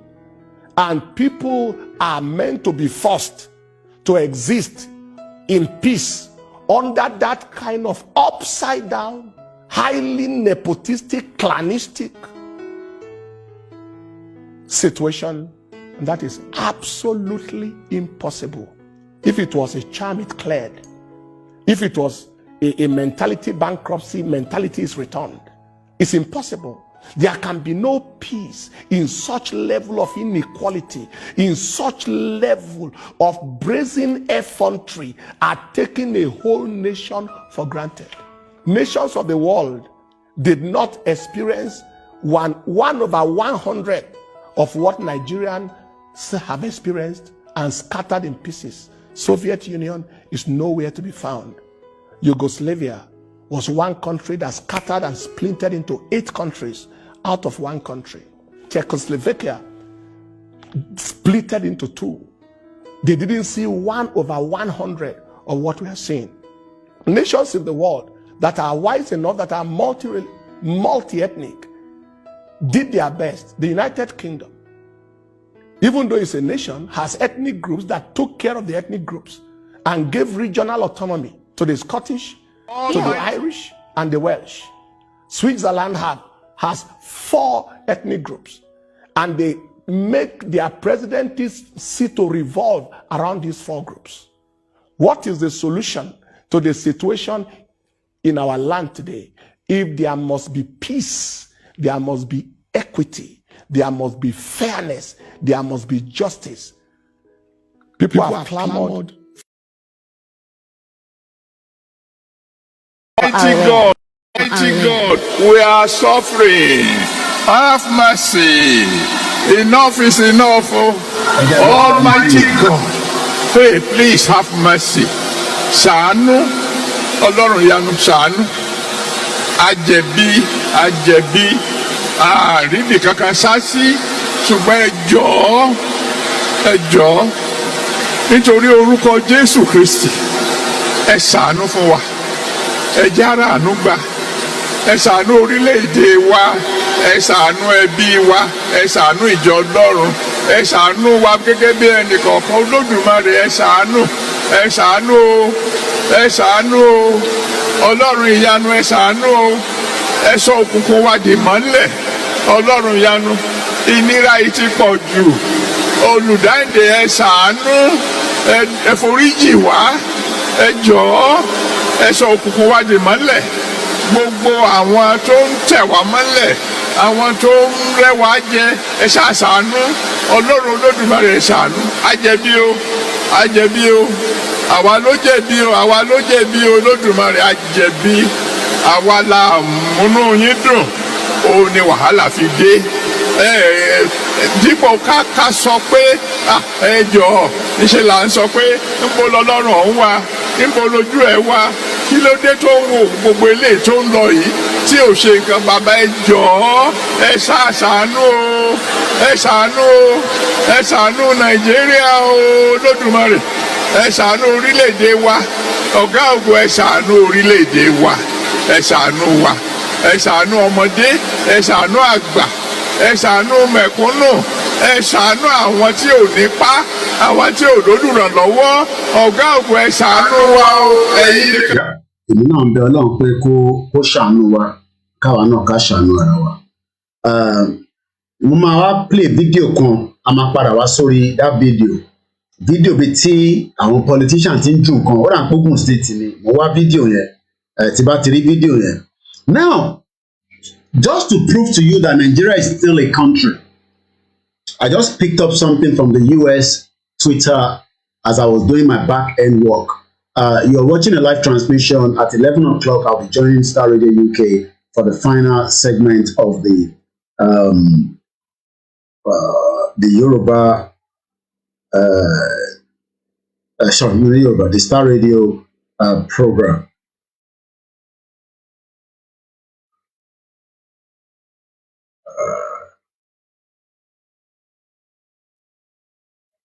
No.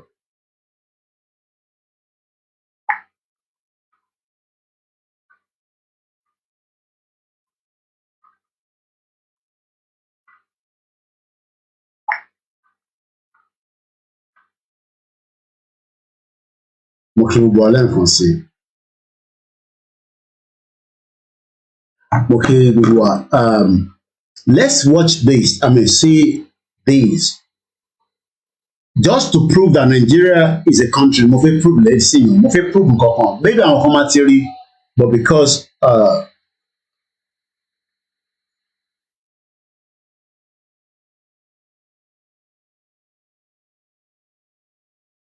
àwọn kan lè má ti rí, but ẹni tó bá ń follow UN, ọ̀rọ̀ wọ̀ tí dé UN débi pé àwa ni wọ́n máa sọ̀rọ̀ lé lórí.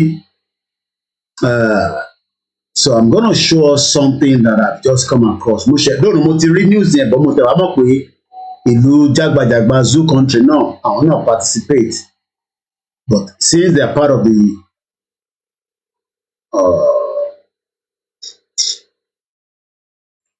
I say welcome to the program. Yeah, that's it.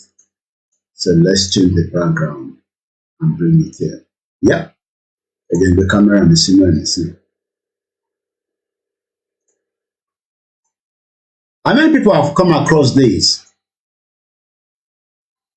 The United States Embassy and Rosary posted, so they are happy.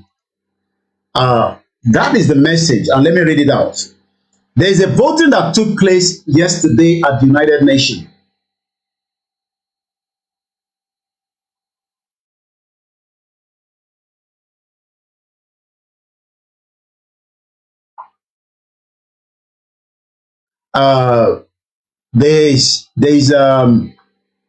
There's a voting that took place yesterday, I guess, with United Nation.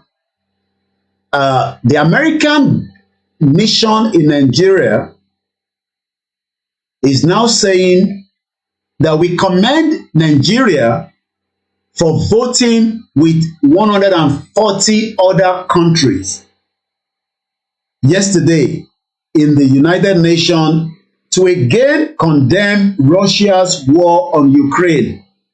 The resolution reiterated the international commitment to the sovereignty, independence, unity, and territorial integrity of Ukraine.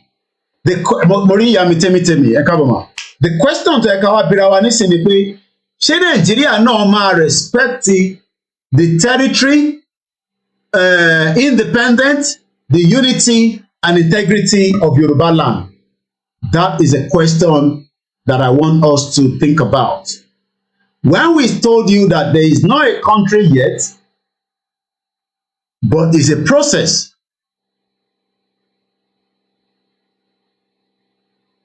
Àbọ̀rọ̀mọ̀ yẹn nísìn.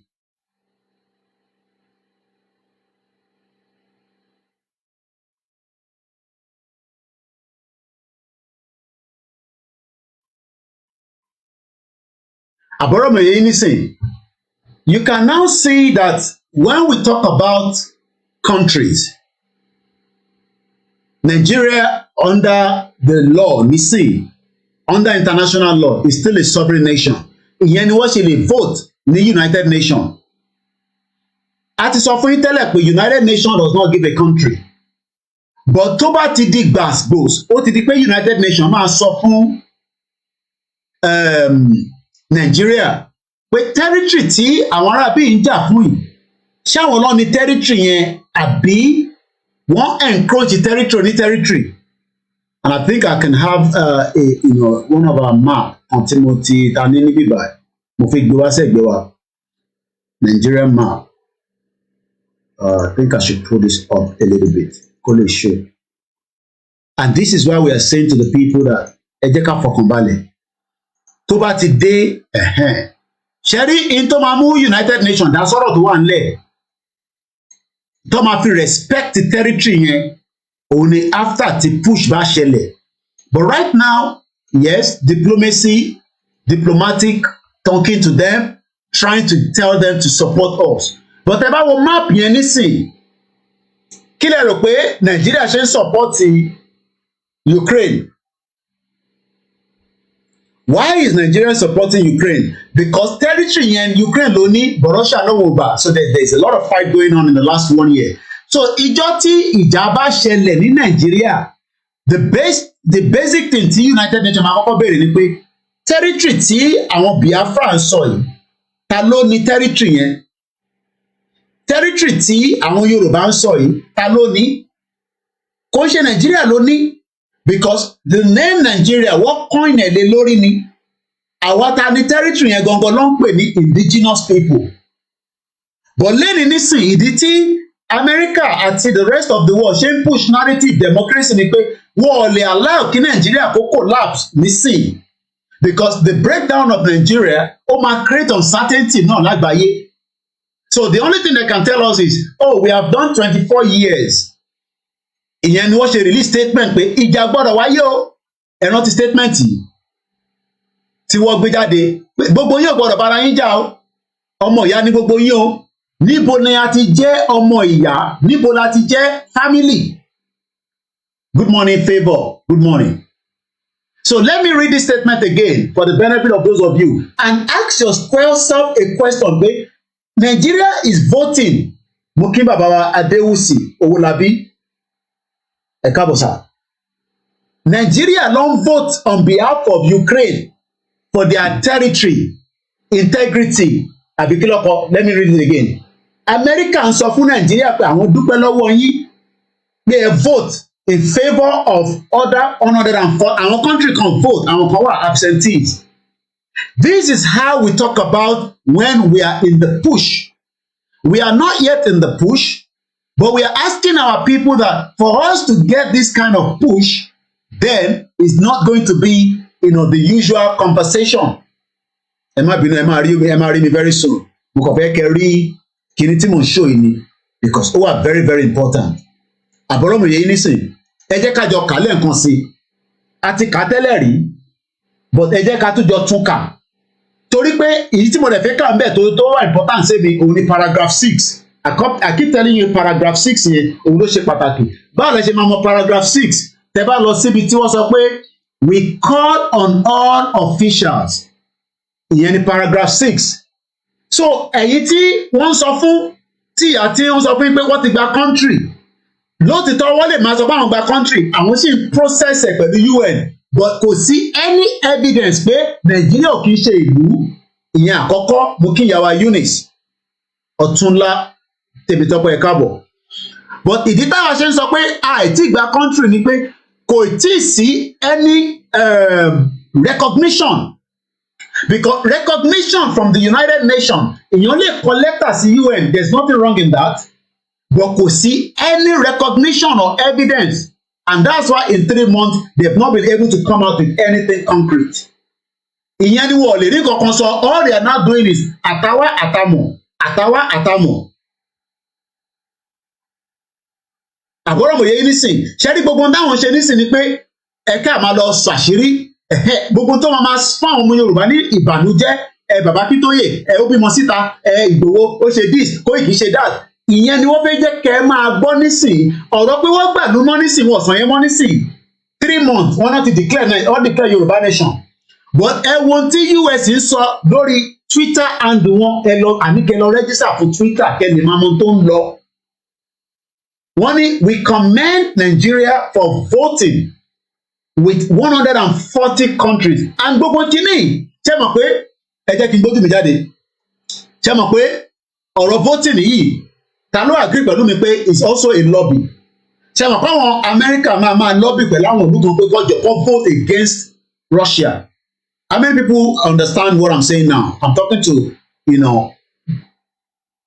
how many people understand that America, UK, and all these countries that are backing Ukraine, àwọn náà máa lobby láàrin wọn níbẹ̀ pé ẹ vote against Russia.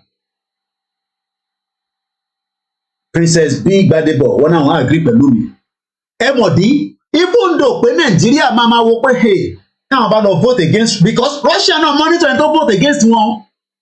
So ilé ayé ta wà nísìn tó bá di gbàgbós probability wà pé Russia máa ní ìwèrè Nàìjíríà ó máa jẹ́ káwọn yẹn náà máa lọ kó support wa, but Russia ò lè wá support yín nísìn tẹ́yìn náà bá ṣípá. Àwa náà kọ́kọ́ láti ṣípá ni. And this is why we are saying to people that ọ̀rọ̀ nation ò ń ṣe ọ̀rọ̀ social media nìkan. Tá bá fẹ́ jẹ́ kí àgbáyé dá sọ̀rọ̀ tó yẹ kó máa pé gbogbo aṣọ round table, a gbọ́dọ̀ make sure pé a strangle Nàìjíríà nísàlẹ̀. Bó bá wọn Nàìjíríà wọ́n lè ró sójà jáde sójú títì, but there is always a way to defeat them. Ẹ lè àní weapon tàbí fi bá gọ́ọ̀mẹ̀ntì jà, but a ní nǹkan tí a lè fi sọ country yẹn débi pé àwa àti ẹ̀ àjọ máa wà ní accident and emergency ní United Nations.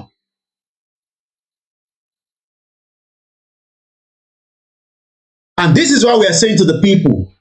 So when you are now reading something like this from the America that Nigeria participated in the UN voting, and then you are now still talking about where you have a Yoruba Nation country. No, we don't have a country, but we are still in the process of asking the world to look into the indigenous people that want their own separate country. But ìdí tí àgbáyé ò tí fẹ́ dá sí ni pé wọ́n ì tí rí any concrete evidence pé wàhálà ti ṣẹlẹ̀. Tí wàhálà bá dẹ̀ ṣẹlẹ̀, we're not going anywhere. Okay, that is why President Biden came to address the European leaders last week. Àwọn tó ń follow Biden nìyẹn. Ẹ mọ̀ kó sọ pé kó wà ní Poland, ó dẹ̀ lọ sí Kiev. Every security ni o, risk ńlá ló take here as a president of America to have travelled to Kiev.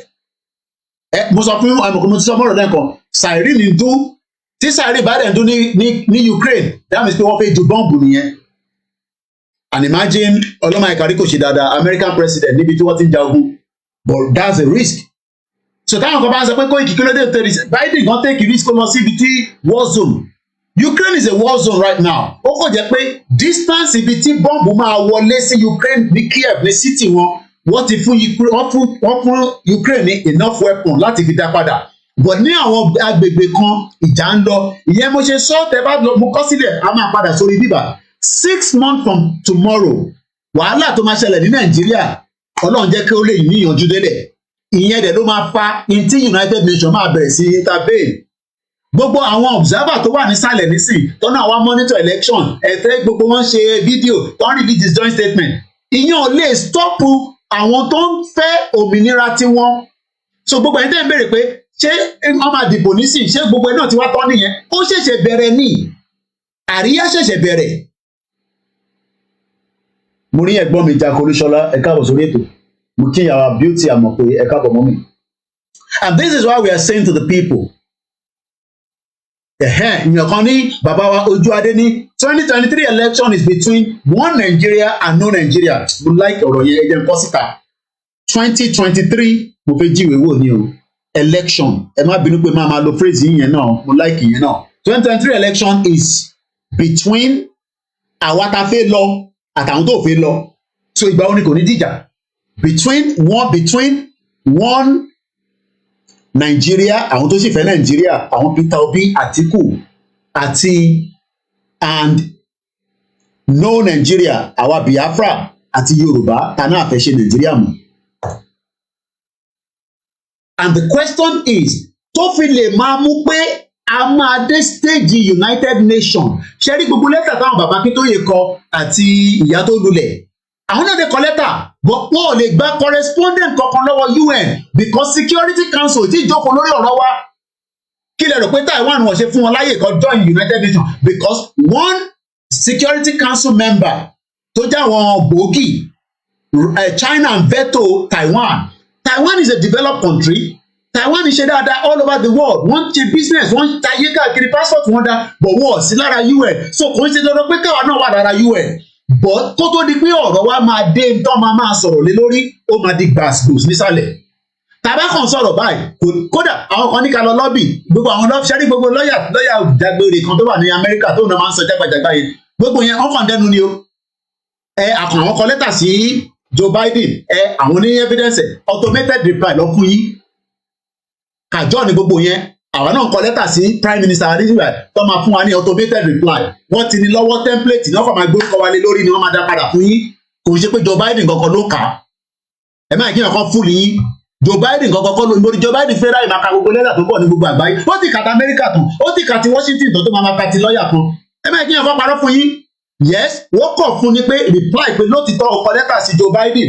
Tó bá jẹ́ pé MP tó ń pè ní senator, ìyẹn sì ní good relationship pé ó lè jẹ́ òun máa kà fún rẹ̀ because MP bó ṣe ń work ni pé ládùúgbò mi nísìn MP yẹn èmi àti àwọn dájọ́ wà ládùúgbò nìkan ló ń dì pẹ̀lú, kò ní kankan ṣe pẹ̀lú àdúgbò àwọn ìyá mi gbé mi lékè. So pé èèyàn kọ lẹ́tà sí Joe Biden ọwọ́ fún ẹyin wọ́n ń ṣẹ̀ lórí social media, irọ́ ni template reply ló ń gbà. Ẹ ṣe ìyàwó Afọláṣadé Fáládé template reply. Yes, wọ́n reply letter yẹn lóòótọ́, but kò ṣe pé wọ́n máa sọ fún yín pé Joe Biden ló kà ló wá reply yẹn, irọ́ ni template reply ni. But in tí mò ń sọ fún ẹ̀ka àárọ̀ ìyá bàbá wa Ayọ̀ Alábí, in tí mò ń try láti sọ ẹ̀ka àárọ̀ lẹ́ẹ̀kan sí mọ́mí wa Beauty Amọ̀pé, thank you so much for always with us. I just want us to get the understanding that as at today, ní Friday, ọjọ́ Jímọ̀ olóyin, Jímọ̀ alálùbáríkà, a máa bá wa láyé, a máa fi wá lọ ni. Nigeria is still a sovereign nation. Tó o bá ń ṣe sovereign nation, á jẹ́ pé a ti bẹ̀rẹ̀ ìjà yẹn dẹ̀ ní Biafra sọ fún Nigerian government pé àjọ máa jáde ńlẹ̀ ni, a máa kóra wa lọ sí international forum. Because gbogbo ta ṣe ń discuss nísìn is between ourselves. Kò tí dé international forum. Ṣé mo right?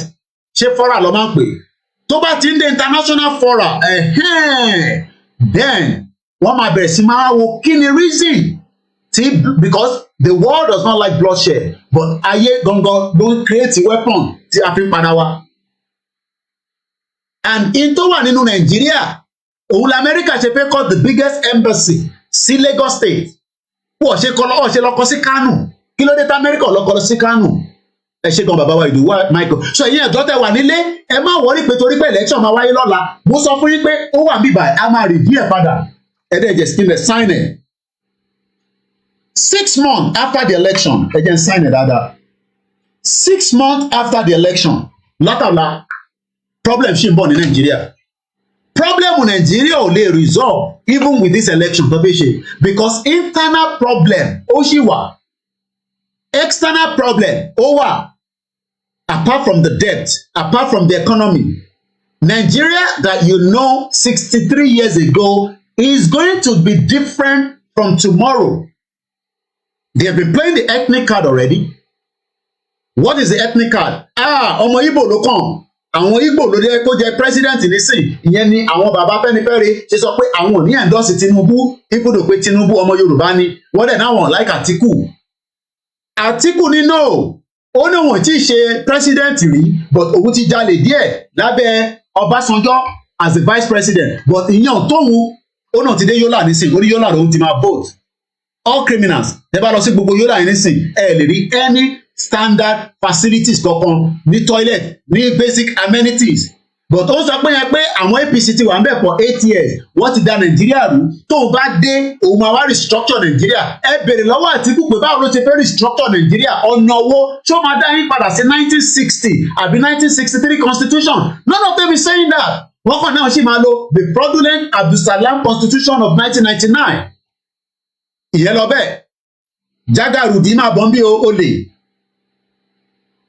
Àbí kí má bú bàbá yín, mad people all over the place. Tinubu olè, drug dealer. Àwọn ní kò kí máa ṣọ́ra sọ̀rọ̀ torí ọjọ́ ọ̀la. Kò ní ìyá mi ti ní kí n máa ṣépè, mad people all over the place. Ọjọ́ ọ̀la ìmọ̀ àti Tinubu, ọ̀rọ̀ ń jẹ́ àpàdé láyé. Ìwúlò wo ló fẹ́ ṣe fún mi? Criminal. Tinubu is a criminal. Tó bá jẹ́ pé civilized country ni Tinubu wà ní, á ti máa ṣẹ̀wọ̀n lọ́wọ́lọ́wọ́ just like bá ṣe mú kékeré máa dùn sí bíbá. Ṣèbí kékeré máa dùn, ṣèbí wọ́n sì ń ṣe kéṣẹ̀ lọ́wọ́ pé allegation pé ó tẹ̀fẹ́ ó wá fẹ́ ṣe kidney fún ọmọ ẹ̀ ní bíbá ẹ̀ kọ́kọ́ mú mọ́lẹ̀. Tó bá jẹ́ pé gbogbo ẹ̀sùn tá a kà sí Tinubu lọ́rùn náà, tó bá jẹ́ pé UK ni ó wà ní, tó bá tẹ̀ máa gba bẹ́ẹ̀lẹ̀, wàá wò pé ṣé kò ní sá lọ. Reason tí wọ́n ṣe fún kékeré máa dùn ní bẹ́ẹ̀ ni tó máa sá lọ. Àtìrí kan rí tó wọṣọ obìnrin tó sá kúrò London, and that's why he's still in the prison. Prison ló wà, ẹ má ẹ̀kọ́ parọ́ fún yín. Prison ni kékeré máa dùn wà. They are all criminals. Jágàolè, Jágàrúdì.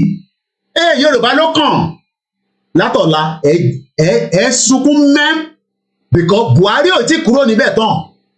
Buhari sì wà níbẹ̀ títí di May 29. So the fight is not yet over. Kwankwaso ó lẹ́nu gan ní north. Kwankwaso lè má lẹ́nu ní south west.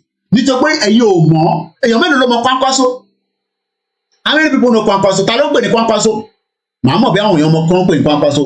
Ta ni Kwankwaso, the presidential aspirant for NNPP? Ta ni wọ́n ń pè ní Kwankwaso? Mo kí ìyàwó Bọ́sẹ̀ Hamzat. Ta ni wọ́n ń pè ní Kwankwaso? Ẹ kàn ní láti sọ pé èèyàn báyìí máa tètè mọ̀ bí ẹni yẹn mọ̀. Ta ló ń pè ní Kwankwaso? Kwankwaso ó ní ẹnu bàjẹ́ ní north. Ó nẹ́nu ju Àtíkù lọ. Confam lẹ gbọ́ lẹ́nu mi yẹn. He was a former governor of Kano State. Eshiri, voice of God. Àbí ask God, voice of one. Kwankwaso, àwọn èmi ló kọ family. Kwankwaso, ó ní supporter ju Tinubu lọ ní north. Àṣírí lẹ gbọ́ lẹ́nu mi yẹn. Ganduje kò lè withstand Kwankwaso bó ṣe wà yẹn. Ìyẹn tó ní gẹ̀dẹ̀dẹ̀ lọ́rùn báyìí. Bàbá olè ní gbogbo wọn. Criminals. Dandola. mo ní láti bẹ̀rẹ̀ sí í ṣe Star Radio mo bẹ̀rẹ̀ tí post nǹkan kan ṣá mo ní láti bẹ̀rẹ̀ sí í ṣe díẹ̀díẹ̀ mo ní láti play àwọn fídíò mi. So what am I trying to say to us is, looking at this statement coming from the United States to say that àwọn wà happy pé Nigeria náà vote against Russia, it shows that Nigeria is still a sovereign nation, and that is why they are telling every one of us to go and vote. And just for me to quickly read the Article 6 again to those of you that are watching us before we start, the wind down. I'm gonna lọ straight from here, lọ sí Star Radio náà ni, but at least, yeah, ex-state governor, Ẹ̀ṣẹ̀gànnà ẹ̀gbọ́n mi Ọmọgbọ́nláwọn Albert, former governor of Kano State, ó lẹ́nu gan bàjẹ́. So, àtẹ̀bárí lánàá pé wọ́n lọ àtàkẹ̀ àwọn ti PDP ló lọ àtàkẹ̀ yẹn. Ẹ jẹ́ ká lọ wo paragraph 6 lẹ́ẹ̀kan sí. We call on all officials, including the law enforcement authorities, to ensure a safe and conducive environment for the exercise of public freedom, including the freedom of opinion and expression, the freedom of peaceful assembly, and the freedom of association, all of which are essential in a democratic society. In particular, in the context of elections, law enforcement authorities should remain visibly neutral, respond in proportionate manner to any election-related incident. We monitor all that. So, as I always say, Nigeria is at the verge of breakup. And whether we like it or not, Nigeria will break. A máa gbọ́ fídíò àwọn northern elders yẹn. It will give me time to quickly work on the Star Radio. The community post anything, and I only have 15 minutes. But at the end broadcast, so I can switch to Star Radio. I hope our Skype works today. We had a big problem yesterday. So ẹ jẹ́ kí n yọ background yẹn kúrò. Ká wá lọ gbọ́ àwọn northern elder forum. Kí ìwọ tó rò pé Tinubu wọ́n láìkẹ̀ ní north, wàá mọ̀ pé àwọn north sọ pé àwọn làwọn di Nàìjíríà mú. Ṣé tòótọ́ ni north ló di Nàìjíríà mú? Ṣé Yorùbá ló di Nàìjíríà mú? Gbogbo wa máa ní àwọn aládé Nàìjíríà àti bí gbogbo alátẹ̀ parọ́ fúnra wa ni. Ẹ gbọ́ fídíò yẹn nísìnyí. For me, few minutes. Once again, we appreciate every one of you that have joined us. My name is Olami Koiki. Who truly owns Nigeria is the question that we're about to show you again tonight. Well, this afternoon. Okay, bí a kì í sáré play that two ẹ̀dá àjùmọ̀ ní ọ̀pẹ́. Every one of us must rise up. The armed forces are not neutral. They collude. They collude. They collude with the armed bandits. They kill people, kill Nigerians. They facilitate their movements. They cover them. If you are depending on the armed forces to stop the killings, you will all die one by one. This is in-depth analysis. There is no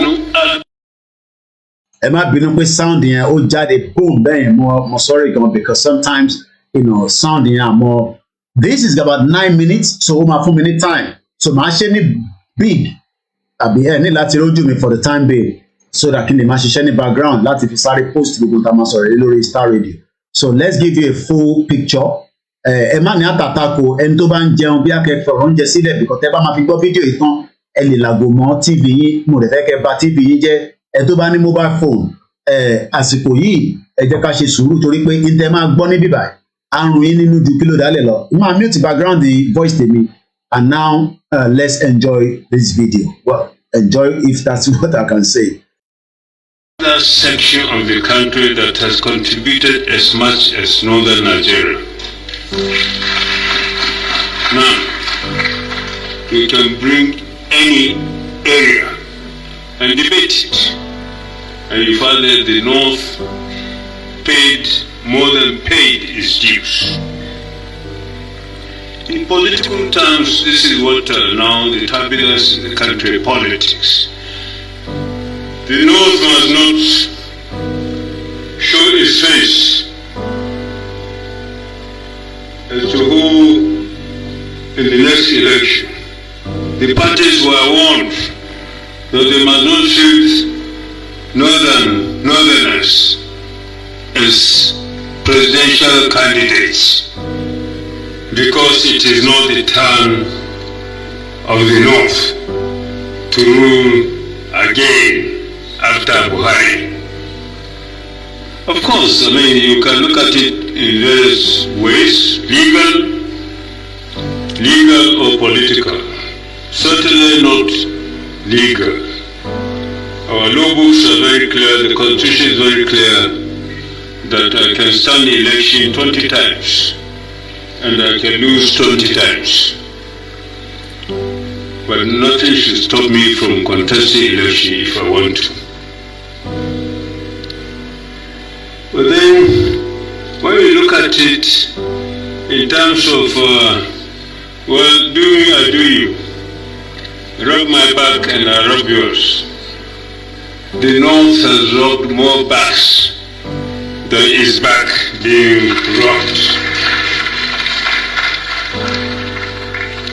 Obasanjo couldn't get 10,000 votes in front of his house.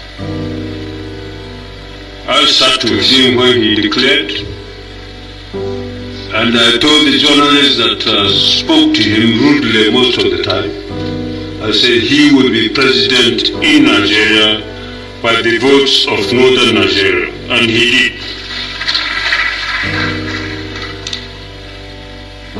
Even there, well, we got paid back somehow.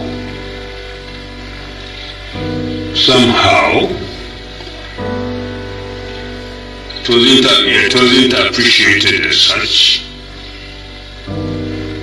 Who brought Jonathan? The North did. Who voted Abiola? The North did, in my sitting room, to defeat my younger brother, Tova. All these are sacrifices being made by Northerners. And even if you are talking about the years in power from 1999 date, Obasanjo 8 years, Jonathan 6, 14, Umar 2, and now Buhari 8, 10. So I've been old even in the pure number of years. 4 years. 4 years, even on those terms. But the issue shouldn't have been we are not qualified to contest.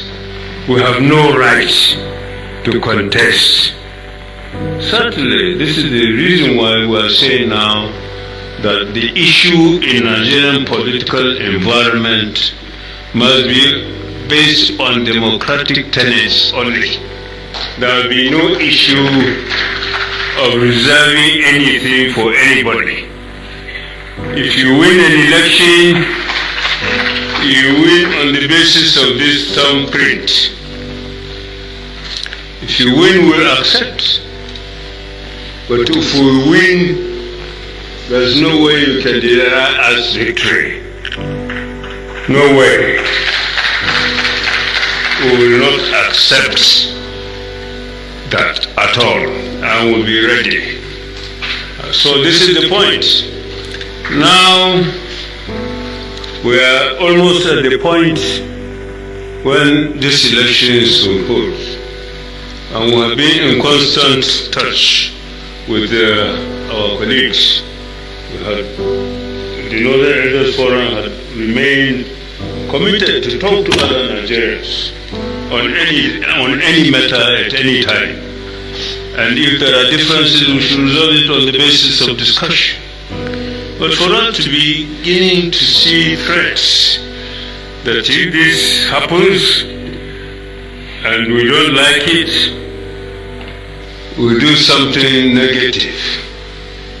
So we are warning that the elections hopefully will be conducted free, fair and credible. And anybody who wins the election must be accepted as the winner of the election without sentiment. And if there is any attempt to subvert it, then we'll be ready to also counter. No way. So, my dear friends and colleagues, the Northern Elders Forum or the Northern Assembly is meant for us to really look at ourselves and against the rights that is enshrined in our laws and constitution. We are not denying anyone their rights, and nobody will deny us our rights. Nobody. And those who are thinking along those lines, they should go and think again, because we shall not accept a situation where there is a fair, democratically conducted election and the winner emerges and will be denied on the basis that he comes from some section of this country, particularly our own section of the country, will not agree. So, Mr. Chairman, I'm sorry for my usual failure in this kind of gathering when I'm given an opportunity to talk. I've not even addressed, strictly speaking, my speech, but I picked the sense in it and talked about it. And I end again by thanking all of us for coming together to share our concerns about our home, the North, and for us to feel it, that without the base, the northern base, the Nigerian state will not have foundation without the northern base. So the North should be prepared to provide that base, and has always been prepared to provide the base, and this is why we made all the sacrifices we have to make in the interest of this country, even though a lot of these sacrifices are not being appreciated by many.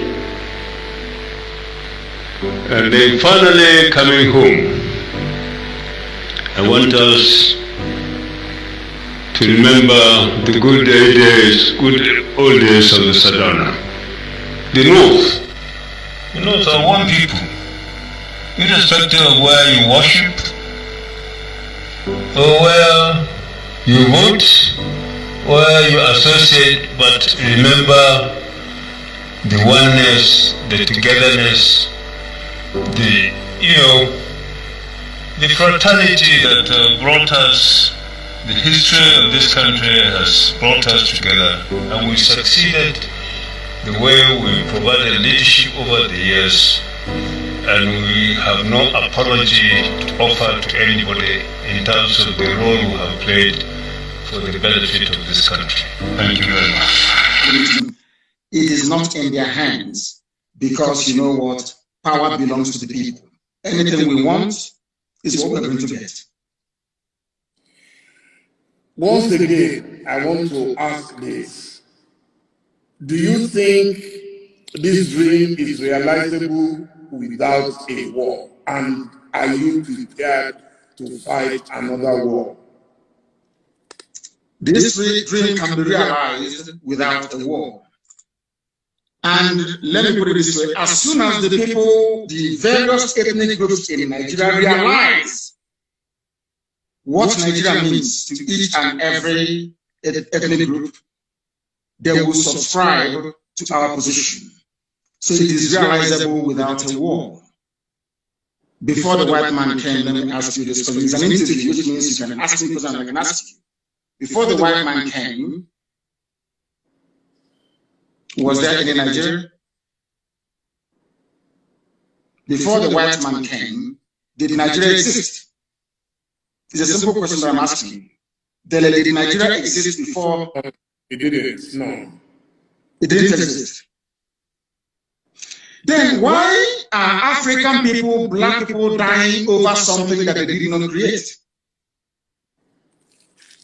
Did any Yoruba man create Nigeria? The answer is no. No Igbo man created Nigeria. No Hausa man did it. No Fulani man did it. No Kanuri man did it. No Chukwudi man did it. When it comes to Nigeria, it's always a debate about it is our turn. It is our turn. It is our turn to rule.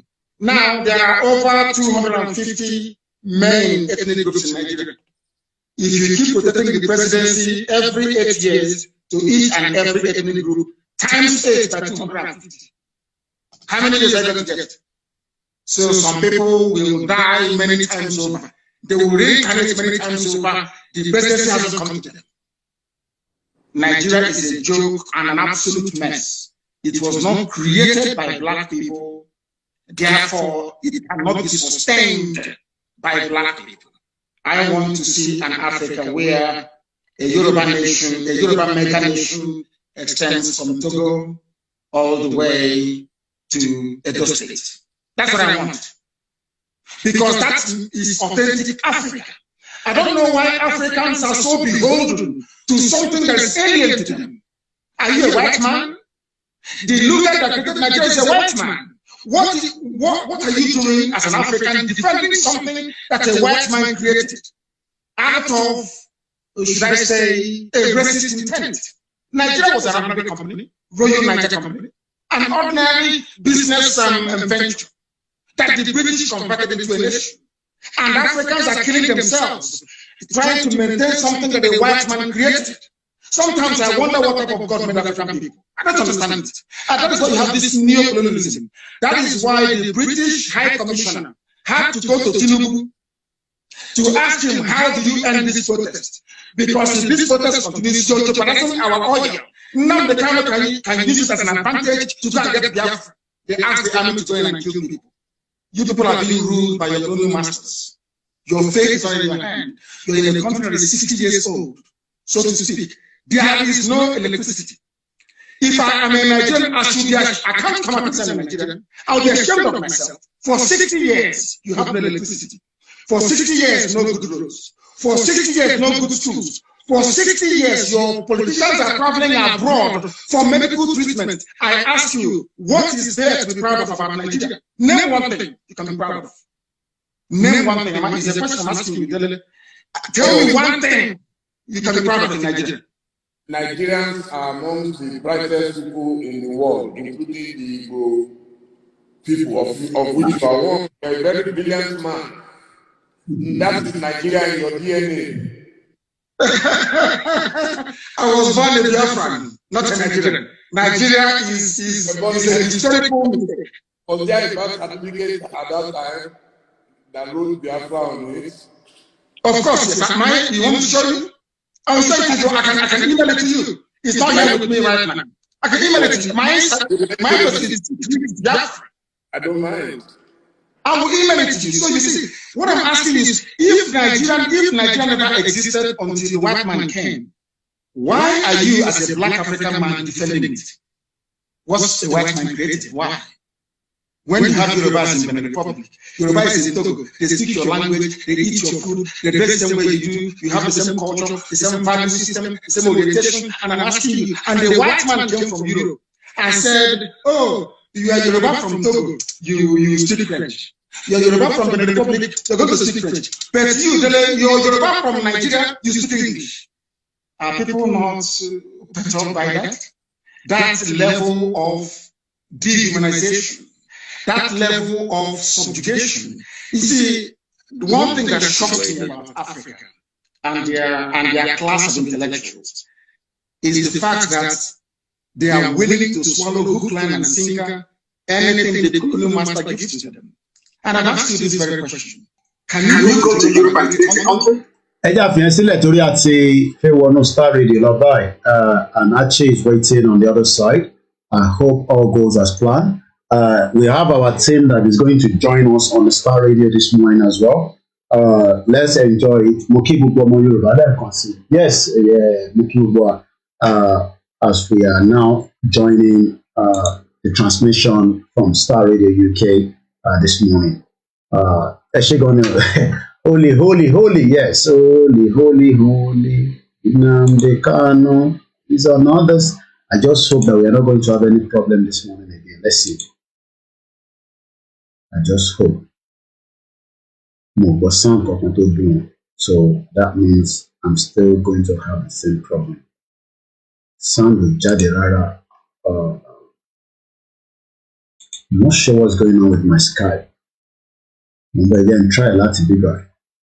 Ìkọ̀kan right pẹ̀lú Skype mi o. Ó yẹ kó fún mi ní ringtone jáde. Okay, but I feel mo mute ẹ̀ ní bíbá. Again, to try let's go. Mute ẹ̀ ní bíbá. I need to close some of these.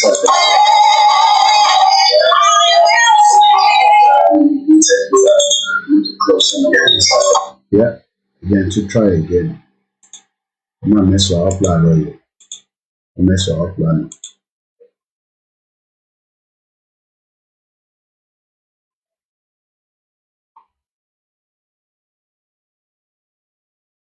Okay, still the same thing. I can't hear Archie. Still have the same problem like yesterday.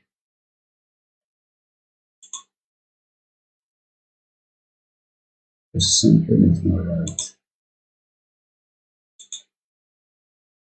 I can't hear you Archie this morning as well.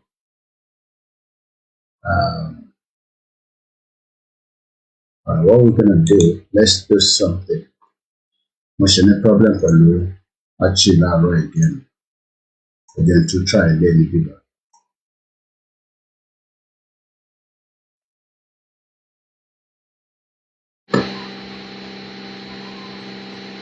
Okay.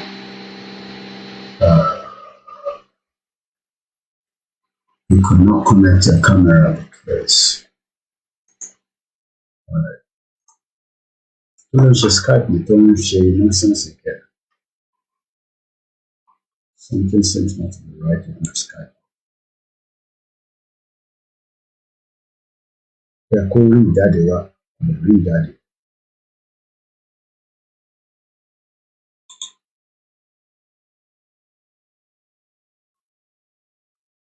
I can't hear you actually.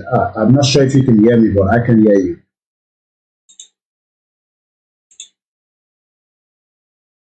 So I'm not sure where the problem is coming from.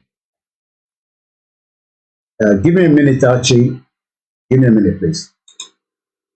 Again, test it. Now.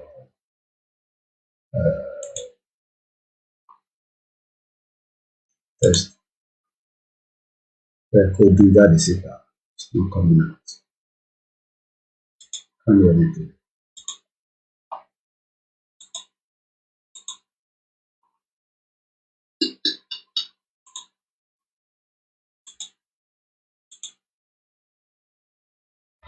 All right, definitely there's something not right somewhere. Then I join that's a wee phone. I don't know what's going on. Something is not right with Skype.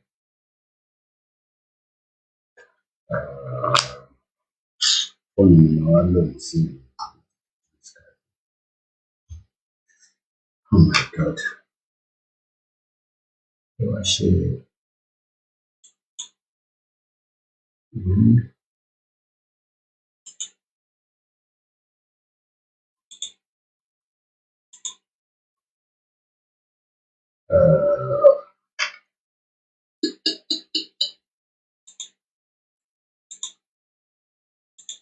I should buy Helen. I'm sensitive to the buy.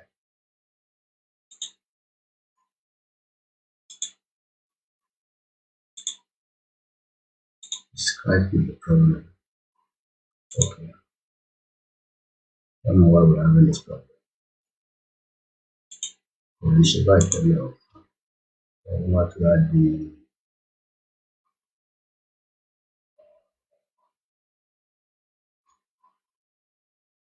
what to add define the problem with Skype. Yeah, problem with Skype. You know, something is not right.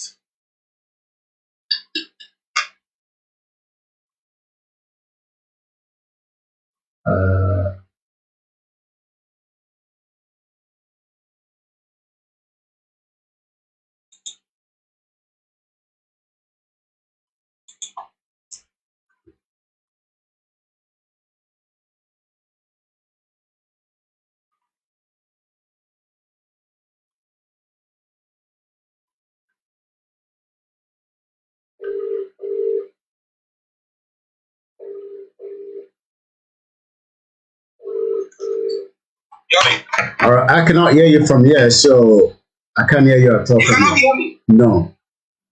When I spoke to you at first, did you hear me? No, no. You did? No. Yesterday we did a program. Check your system because Bossman did a program and it was working all right. So it might be from your end. And when we finished the program in the morning, I also tested it. Okay.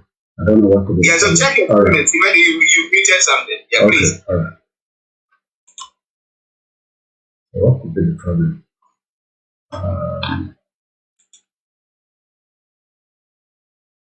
Let's sign out.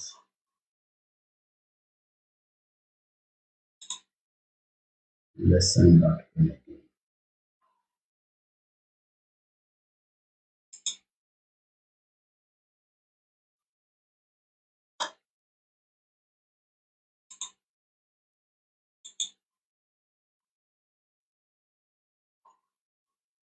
Let's make a lot of the problem. Problem is from the phone. Let's see. Let me use my phone.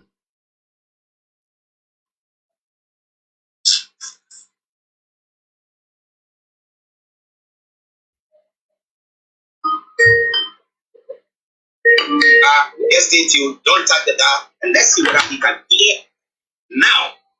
Yomi, can you hear me? Give me just 3 minutes. Don't put it through yet. I can hear you now, but I'm using my phone. So I think this already can hear us. So we will be connecting to him. And as I did say earlier on, we will be having a special report judge from Nigeria on the ground by Onoshita Matthew this morning. So wherever you are, not touch them now, but you keep your dial. So London Star Radio UK, you know what? It is your favorite African and Caribbean radio station in London. So stay tuned and don't you go away. Let's see, once Yomi is ready, we'll see whether we can get him on. yeah. Okay, so let me see. Yomi, are you ready? Yeah. Good. That means that Yomi can see us, he can hear us. So let's cross over to him this morning. Yomi, good morning. How are you? Very good morning to you back in the studio, Mr. Achi. I'm doing very well. Even as a technology sometimes seems to be failing us, but I will do a bit of tickling on that throughout the after the program. I'm doing very well. It is the Friday edition. It is Star Radio UK. It is what it is. This is what we do best. Bringing the news from around the globe to all our listeners from around the world. And I say good morning once again, Achi, and good morning, Frank. Good morning to everyone that have joined us. And we say welcome to Star Radio UK. Yes. Today, somebody call it the D-Day, or the day before the real thing happens. Now, on the ground, do you think everything is peaceful and things are ready with everything? Just in general, before we go to the substantive issue that we want to look at. Well, there's a lot happening right now.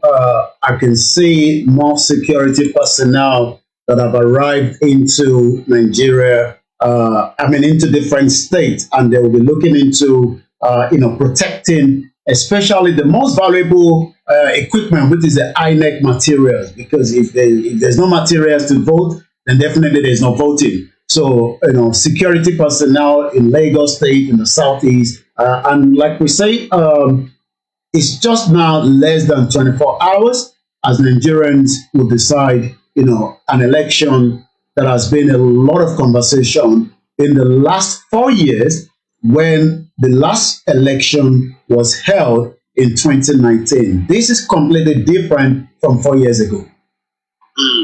Interesting. Now, looking at the situation on the ground, Now, Buhari has come out to say that, look, you know what? We have to all head into the rule of law. So if you go to the elections and it happens that you have any issue at all, which I know that there's going to be issue because of all these atrocities, everything that seems to be going on, go or use the legal means to seek redress. But as I was saying earlier on, people who are listening in and hearing everything that he's saying is like you.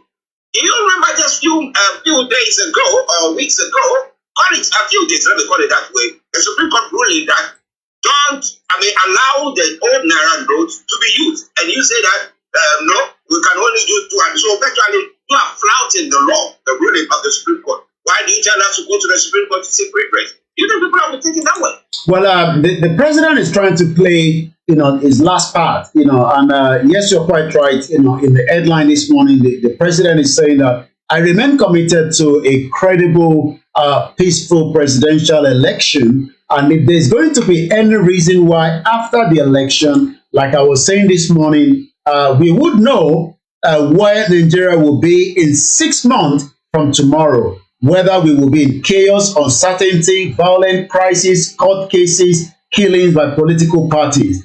And the reason for that is evidence has already proved that, this election, is a do or die for the political party that wants to grab the power, and even internal problem between the parties is also playing out as well. So, the president says if anybody is going to be aggrieved, you might want to take your process to the judiciary that he disagree with, because the reason why the judicial says the presidency and the CBN must allow the continuity of the old Naira note, but that is not playing out. And today, that literally means that the president has violated, the Supreme Court rules as well.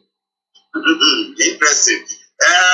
Let's move on straight to the southeast, where we know Samuel Ekpa, the Finnish police. Yesterday, I saw him on some of the platform that we belong on, and he was saying that I've been released by the Finnish police. When you get that, they see me, okay? And here now, the question is now the instruction that he gave, and the people in the southeast taking into it. Well, there will always be a divided party. The Southeast believe that, this is an appropriate time for them, to have a president from that region. And probably that will bring peace, unity, restructure Nigeria. But the Biafra disagree with that views, and the reason for that is, Nigeria unity is no longer to work, and it's not going to work. So as we speak right now, there is sit-at-home. And yet, we do know that it is not yet being done in a full scale, but some part have decided to obey that. And the reason why, remember that we played, the part of the clip of the interview that Samuel Ekpa gave yesterday. And he says that if they've been able to control 80% of the southeast, which is the Biafra state territory, then the question then is, why not put this into a referendum to find out if truly Biafrans wants to go into an election in 2023. But like you said, after the news came out yesterday that he was picked up, there was a lot of different rumor that he was arrested. But yes, he was actually called for probably an interrogation by the Finnish police. But the news that went into the social media was something else entirely. And later on in the evening, he came to clear the air.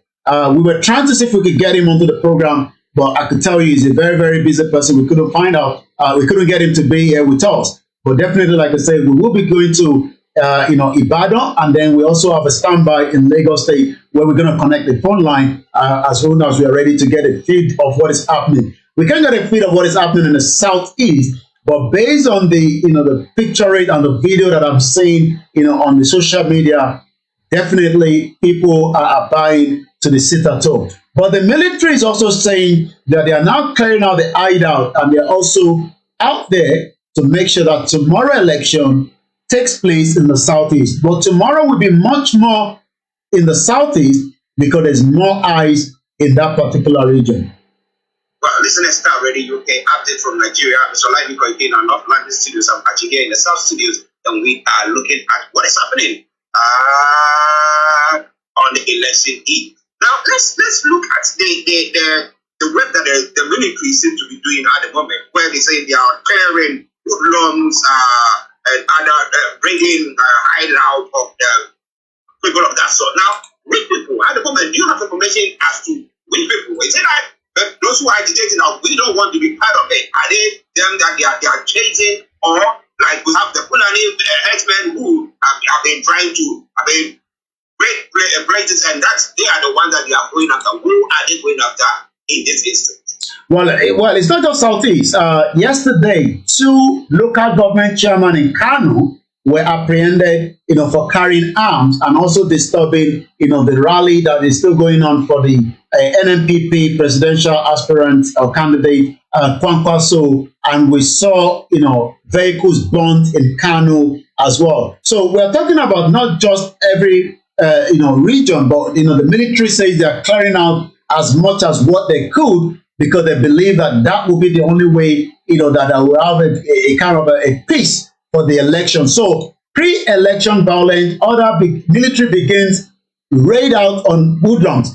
In Lagos State, some 3 weeks ago precisely, we saw the military moving very early in the hours of the morning and apprehending as many people as they can that believe that they could be used as part of the tout to disturb the peace of Lagos State. There is more military vehicle as I speak to you right now in Lagos State. But what we can say is the military, the police, and the Department of the State Services has begun massive raid on the hideout of Hoodlum as a preemptive measure to curb violence in the election. As part of the crackdown, no fewer than 63 suspects thugs were arrested in Kano yesterday after the Hoodlum, like I said, attacked the New Nigerian People's Party supporter. It is also learned that 4 persons were killed while 10 vehicles were destroyed during an attack in also Nibawa Zaria Road. It was also learned that the NNPP supporters were also on their way to Kanwa Dangora on the outskirts of the city to receive the party presidential candidate Rabiu Kwankwaso when this incident happened. Also, we know that as of this morning, there's also a news that is already out there that almost $500,000 was found in a particular honorable where, remember that we told you that in Rivers State, a radio station and a TV station was destroyed. That is the same honorable that have been apprehended with $500,000. What is the money for? What is the purpose of that? According to the information, Dr. Chinyere Igwe, a member of the House of Representatives, has been arrested with a bundle of dollars along Anna Road in Port Harcourt. The police has confirmed that, and he also says that this money is part of what they're going to be using for the campaign for the PDP in Rivers State. Now, Dr. Chinyere, was he the owner of those TV stations? Well, yes. According to the information, he's part of the owner of such, institution. Yes. Is there any law against him having that amount of money? Because people who have bullion banks in their homes, and they think that is all right. Well, that is the question, and this is where vote buying comes up, and this is what the president is trying to avoid, by trying to induce Nigerians, by paying money for them to vote for you. According to the State Command, Grace, Igwe was now during a stop and search operation by the operative deployed to the Independent National Electoral Commission office along Aba in Port Harcourt. Following his arrest, the Assistant Inspector General of Police deployed to the state has ordered swift interrogation and arrange of the lawmaker. Igwe will also represent the Port Harcourt Federal Constituency 2 in the Green Chamber of the National Assembly. Is a staunch supporter of the People's Democratic Party. So what we can confirm is, the question you ask is, whether we can have people moving around with such substantial amount of money at this particular time in the history of this election. The question is, there's little amount that you can do when it comes to moving amount of money. But since Naira is not available, dollar is still available to be moving around. Well, listeners, it is Star Radio UK. It is your favorite African and Caribbean radio station in London. And I think we've got Onochita. I don't know. Let me see whether it's... Okay. Yes, okay. I want to use the head so that I can hear well. Okay, do so, continue to do so, and then I'll come to you. But let me go to your Onochita's sound coming Through. I'm with you. Okay, you are okay now. Yes, sir. Yes, Anachita, good morning to you. Can you please introduce yourself to our listeners? My name is Onacheta Matthew from Oyo State in Ibadan. Yeah, so I'm reporting from Oyo State in Ibadan. Oh, okay, from Oyo State in Ibadan. Okay, Yomi, maybe you also want to interact with them before I go on with. Okay. The election is just less than 24 hours. If you want to put the phone on the landscape, that would be better. It just can be done. Tomorrow is an election in Oyo State, just as in other states as well. What is the situation presently that you can tell us, and the expectation as many of, those that will be coming out to vote tomorrow? The expectation there, although many people, even including myself and a lot of people, some people have been threatened the heavy security on ground. They are talking about when this thing is just election alone. Then why the heavy security outside there? So some people are scared from that side, and some on the other side, some people are being forced. Because I have like 2 or 3 or 4 people that sells something around one garage or the other. The instruction given to them by the chairman is all of them should gather at a way. They will carry them with their boss to where they are going to vote. So they have no choice than to come there, because if they do not, they will not allow them to sell at that place that they are selling. And 3, we have some politicians that will come out that will say they want to vote. It's their own right, but based on what I'm saying, it's just some set of people that will come out tomorrow to vote. And some many set, like let me say 60 to 40%. 40% will come out tomorrow to vote, and 60 will not come out. And out of those 40 that will come out, many of them were being forced under some circumstances, and they have no excuse to go out tomorrow. So tomorrow election is not, to me, is not the definition of democracy where what people are talking about, what people are preaching. It's not that. People just go out tomorrow to vote, so that the way they discuss it for them, that if they didn't vote, some people were hijacking, so they have to go out to vote. And people too are scared of hijackers, like all this military hijacking the power. So many people are scared from that side. Okay. We have let's get from Lagos State axis. We have one of our reporters as well, working on behalf of the sister broadcast on Star Radio UK. The election tomorrow, and first and foremost, can you introduce yourself to all our listeners on Star Radio UK as we are monitoring the situation in Ibadan or your state? But let's get the perspective of what is happening in your own end. Very good morning, and let's hear from you. Good morning. Good morning. My name is Amatas. I'm around Lagos and the state boundary. So what we can witness here is that some people are outside. They are folding their hands, they are observing, and some people do open their shops. Some shops are closed as I'm talking to you right now. And also we can see some security men, they are patrolling with their Linux cars. Some are even transporting the election materials. And also yesterday we see that we also see that some political talks were doing some under one tree around the area here. So I think they're not there anymore today, I think, because I think maybe they're just hear the news about those security men, they are patrolling and looking for all dogs out. So I can see that they're not there anymore, and people are just outside, they are putting their hands. They're not panicking, but what I can just say is that I think there's going to be a political party tomorrow. Like most people come out to vote. As I can see, because some of them they're not ready to come out to vote. Because some are panicking, and some are observing what's going to happen, because they have been thinking that this is going to turn to violence. So we see some talks they have passed around here with motorcycle. Yeah, that's what they used to say, motorcycle. Okay. Motorcycle have been banned in Lagos, so they are now in the states. They have been using motorcycle to pass their cars, using the same cars and PDP cars. Two political parties have found in Nigeria that they have, and they are the most popular rival. So they found their past. So most people are not open. So that's it. Okay. All right. So yeah, patrolling around. So people are not opening shop. They are just putting their hands. They are outside. All right. We'll come back. We'll come back to you in just about a few minutes. Let's go back again to the main studio back in Mr. Archie. I'll come back again to you right now.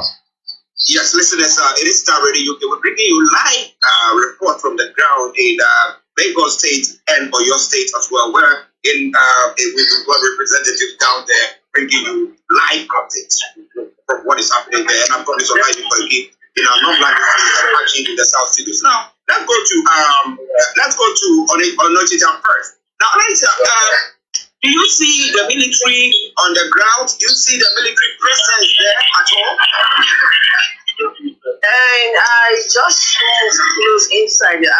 Based on the last location I was before at Iwo Road, there are some military armor tank. Some are going towards Osun and some are going towards Ojo Road.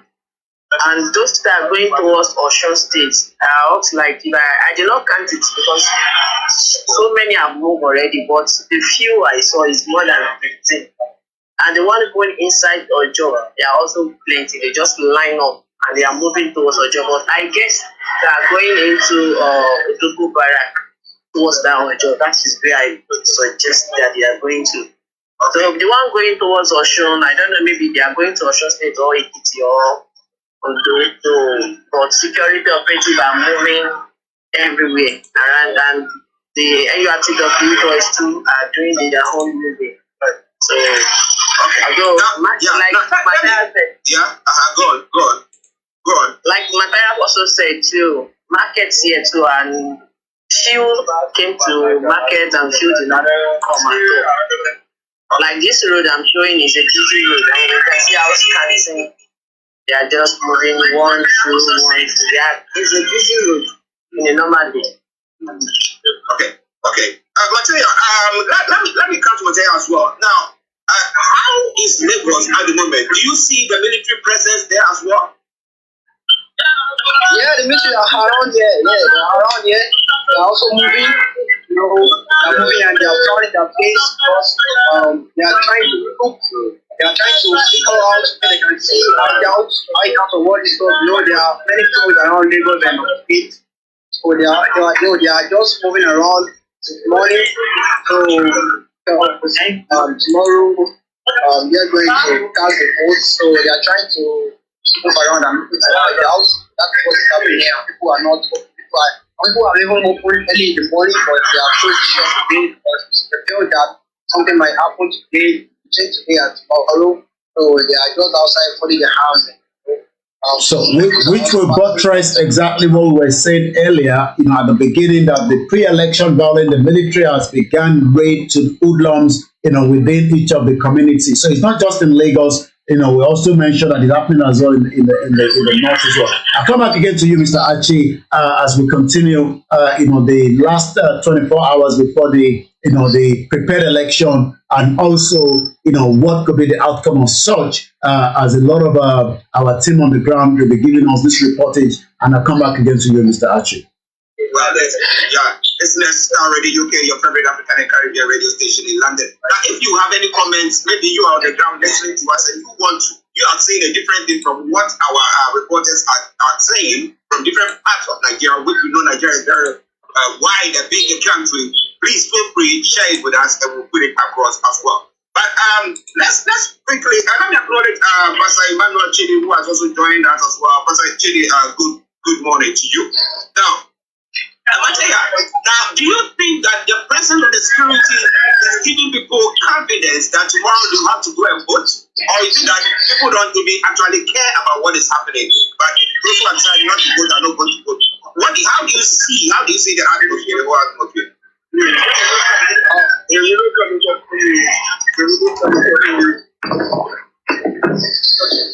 Mataya didn't hear me. Okay, let me relay that back. Okay, I can hear you. I can hear you, but okay, I can hear you. I thought you were talking from. Okay, the thing is that people are just what I can observe here is that there's going to be a political party here tomorrow. I wouldn't say political party. Me, most people won't come out today because they are scared of what my family come up. Because I've seen there's panic around here for the because of the military president, and we also observe yesterday that there are some political laws that they have had some meetings around some corners around the area, usually local government of this area. So people went desperate by food market, so now money so that market are not open because they are scared of that, protection. So it's just less than 24 hours. When I just compare, people are not feeling the confidence. They're just trying to observe what's going to happen. Because what I can see here is that the come out tomorrow. But we are seeing some millions that carry ballot boxes, and we also receive some people at their polling units. They are taking their names because they have pasted some names around the walls around this area there. So people are taking their names. People are just not fun at their putting their hands on having there's a position just passing now. Okay, yeah, there's a position just passing now. Let's us, yes, I can see. Yeah, okay, they are just passed. And also, we've also witnessed that all these Iberians, there are people that used to call Iberians, that used to collect money from all these people that used to, all these commuters, all these commercial bosses, they are not outside today because I don't know what is happening. They are going to get tomorrow, or maybe they are scared of the military president, maybe we need to pick them up. So they are not around to do our work. So the people that put it freely, they are not stopping the motor people that used to do commercial bus. They are only stopping them because they are not around. So that's commercial just part now. One is shaman around here. So I don't have to make. Okay, let's go to Yomi. Well, let me go back to Oyo State. Oyo is a very, very big state among the Yoruba land. And this goes to Onoche. As the expectation tomorrow, what is the mood of those that disagree with such an election, especially as we know that in Oyo State we have a lot of Yorubas and those that are also in favor of no election that wants a Yoruba nation. So what is the mood, as the election is just 24 hours and those that are also saying that they would prefer to have a Yoruba nation? So what is the mood? And we can ask the same question back to, Matthias. So let's go to your state. Actually, sir, before I answer the question, I have someone passing by that hear our conversation, but he said something that is not putting. And I said he should go down. Maybe you can also ask his own idea on it. So okay. The person is here with me. Hello.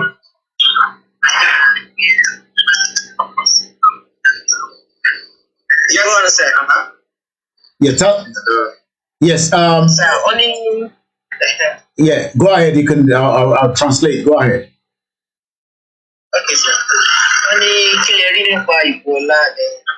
Ǹjẹ́ máa dìbò nípa Ìgbòlá ní pé mi ò kí ìbí àmà ìdìbò lọ́la yẹn torí wọ́n sàn pé kò sí much kò lè sí ẹgbẹ́gun náà ká ìjọba yẹn sọ sí ìgbàdé pé àwọn náà ò sí wọ́n ti pé anybody fẹ́ jẹ ní ilé tó bá láyé máa wà bí àti jáde lọ bí a fẹ́ lọ dìbò. Ṣé torí pé kò sí cash àti owó torí kò sí owó ni wọ́n sì fẹ́ lọ dìbò ni àbí nǹkan mi wà níbẹ̀? No, bẹ́ẹ̀ ni sà ọ́nà tó bá lókùnú àti agbára lè dìde láti kó o fẹ́ lọ rí bọ́sítà láti lọ kó o fẹ́ lọ dìbò bọ̀ sí tó bá sókùnú àti dìbò tó bá sókùnú àti di lọ́sítà tó bá wà lẹ́fẹ̀ẹ́ kíkó yẹn náà kó lọ. Okay. And those that are watching us on Star Radio UK, the question that was asked is, why is he not voting tomorrow? And just as we have discussed, he says there's no reason for him to vote. And the reason for that is, if you're not happy in a society, in a country, why would you want to vote? Especially with the money crunch that has been one of the biggest problems to the average layman, and that is what that individual was actually saying. Hello, sir. Yes. We also have another one of the citizens here that also have one good thing to say about tomorrow's election. What perspective do you see to tomorrow's election? Thank God I know that everything is likely to go very fine. Because in Nevada here, the atmosphere is very, very peaceful. So by God's grace, I believe that things will go as we want it tomorrow morning. So that's just it. Okay. Thank you so much for joining us on Saturday UK. So let's go to Matthias before we let Matthias go, and we still hold on to the live footage coming from Oyo State. Matthias, the Yorubas, in that particular axis, what is their take, for those that disagree or those that agree with the election? Before we let you go.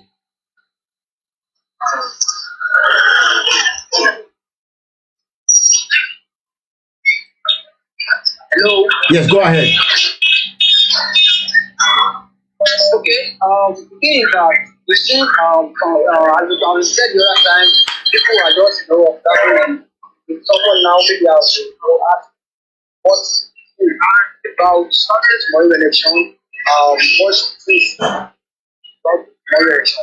Okay, can you say the power for Okay, we're trying to get somebody else to speak to us. That's what Mata is doing. So let's go ahead.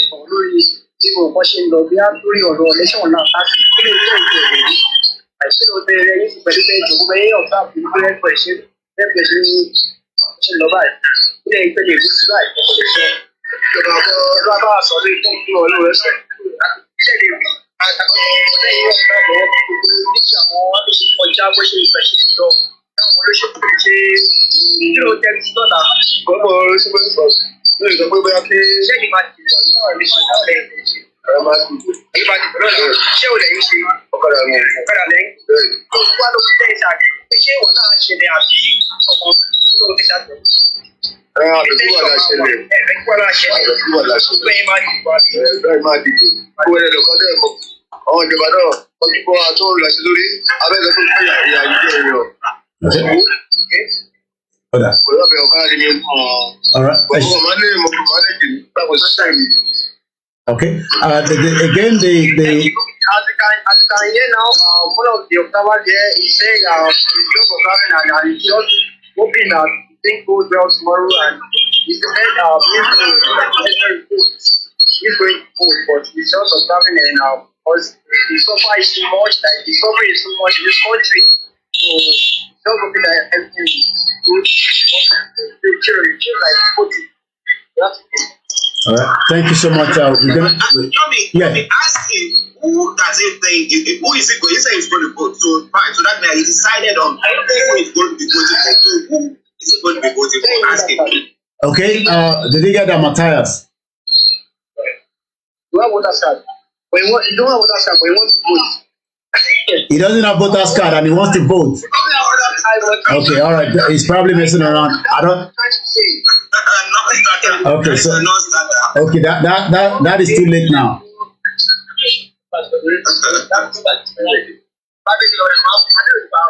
All right, we're gonna let Matthias go. Thank you so much, Matthias, for the reportage all the way from the Ogun Lagos border where the report is coming from.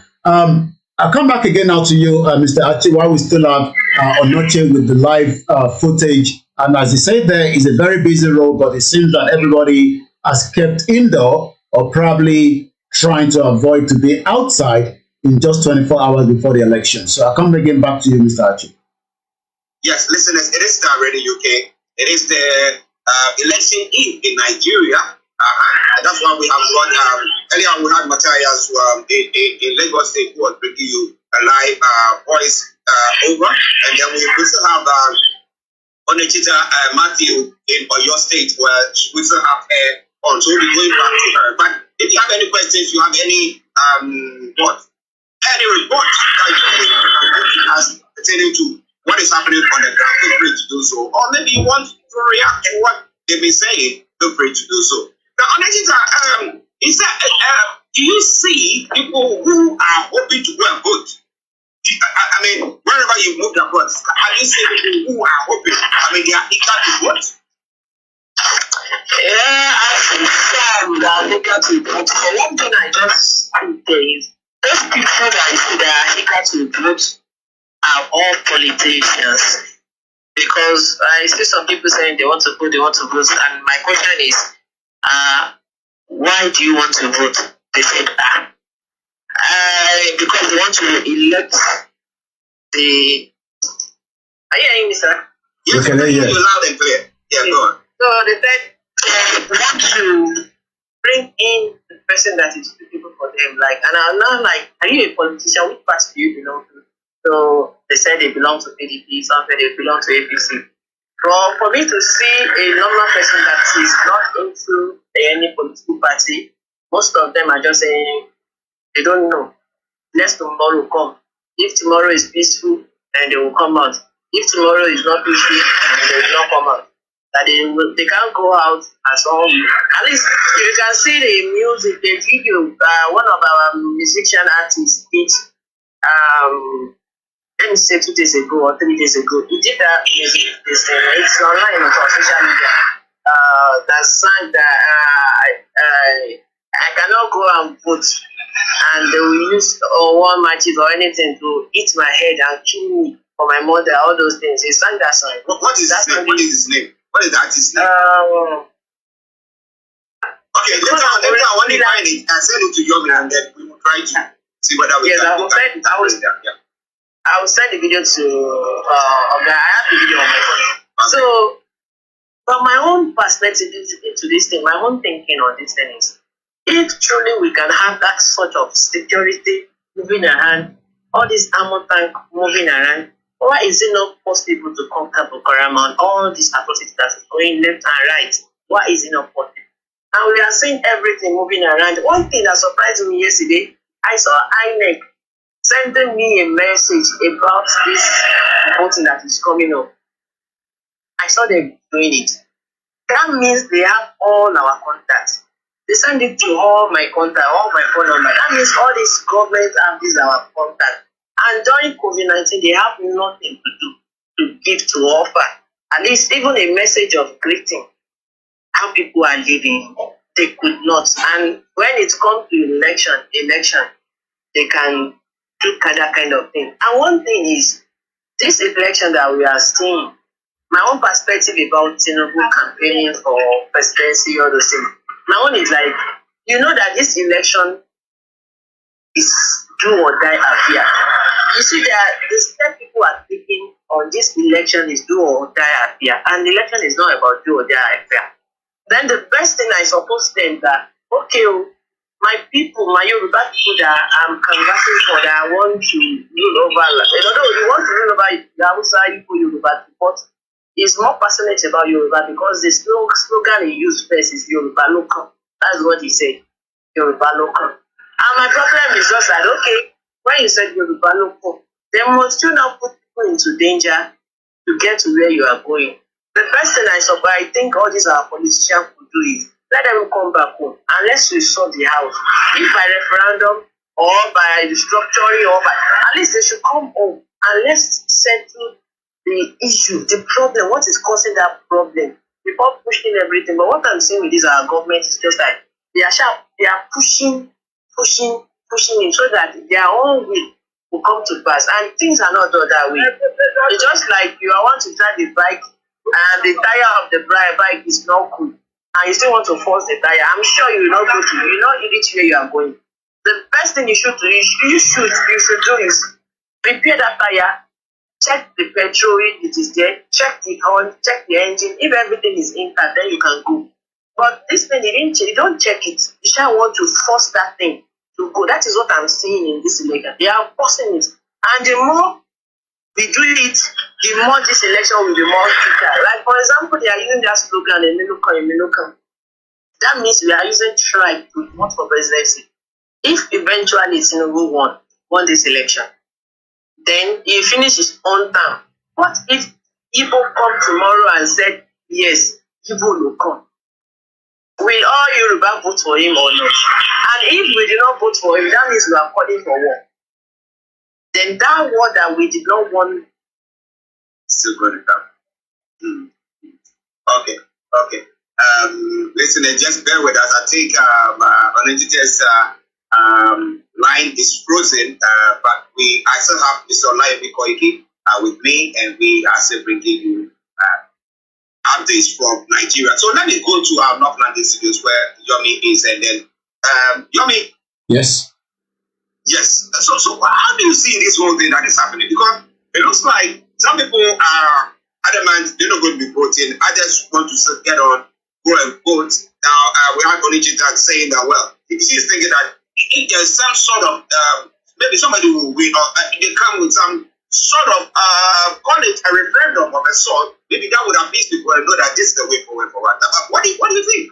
Well, I've seen from the Labour Party, I've also been complaining that, it seems INEC have not done exactly putting the Labour details properly in the, what the Nigerians will be using tomorrow, to cast the vote. So there, you can hear from Matthias that it seems that people are scared and concerned, just as, your state, two different states.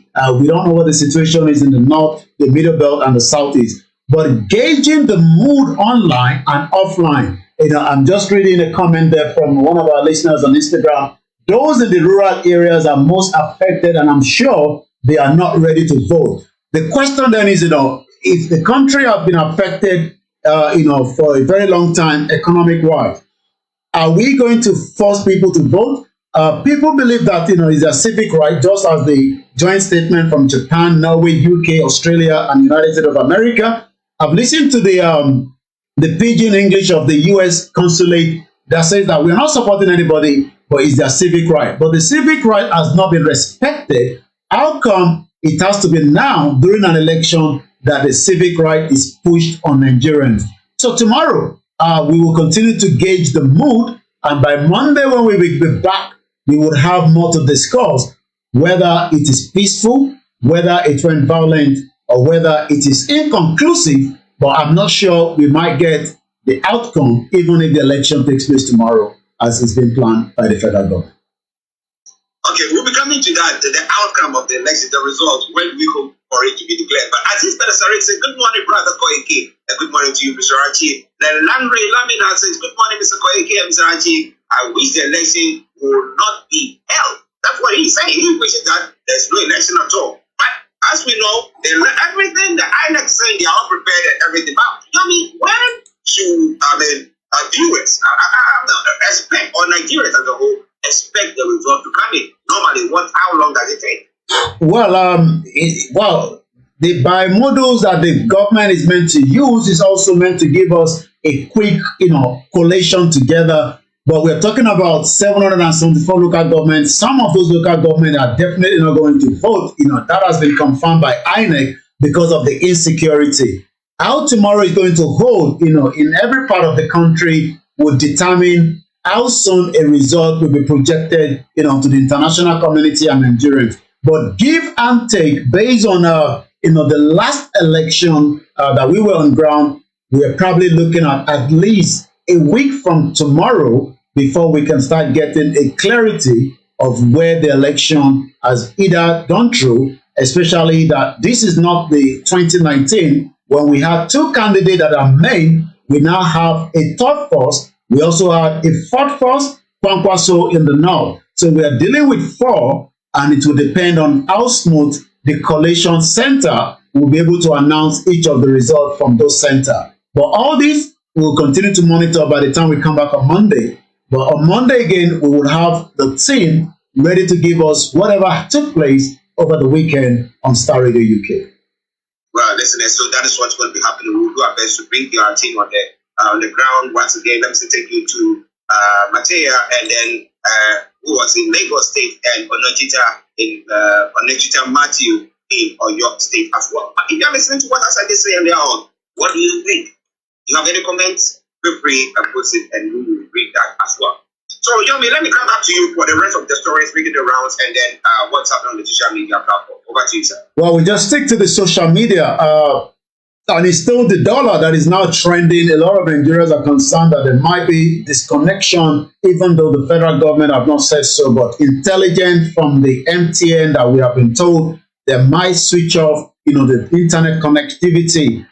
They too sit at home in Enugu. Look how dirty the place, very dirty. When Biafra come, we can't in such a dirty environment. And that is again coming from, Simon Ekpa has been one out of so many people that have been talked about since yesterday, is actually still leading when it comes to politics and trending on the social media with 173,000 tweets so far on him alone. The dollar is trending, Tambuwa is trending, and the reason the dollar is trending is because we just said in that earlier broadcast that almost $500,000 was found, in the hand of one of the House of Rep. I mean, that is a huge amount of money, and I can see him there with the dollar, even though we don't have the system to show you at the background, but we'll probably do that on Monday as well. Kwara State is trending as well, as more Yorubas will probably be waking up tomorrow. More energy is still being pushed,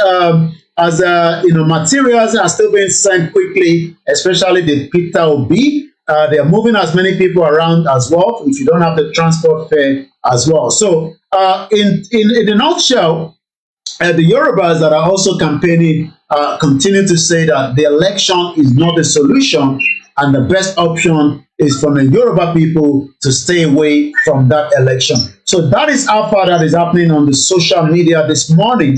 But like I said, we will have the same thing, probably maybe extra ready for Monday, when they'll be giving us report from every state on Star Radio UK. Okay, listeners, it is Star Radio UK, your favorite African and Caribbean radio station in London. I've got Onojita back on, let me see. Hello, Onojita? Yes, sir. I'm fine, sir. Let's go. Okay, good. Your image is not showing, but that's okay. Now, just a quick one before you leave us as well. Now, okay, let me read this comment quickly. Now, Pharaoh says, can elections solve Nigeria's problem? Capital, no. And then Lamina says, yes, capital, no. So they are of the view that elections will not solve the problem of Nigeria at the moment. But, now looking at the various parties who are vying for the three top contenders, the front runners, who do you think has got much popularity in Oyo State?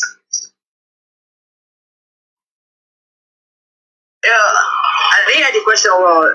Yes, I was saying, I was asking the top three contenders, that is Tinubu, who hails from Yoruba, Atiku from the north, and then Obi. Which of them, of these three, do you think has got more support in Oyo State? Presently, Tinubu have more supporters in Oyo State. Okay. So then the other party will share. Peter Obi and Atiku will share the vote. Only the strong and serious party members will go for Atiku. Peter Obi, he goes down brand are fully conversing converging for him. At least telling people, broadcasting it, Igbo people stand strong beside him. But the Yorubas, majority, like 80% of Yorubas are following Tinubu. Others are Peter Obi and Atiku. But the question I ask people say, when you said you are a Yoruba and you wanted to vote for Tinubu or all those things, what they are telling me is just that all they care for is their son. All they care for is their son to rule. So that is the kind of thing that the foundation which our Yoruba have now laid out now.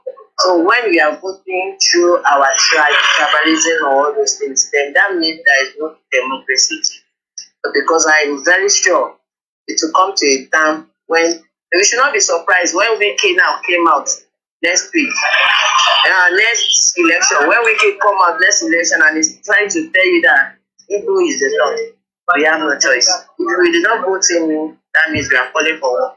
Okay. Onechita, let me say thank you very, very much. I will hope that I will get you on Monday. Give us a live feed of what is happening there. But Yomi, Onechita, then before we run out that discussion. No, that's fine. I think we've got enough from him already. That's fine.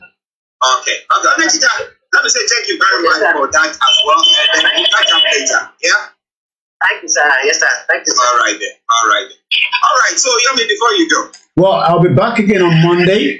Stay tuned on Star Radio UK and the sister broadcast. But Monday we will have, the same team that will be ready to give us, live reportage from the southwest, and if we can get from the northern part and the southeast, we would also do. But for now, all we can say for those of you back home, stay safe. As a lot of you that will be heading out tomorrow, and those that probably won't be going out, the most important thing is your life matters before anything else.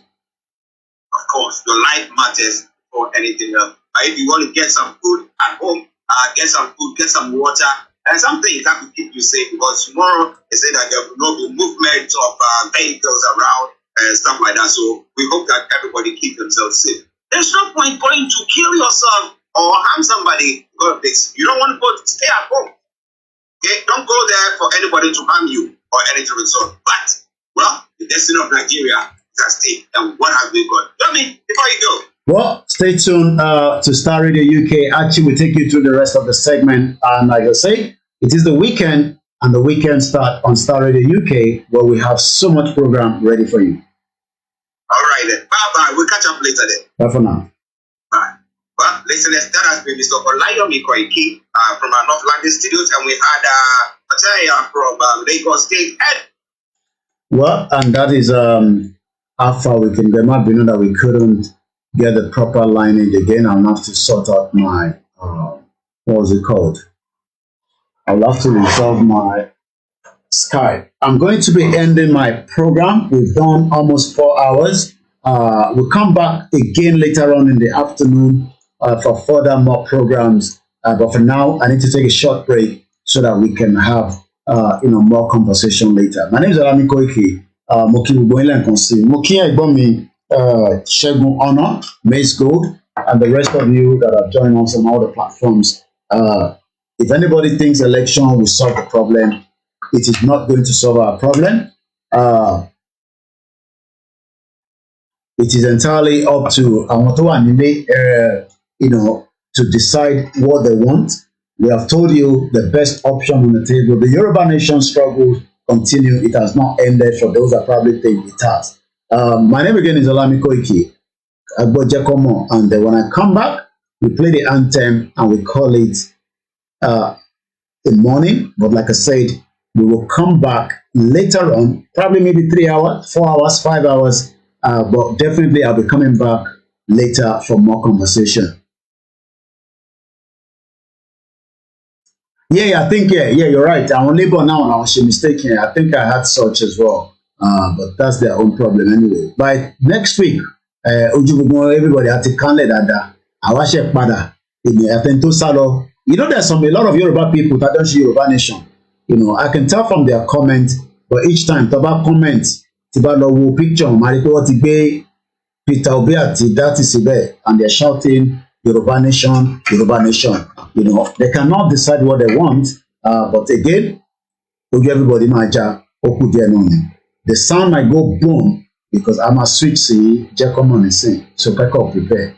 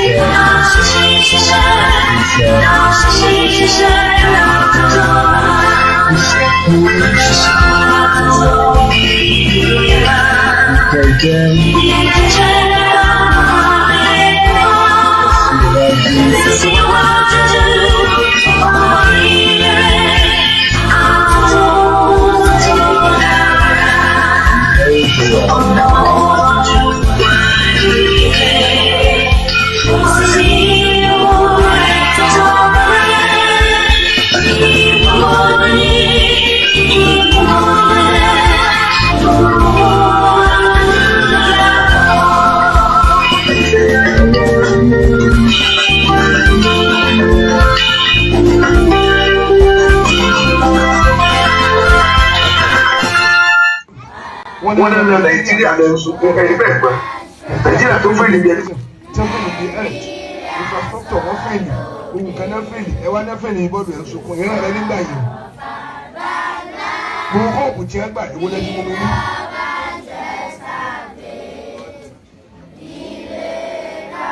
àfáàmì náà wá sí ọmọ kí wọ́n na ọmọ wa lágbàá lórí ìgbà ọmọ ẹ̀dá nù wọn.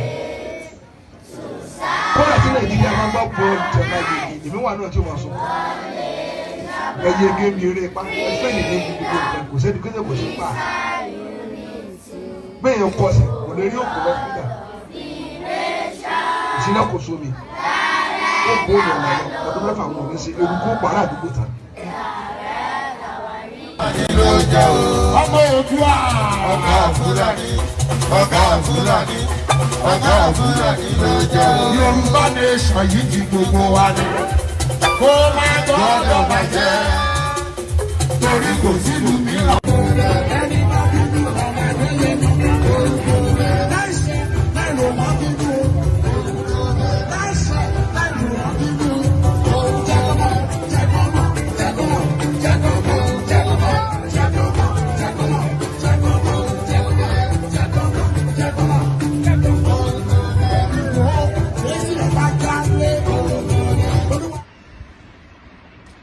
Life is so funny. You come with nothing,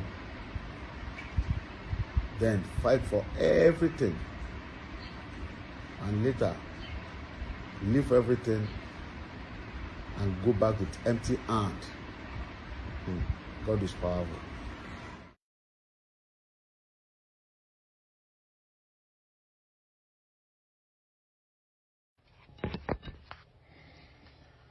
ó jọ gàté kò jọ gàté Yorùbá Nation ṣe bí eré ó kéde ara rẹ̀ Yorùbá Nation rèé o ó dúró nàtán Yorùbá Nation ó dúró gédégbé làwáwà ó dúró gbáǹkéké ó dúró gbáǹkọ́gbì bí ọ̀pá ọ̀ranyàn káàkiri nílẹ̀ Amẹ́ríkà ìlú tí a tẹ̀dó sí orókè Oòduà onílẹ̀ Yorùbá kò lè farasin Yorùbá Nation ti dúró nàtán fáyé rí ní USA ló bá tán ẹgbẹ́ ìlànà Oòduà lábẹ́ olùdarí ọ̀jọ̀gbọ́n àgbà Bánjí Akíntóyè ẹ̀ka ti USA lábẹ́ ìṣàkóso Barrister Adékúnjọ ń ló gbé akéde Yorùbá Nation yìí kalẹ̀ kàǹkà àgbájọ ọwọ́ là fi sọ̀yà o àjèjì ọwọ́ kan ò gbẹ́rù lórí kárìn kápọ̀ yíyẹni gbogbo ọmọ Oòduà nílẹ̀ Amẹ́ríkà àti lágbàáyé ńlá pè láti darapọ̀ mẹ́gbẹ́ wa yìí ní www.ilanausa.org tàbí kí ẹ pè wá sí 202-210-3251 Yorùbá Nation kéde ara rẹ̀ fáyé rí ojú tẹlẹ́gàn. Yoruba Nation is calling sons and daughters of Yoruba land and citizens of the world. Behold, the Yoruba Nation has come to stay. The billboard is magnificent. It is beautiful. It is second to none. It is historic. Sons and daughters of Oduduwa land, this is a clarion call for you to be part of history. Make haste and join Ilana Oma Oòduà USA at www.ilanausa.org. Today, as tomorrow may be too late, Yoruba Nation is second to none. Call us today at 202-210-3251 3251. Yoruba Nation, Ògo Adúláwọ̀.